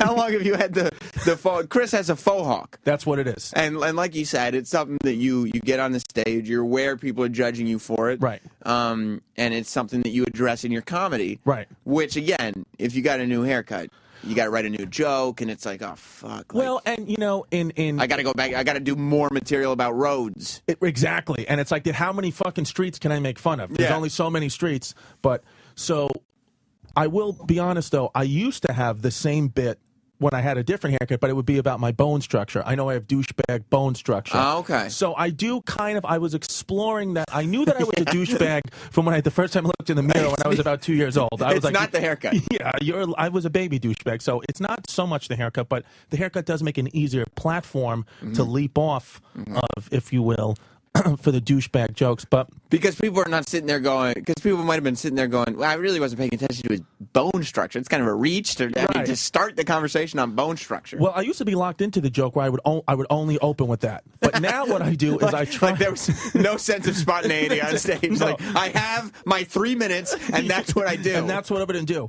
But now what I do is I try to do some other bits. I talk about the roads, talk about my fear of deers and wildlife. And then if people aren't laughing, I go, look, I know I got a douchebag haircut. And then they go, oh, okay, he knows. You He go back knows. to that 3 minutes. Yeah, I go back to that 3-minute thing. Yeah. But, because you said, what, you're just driving along going like, I got my douchebag haircut thing. You know, these fucking roads are pretty hilarious when you think about them. Yeah, and then I think like most comics, I mean, you know, I am still relatively new. I'm not even 4 years in. I'm almost 4 years in. Wow. So, you know, there's only so much material I can do. I mean, I did like a 55-minute set the other night, but a lot of it was reaching into bullshit. So a guy who's been doing it for a long time, a great comic like Jim Norton, can probably open with an array of different things because he has so many jokes that crush. I only have I have, you know, maybe 10 that crush, and the rest of them, it's like, okay, they go either way. So, you know, I'm taking a risk, but that's the only way to grow is to try to do the new material. So are you good at making fun of people? You know, I can heckle. I mean, you know, if you heckle me, I can hold my own just because, like, you know, being like an Italian from But Brooklyn. that's what I was going to say. Like, when you're a kid, are you making fun of people in high school? Well, not even that. It's like, you know, going to family barbecues at my dad's house. Like the second we're going, like, hey, nice haircut, faggot, nice bathing suit. What do you wear? Kids, you little piece of shit, getting noogies. Fucking. So it's like in my family, if I didn't have a comeback as a 10-year-old, I would just get eaten alive and just get hot dogs shoved in my mouth because I like the way they taste. You know. So you know how my dad is, or how Italian guys are. They fucking like to make fun of you. Right. So is that your fallback? You're like, look, I got about 5 good minutes. Right. And then I can make fun of some people in the audience for a while. Well, no, like it's you know, if I was a headlining set, you know, I headlined McGuire's out in Long Island on Friday. I did about 45 minutes, and I would say about 30 to 32 minutes was material, and the rest was, intermingled. Just Intermingle, is that what you're yeah, intermingled. And what was the other word I used? You have the strangest vocabulary. Intermingled. No, You're not even telling jokes right now. This is just your natural vocabulary of life. Yo, my vocab is sick. You're just a weird dude. That's why it works. That's what it is, man. See, and I fucking, so I go in and out of the crowd a little bit. I fuck around. I try to keep it interesting. Some comics, like even the best comics, do that. You got to fucking keep it interesting. Of course, and that makes it a little funner for you. You're not doing the same shit every night, right? And I'll never attack anybody. Like I'll never make fun of a guy if he's fat or has one arm or a disability. But I will say, hey, nice shirt, dickhead. Something like that. Well, something a genius like that. I don't go lowest common denominator. The one right above that. Right. The one denominator above it. Right. And I've also noticed watching you perform, your style is very like. To me, you will attack somebody, but then right after that, be like, "I'm just kidding, bro," and reach out and pound them. Yeah, and that way you're not attacking them because you gave him a pound. Right. Yeah. And I always make sure I self-deprecate. I always make sure the audience knows. Look, I know I'm a piece of shit. Okay. Right. Hey, I made fun of me, so fuck you. So I could do anything, Right. But that's what I do because I genuinely I love it. I don't want to hurt anybody. We all have a good time. But I think now from doing it and getting burnt a lot, and bombing a little bit, coming up, I can kind of tell when someone just had enough and they don't want to be made fun of anymore, and then I try to move over.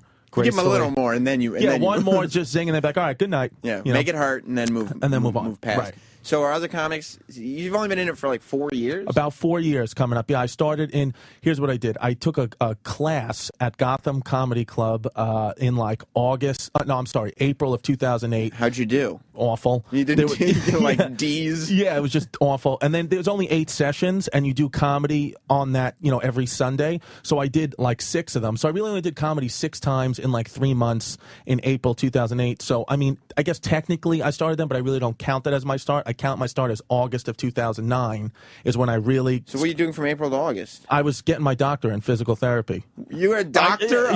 First of all... I was intermingling in my doctorate. First of all, physical therapy, like when I knew guys in college that were majoring in physical therapy, right? They were just jocks. I know. Well, I mean, they were like gym teachers. Hello, look at my fucking bone structure. I was a jock. I have a jock face, but why would you get a doctorate in that? I know, because that's the only thing that I wanted. Here's what happened. Came out of college. I was playing ball. I was like, I want to just, I always wanted to do stand up. That's been my dream since I'm a little kid. But I was like, I know I need like a good fallback plan. So let me spend $800,000 in a 4-year doctorate program, and I'll just do this and then pay loans for the rest of my life I'm struggling making $12 a night doing comedy. So even if I'm successful as a comic, I still would never be able to have any money because I'm paying off a doctorate in physical therapy. Right. Because being a doctor of physical therapy is a solid fallback plan.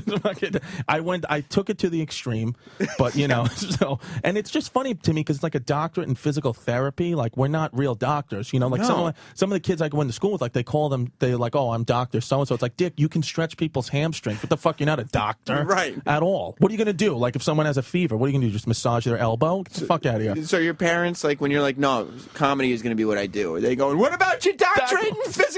Well, see, that's what I did. I got the doctorate to please my mother. So anytime I'm on, it's like, I can't believe you're doing comedy. You're a clown. It's like, Ma, I got a doctorate. You can hang that on the wall and say, technically, your son's a doctor. Well, he's a doctor. I did that for you, Ma. Okay, Yeah. I know I'm not a real doctor, but now that I've moved into comedy full time, which I did 3 weeks ago, that's a big step. I quit physical therapy, and I do. Is that this. right? Yeah. You only did. You quit. You wait.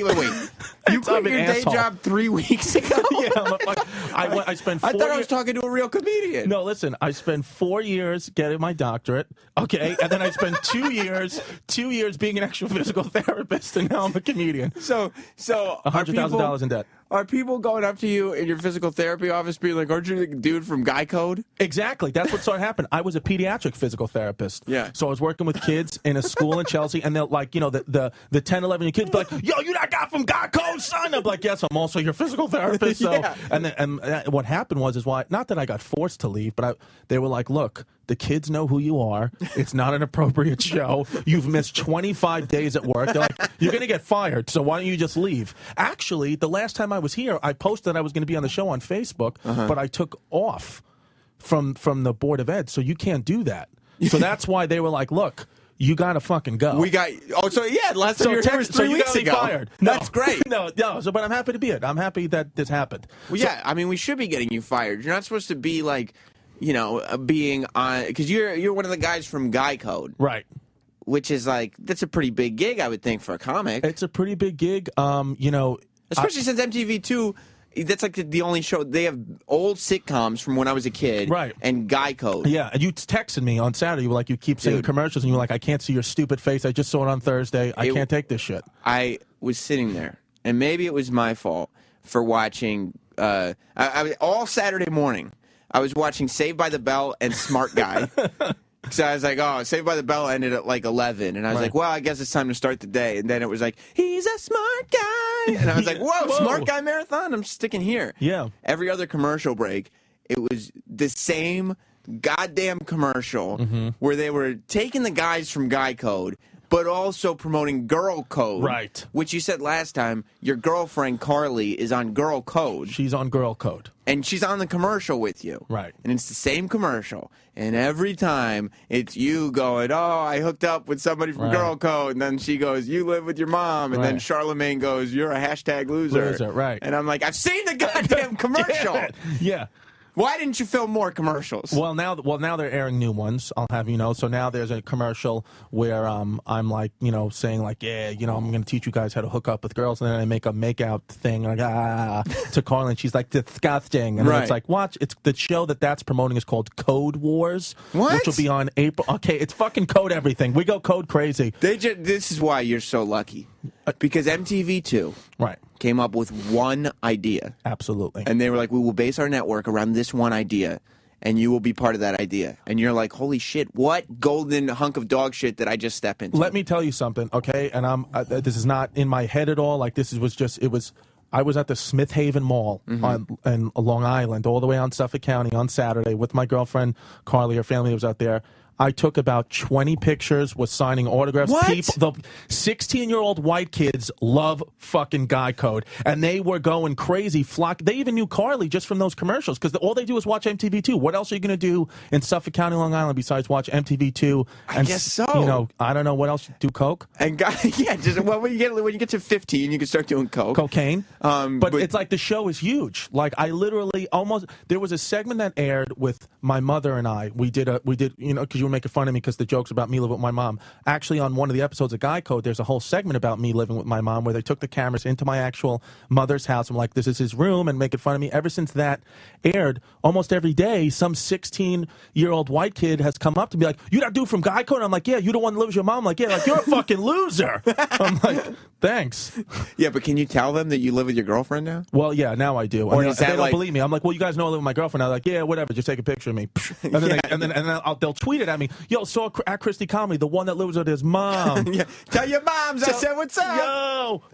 Oh my God. And Guy Code is just like, it's a show. It's on MTV2. I would say what time it's on, but it's just on all the time. It's on all the time now, and actually the season's over. So it's Girl Code is the next one coming out, and that's going to be on April 23rd. It starts MTV, not MTV2, MTV. How did Girl Code get MTV? At 10:30, because the codes are blowing up, baby. But what about Guy Code on MTV? This is bullshit. Well, they're going to start playing Guy Code on MTV to promote Girl Code, but Guy Code is an MTV2 show. That's like their big show. It gets all the ratings. It's their only show. That keeps that one on MTV2, right? Where Girl Code now is going to, because I think, the audiences on MTV are a lot more girls watch MTV and a lot more guys watch MTV2. I didn't know this. See, I think that, I'm in the fucking ins on MTV, so I can tell you. Well, we were just talking about it today, and I was talking about it with my wife, I texted her this morning. Right. And I was like, we got to see that movie, Pitch Perfect. Right. And she was like, what? And I was like, yeah, no, we got to see it. Yeah. And she was like, why? And I said, because apparently the whole open from last night's MTV Movie Awards, Jess and me are sitting there going like, why are they just sitting there singing songs? This is so stupid. I don't understand this at all. Right. But it was the cast of this movie, Pitch Perfect, that I guess is huge with the teens. Exactly. And I'm like, we got to see because we can't not know what the teens are doing. Look, MTV is so smart in the fact that, they'll put, guys like me, adults on the show, on the network, but they know that the thing that we're doing is geared towards 13 and 14-year-old kids, so they know what to do. They're not trying. They don't care if adults like the show or they don't care if you've seen the show, because they know the 15-year-old kids see the show, and that's who's watching the network. So if a bunch of people 35 plus are sitting there being like, this is terrible. What a shitty show. They want them to say that. Good, because your kids are the one who are watching it. Yeah, and hopefully if you think it's cool, your kids won't. Exactly. So we want the adults to think it sucks. It's good that you got your girlfriend involved in the show then, Yeah. because otherwise you'd be sitting there being like, "No, I got to know what's going on with American Idol." Right. And she'd be like, "What the fuck are you talking Well, about?" my girlfriend's a specific case because she's more of a man than I am. She is. She's Italian, so she has more hair in her arms and shit. But yeah. no, but she's like like I'm the one who's always like, "Do you want to have a picnic?" And she's like, "What are you, a fucking pussy? Like, why would I want to have a picnic? Let's just drink beers and take shits and not flush them."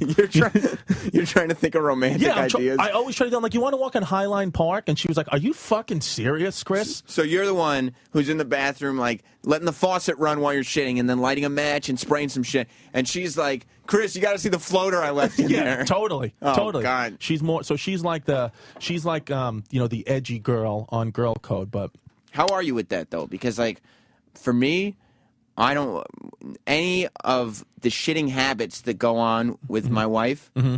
I'm no part of that. As far as I'm concerned, we've been together for 8 years. Wow. And as far as I'm concerned, in that 8 years, Jess has never defecated once. Really? She never shat. Well, what happens when she has to shit in your home? That's up to her to decide. Wow. I mean, hide it. That's like saying like, "Oh, the kids are home. We got to convince them that Santa Claus is still real." Well, don't let them see you putting that shit out under the tree. Well, here's what my move is I always, when I have to take a shit, I put the shower on, so she thinks I'm taking a shower, and I come out wet, but sometimes it's not because I took a shower, it's because I took a fucking really painful shit. It's sweat. It's sweating. I pushed, and she's like, "Oh my God, you smell even worse." I'm like, "Well, we got to get new soaps. It's your fucking dirty loofah."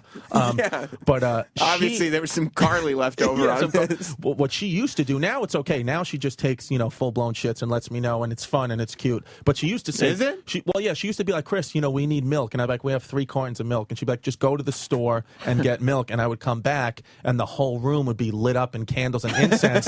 And I would be like, "Oh, you just blew out your colon." Yeah, you know. Yeah, I would know it just went down. It's like, if I know, then you might as well not hide it anymore. Yeah, so now we're open about it. Now she's cool with it, Like, I go into the bathroom, and I shut the door... Like, piss with the door open. I think that's fine. Yeah. But you shut the door when you shit, and you turn the faucet on. Right. But Jess, like, I know that she knows what happens when I shut the door and the faucet's on for 15 minutes straight. So you're even embarrassed to shit in front of your wife? Yeah, I don't want to do that. Really? I don't want to do that. See, I don't know. Like, we fart, we shit. I initiated that, though. I took a chance. We were in the movies. That is a chance. And I just fucking ripped a fart, and just as it was settling, I was like, I had a countdown, 10 seconds till she smells it. This is going to determine what it's going to be like. She took a whiff and was like, "You're disgusting," and then kissed me on the lips. I was like, "Will you fucking marry me?" That's great. Will you marry me? That's great. That's You're like what waiting, like, isn't that funny? No, it really isn't. Is it or not? Because I need to know where you stand on this right now. This fart, the second this fart hits your nose, your reaction is going to determine the next 50 years of my life. No, there's no farting. Okay. Between my wife and I. respect that. You got I feel like you got to go either way. But that's my nature. Hey. Like, if I needed a girl, like, I don't do that because I don't want her to be disgusted. Like, you get to E-Rock. He's in there. You ever hear me? Have I ever farted in front of you? Not that I'm aware of. You see? I don't do that. All That's right. not my thing. I respect that. So but I made sure Jess knew that going in. You know what? If she was down, if she accepted and she said, "I want to move forward with this man," knowing that I can't express my bodily functions the way I want, right? Then that was her choice, right? And you guys made a great choice. If Jess was my wife, she probably would have dumped me, 2 months into the relationship because I have gaseous activities flowing out of my ass, right, 24/7. You know. And now that I went vegan, I tried a little vegan products, and the fucking vegan cheese just rips a hole in your. I can't do it anymore. It's over. Now. Why did you try vegan? I tried it for 2 weeks because my cholesterol was high. Oh. But I'm like, look, I can't eat soy shit. I really can't. No. It's going to give me bitch tits.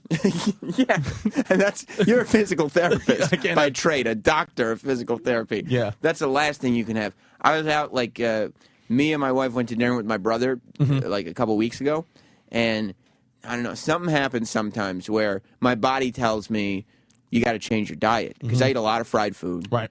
I love soda. Love it. That's what, but it's not good for your insides. No. Especially when you start to get to our age. And where the it's diet like, soda's even worse. Is it? That's what they say. The aspartame or whatever. They say that Just that's fucks your whole shit up? Fucking cancer. But, like, probably for both of us, up until your early 20s, you can still just whatever you want. 1,000%. Right.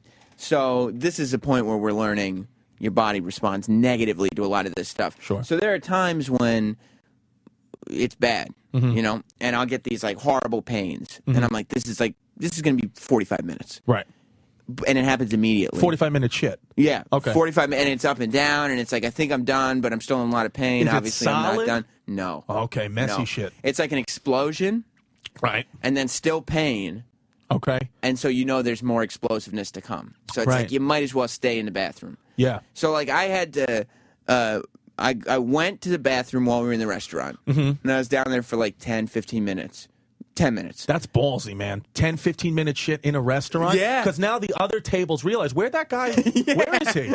He's, like that dude with the big hair. yeah, like I you know I stuck saw out, him. dude. Yeah. And the waitress is coming by like, you guys need refills? Yeah. No, we're just waiting. We're just wait. Okay. no. Awkwardly? Yeah. Yeah. And so then, it's like I came back up, and of course, Jess was like, you okay? Yeah. I'm like, yeah, fine. Yeah. Pissing. And then just keep going with the conversation. So we left the restaurant, got in the car, and the pains start coming back real bad. Jesus. And we're like 20 minutes away from home. And I'm like, oh shit, I got to make a call right now. We pull out of the parking spot. Right. And I'm like, oh boy, this is like, I Yeah. really got, and we start driving. I'm like, okay. And we drive to the end of the parking lot, ready to pull out. Mm-hmm. And then I'm like, no, I gotta do the right thing right here. And I said, Jess, hang on a second. Can we stop right in the restaurant again? She was like, yeah, sure. Did you forget something? And I go, no, I just have some weird gas pains. So you've told her. I got some gas pains. That's what And I so said. you went back into the restaurant. And so yeah, I had to walk back in through the back because that's where the parking lot was. So everybody and through the back because you're ashamed. You're not walking through the front door with your head held high anymore. But guess what? Yeah. The bathroom's located near the front door. Oh my God! So you got to walk back through. The waitress that said goodbye to me 3 minutes ago. Was she hot too? Yeah. Jesus. Of course she was. Of course. You knew in that situation. Of course she was. Of course she is. So what'd you do? So you just let it rip? I went straight back down to the bathroom. I was probably in there for another 15 minutes. Oh my God! While Jess and my brother were in the car. Now, did your brother say anything? Did your brother make light of that joke about that? Is he like, "Haha, my brother's taking a shit," or No. he's kind of on your page? He's more on me, and I think that must be the way we were raised. Yeah, let's get into what do you mean? Like, do your parents not shit in front of each other? They look like the type of people, I'm not going to lie, Okay, who tell say, me. you know what? Your mom said, like, she likes my comedy, The Roads. My first instinct to your mom, she's the type of woman that says, I take a shit in front of my husband. Really? That's what I thought about you. That was just the vibe you That got was the from vibe her. I got, yeah. It was like she seems like a Betty Crocker homemaker, but Right. she'll drop a deuce in front of Sam's Exactly. dad. Sweet woman, great woman. Right. I would love to come over for family dinner, but I know her and your dad have shit battles nightly. And that was one of the great things about us all leaving to college was that there was plenty of time for nightly shit battles. That's it. No, there was no. They had separate bathrooms. Okay. And they did all their stuff separately. And I didn't know. Like I've now that you mention it, Right. I don't know that my mother has ever shat. You've never. I don't know that she ever has.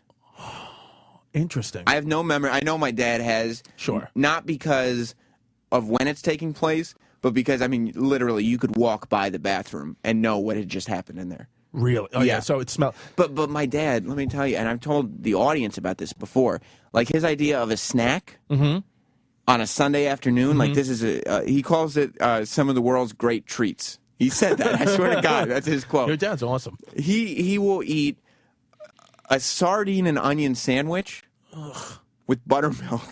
Ew. That's his beverage. What is he, pregnant? I don't know. Yeah, I've got these cravings. Oh my God. His hormones are going crazy. But that's obviously going to make a shit smell a lot, better or worse, whatever way, whatever type of light you like to look at in your shit. It's going to give it. It's going to make it pungent. Yeah, and it did. So I know, but I don't know that my mom has ever taken a shit. Really? See, Yeah. But you grew up in a house, you said, right? House. See, I grew up in an apartment in the Brooklyn, Queens borderline. It was just my mom and I, so my bedroom was right next to the bathroom, so there was no hiding it in my house. And that you know what? We just got into something deep that I never even thought about. Right. That's the reason why I shit in front of Carly all the time. And her family, they all shit in front of each other all the time.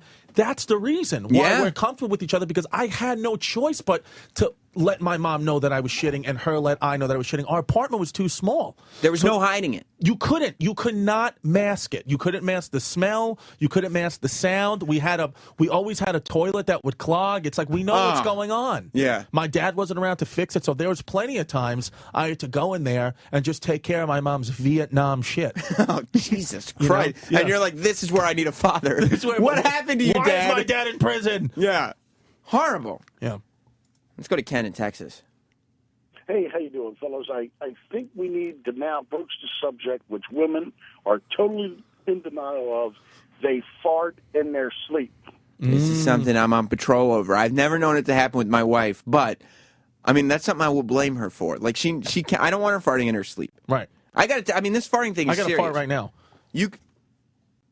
That was good. Thank you. I appreciate that. You can do that, and that's a little something I can accept also for the radio audience. They enjoy that, And I'm happy that that picked up. I heard that in my own headset. Good for me, Chris. Good calling. Good calling. Good for you. Yeah. But like I dated this black girl, 5'11", smoking hot. Looked like she was a model.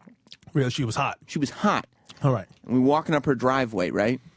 And probably like 20 years old. And she lets a little fart out. Wow. And I go, whoa, whoa, whoa, whoa, whoa, what was that? And she goes, oh, that's okay. It was just a little cute one. Ha. And she kind of giggles. And I go, yeah, ha. But in my head, I was like, that's the end of me being attracted to you. And and that was it. You shallow bastard. The relationship didn't end immediately. Okay. But it wasn't long after that. Wow. It wasn't long after that. And so you're saying, had she not farted, you could be with the 5'11" black chick instead of the beautiful Jess. Much to my mother's chagrin, maybe. Wow, yeah. Once to your mother's disapproval. Yeah, maybe. But that was enough. You know, Ken, Carly, my girlfriend, and she farts in the sleep all the time. And she does. She does. And she giggles at it, and we'll wake up, and I'll say, Carly, you farted in your sleep? She'll say, no, I didn't. I'll say, yes, you did. The's a hole in the sheets. Okay, you were ripping ass. Yeah. It's a big one. Yeah. Does that ever wake you up in the night? I've been up. Holy shit, we're haunted. I've been up, and they smell, she's a little fucking girl, so girls' farts don't smell. Good. But she does, she has a nice tight ass. I'm happy to be a part of it. And that's it's just science. Hey, I'm a fucking doc, all right? It's just science. Yeah, you're a doctor. Physics is going to say that the audibility of the fart is going to, in a tighter ass, is going to make a louder sound. It's just air capture. So it's going to shoot out, and I hear it, and I feel it. We were talking about, your mom's shits. Mm-hmm. You were theorizing that my mom and father have shit battles. Yeah. Mother's Day is the most important holiday, don't you? Oh, I know that. I mean, you know that. You were fishing out her Vietnam shits out of the toilet. Exactly. You know what I mean? If anybody appreciates their mom, you do. Love you, Mom. You love her. Love you, Mom. Well, you better make sure that she knows it. You got to make sure that all the moms in your life know it. So I don't know if that implies that you have multiple mothers. Right. If you're in a foster home and you've called multiple people mom. Could be a lesbian relationship. If you have a lesbian relationship, then make sure everybody, if your father is now your mother, that's another possibility. That's accepted. Make sure those people know it. Yeah. So what's the perfect gift? Well, I'll tell you. You don't know, do you? I don't know. I'll tell you. It's Steven Singer's famous gold-dipped rose, of course. Whoa. It's the perfect gift for your mom, your mother-in-law, or the mother of your children. You got any baby mamas out there? I got no baby mamas. Good for you. I appreciate that. A real long-stem rose dipped in 24-karat pure gold.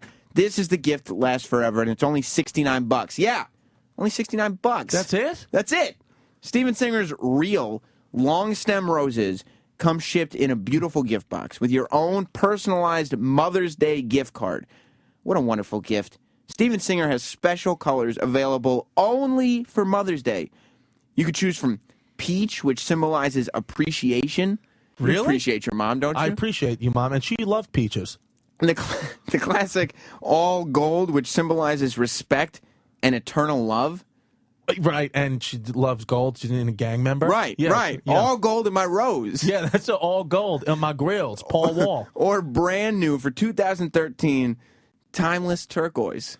Timeless turquoise. It's an alliteration. Yeah, I like that. That's cute, Stevie. That symbolizes Stevie Singer. That symbolizes compassion and healing. Go to IHateStevenSinger.com, order now and get free shipping. Call 1-888-I-HATE-STEVEN-SINGER or go to IHateStevenSinger.com and order your Mother's Day rose. What a fantastic idea. Way to go, Steven Singer. And I don't know why you think people hate you with your gold roses. Yeah, they love you. They should love you. They should. Yoshi? Yeah, what's up? You want the Sudoku? I do, and I also wanted to mention I'm actually I like to dabble in comedy, and I just graduated from a PTA program. Well, there you go. There you go. Yoshi, you just won the Sudoku, and it's a special Sudoku because Opie did it while Anthony and Jim were talking about Trayvon Martin for an hour and a half today. Okay. So he wrote, I wish Jamie Foxx would have worn a Ray Charles T-shirt, because that's what started the whole conversation. Yeah. Chris, where can they find you? This week, I will be at the South Beach Comedy Festival down in Miami, Comedy Central South Beach Comedy Festival. What's up?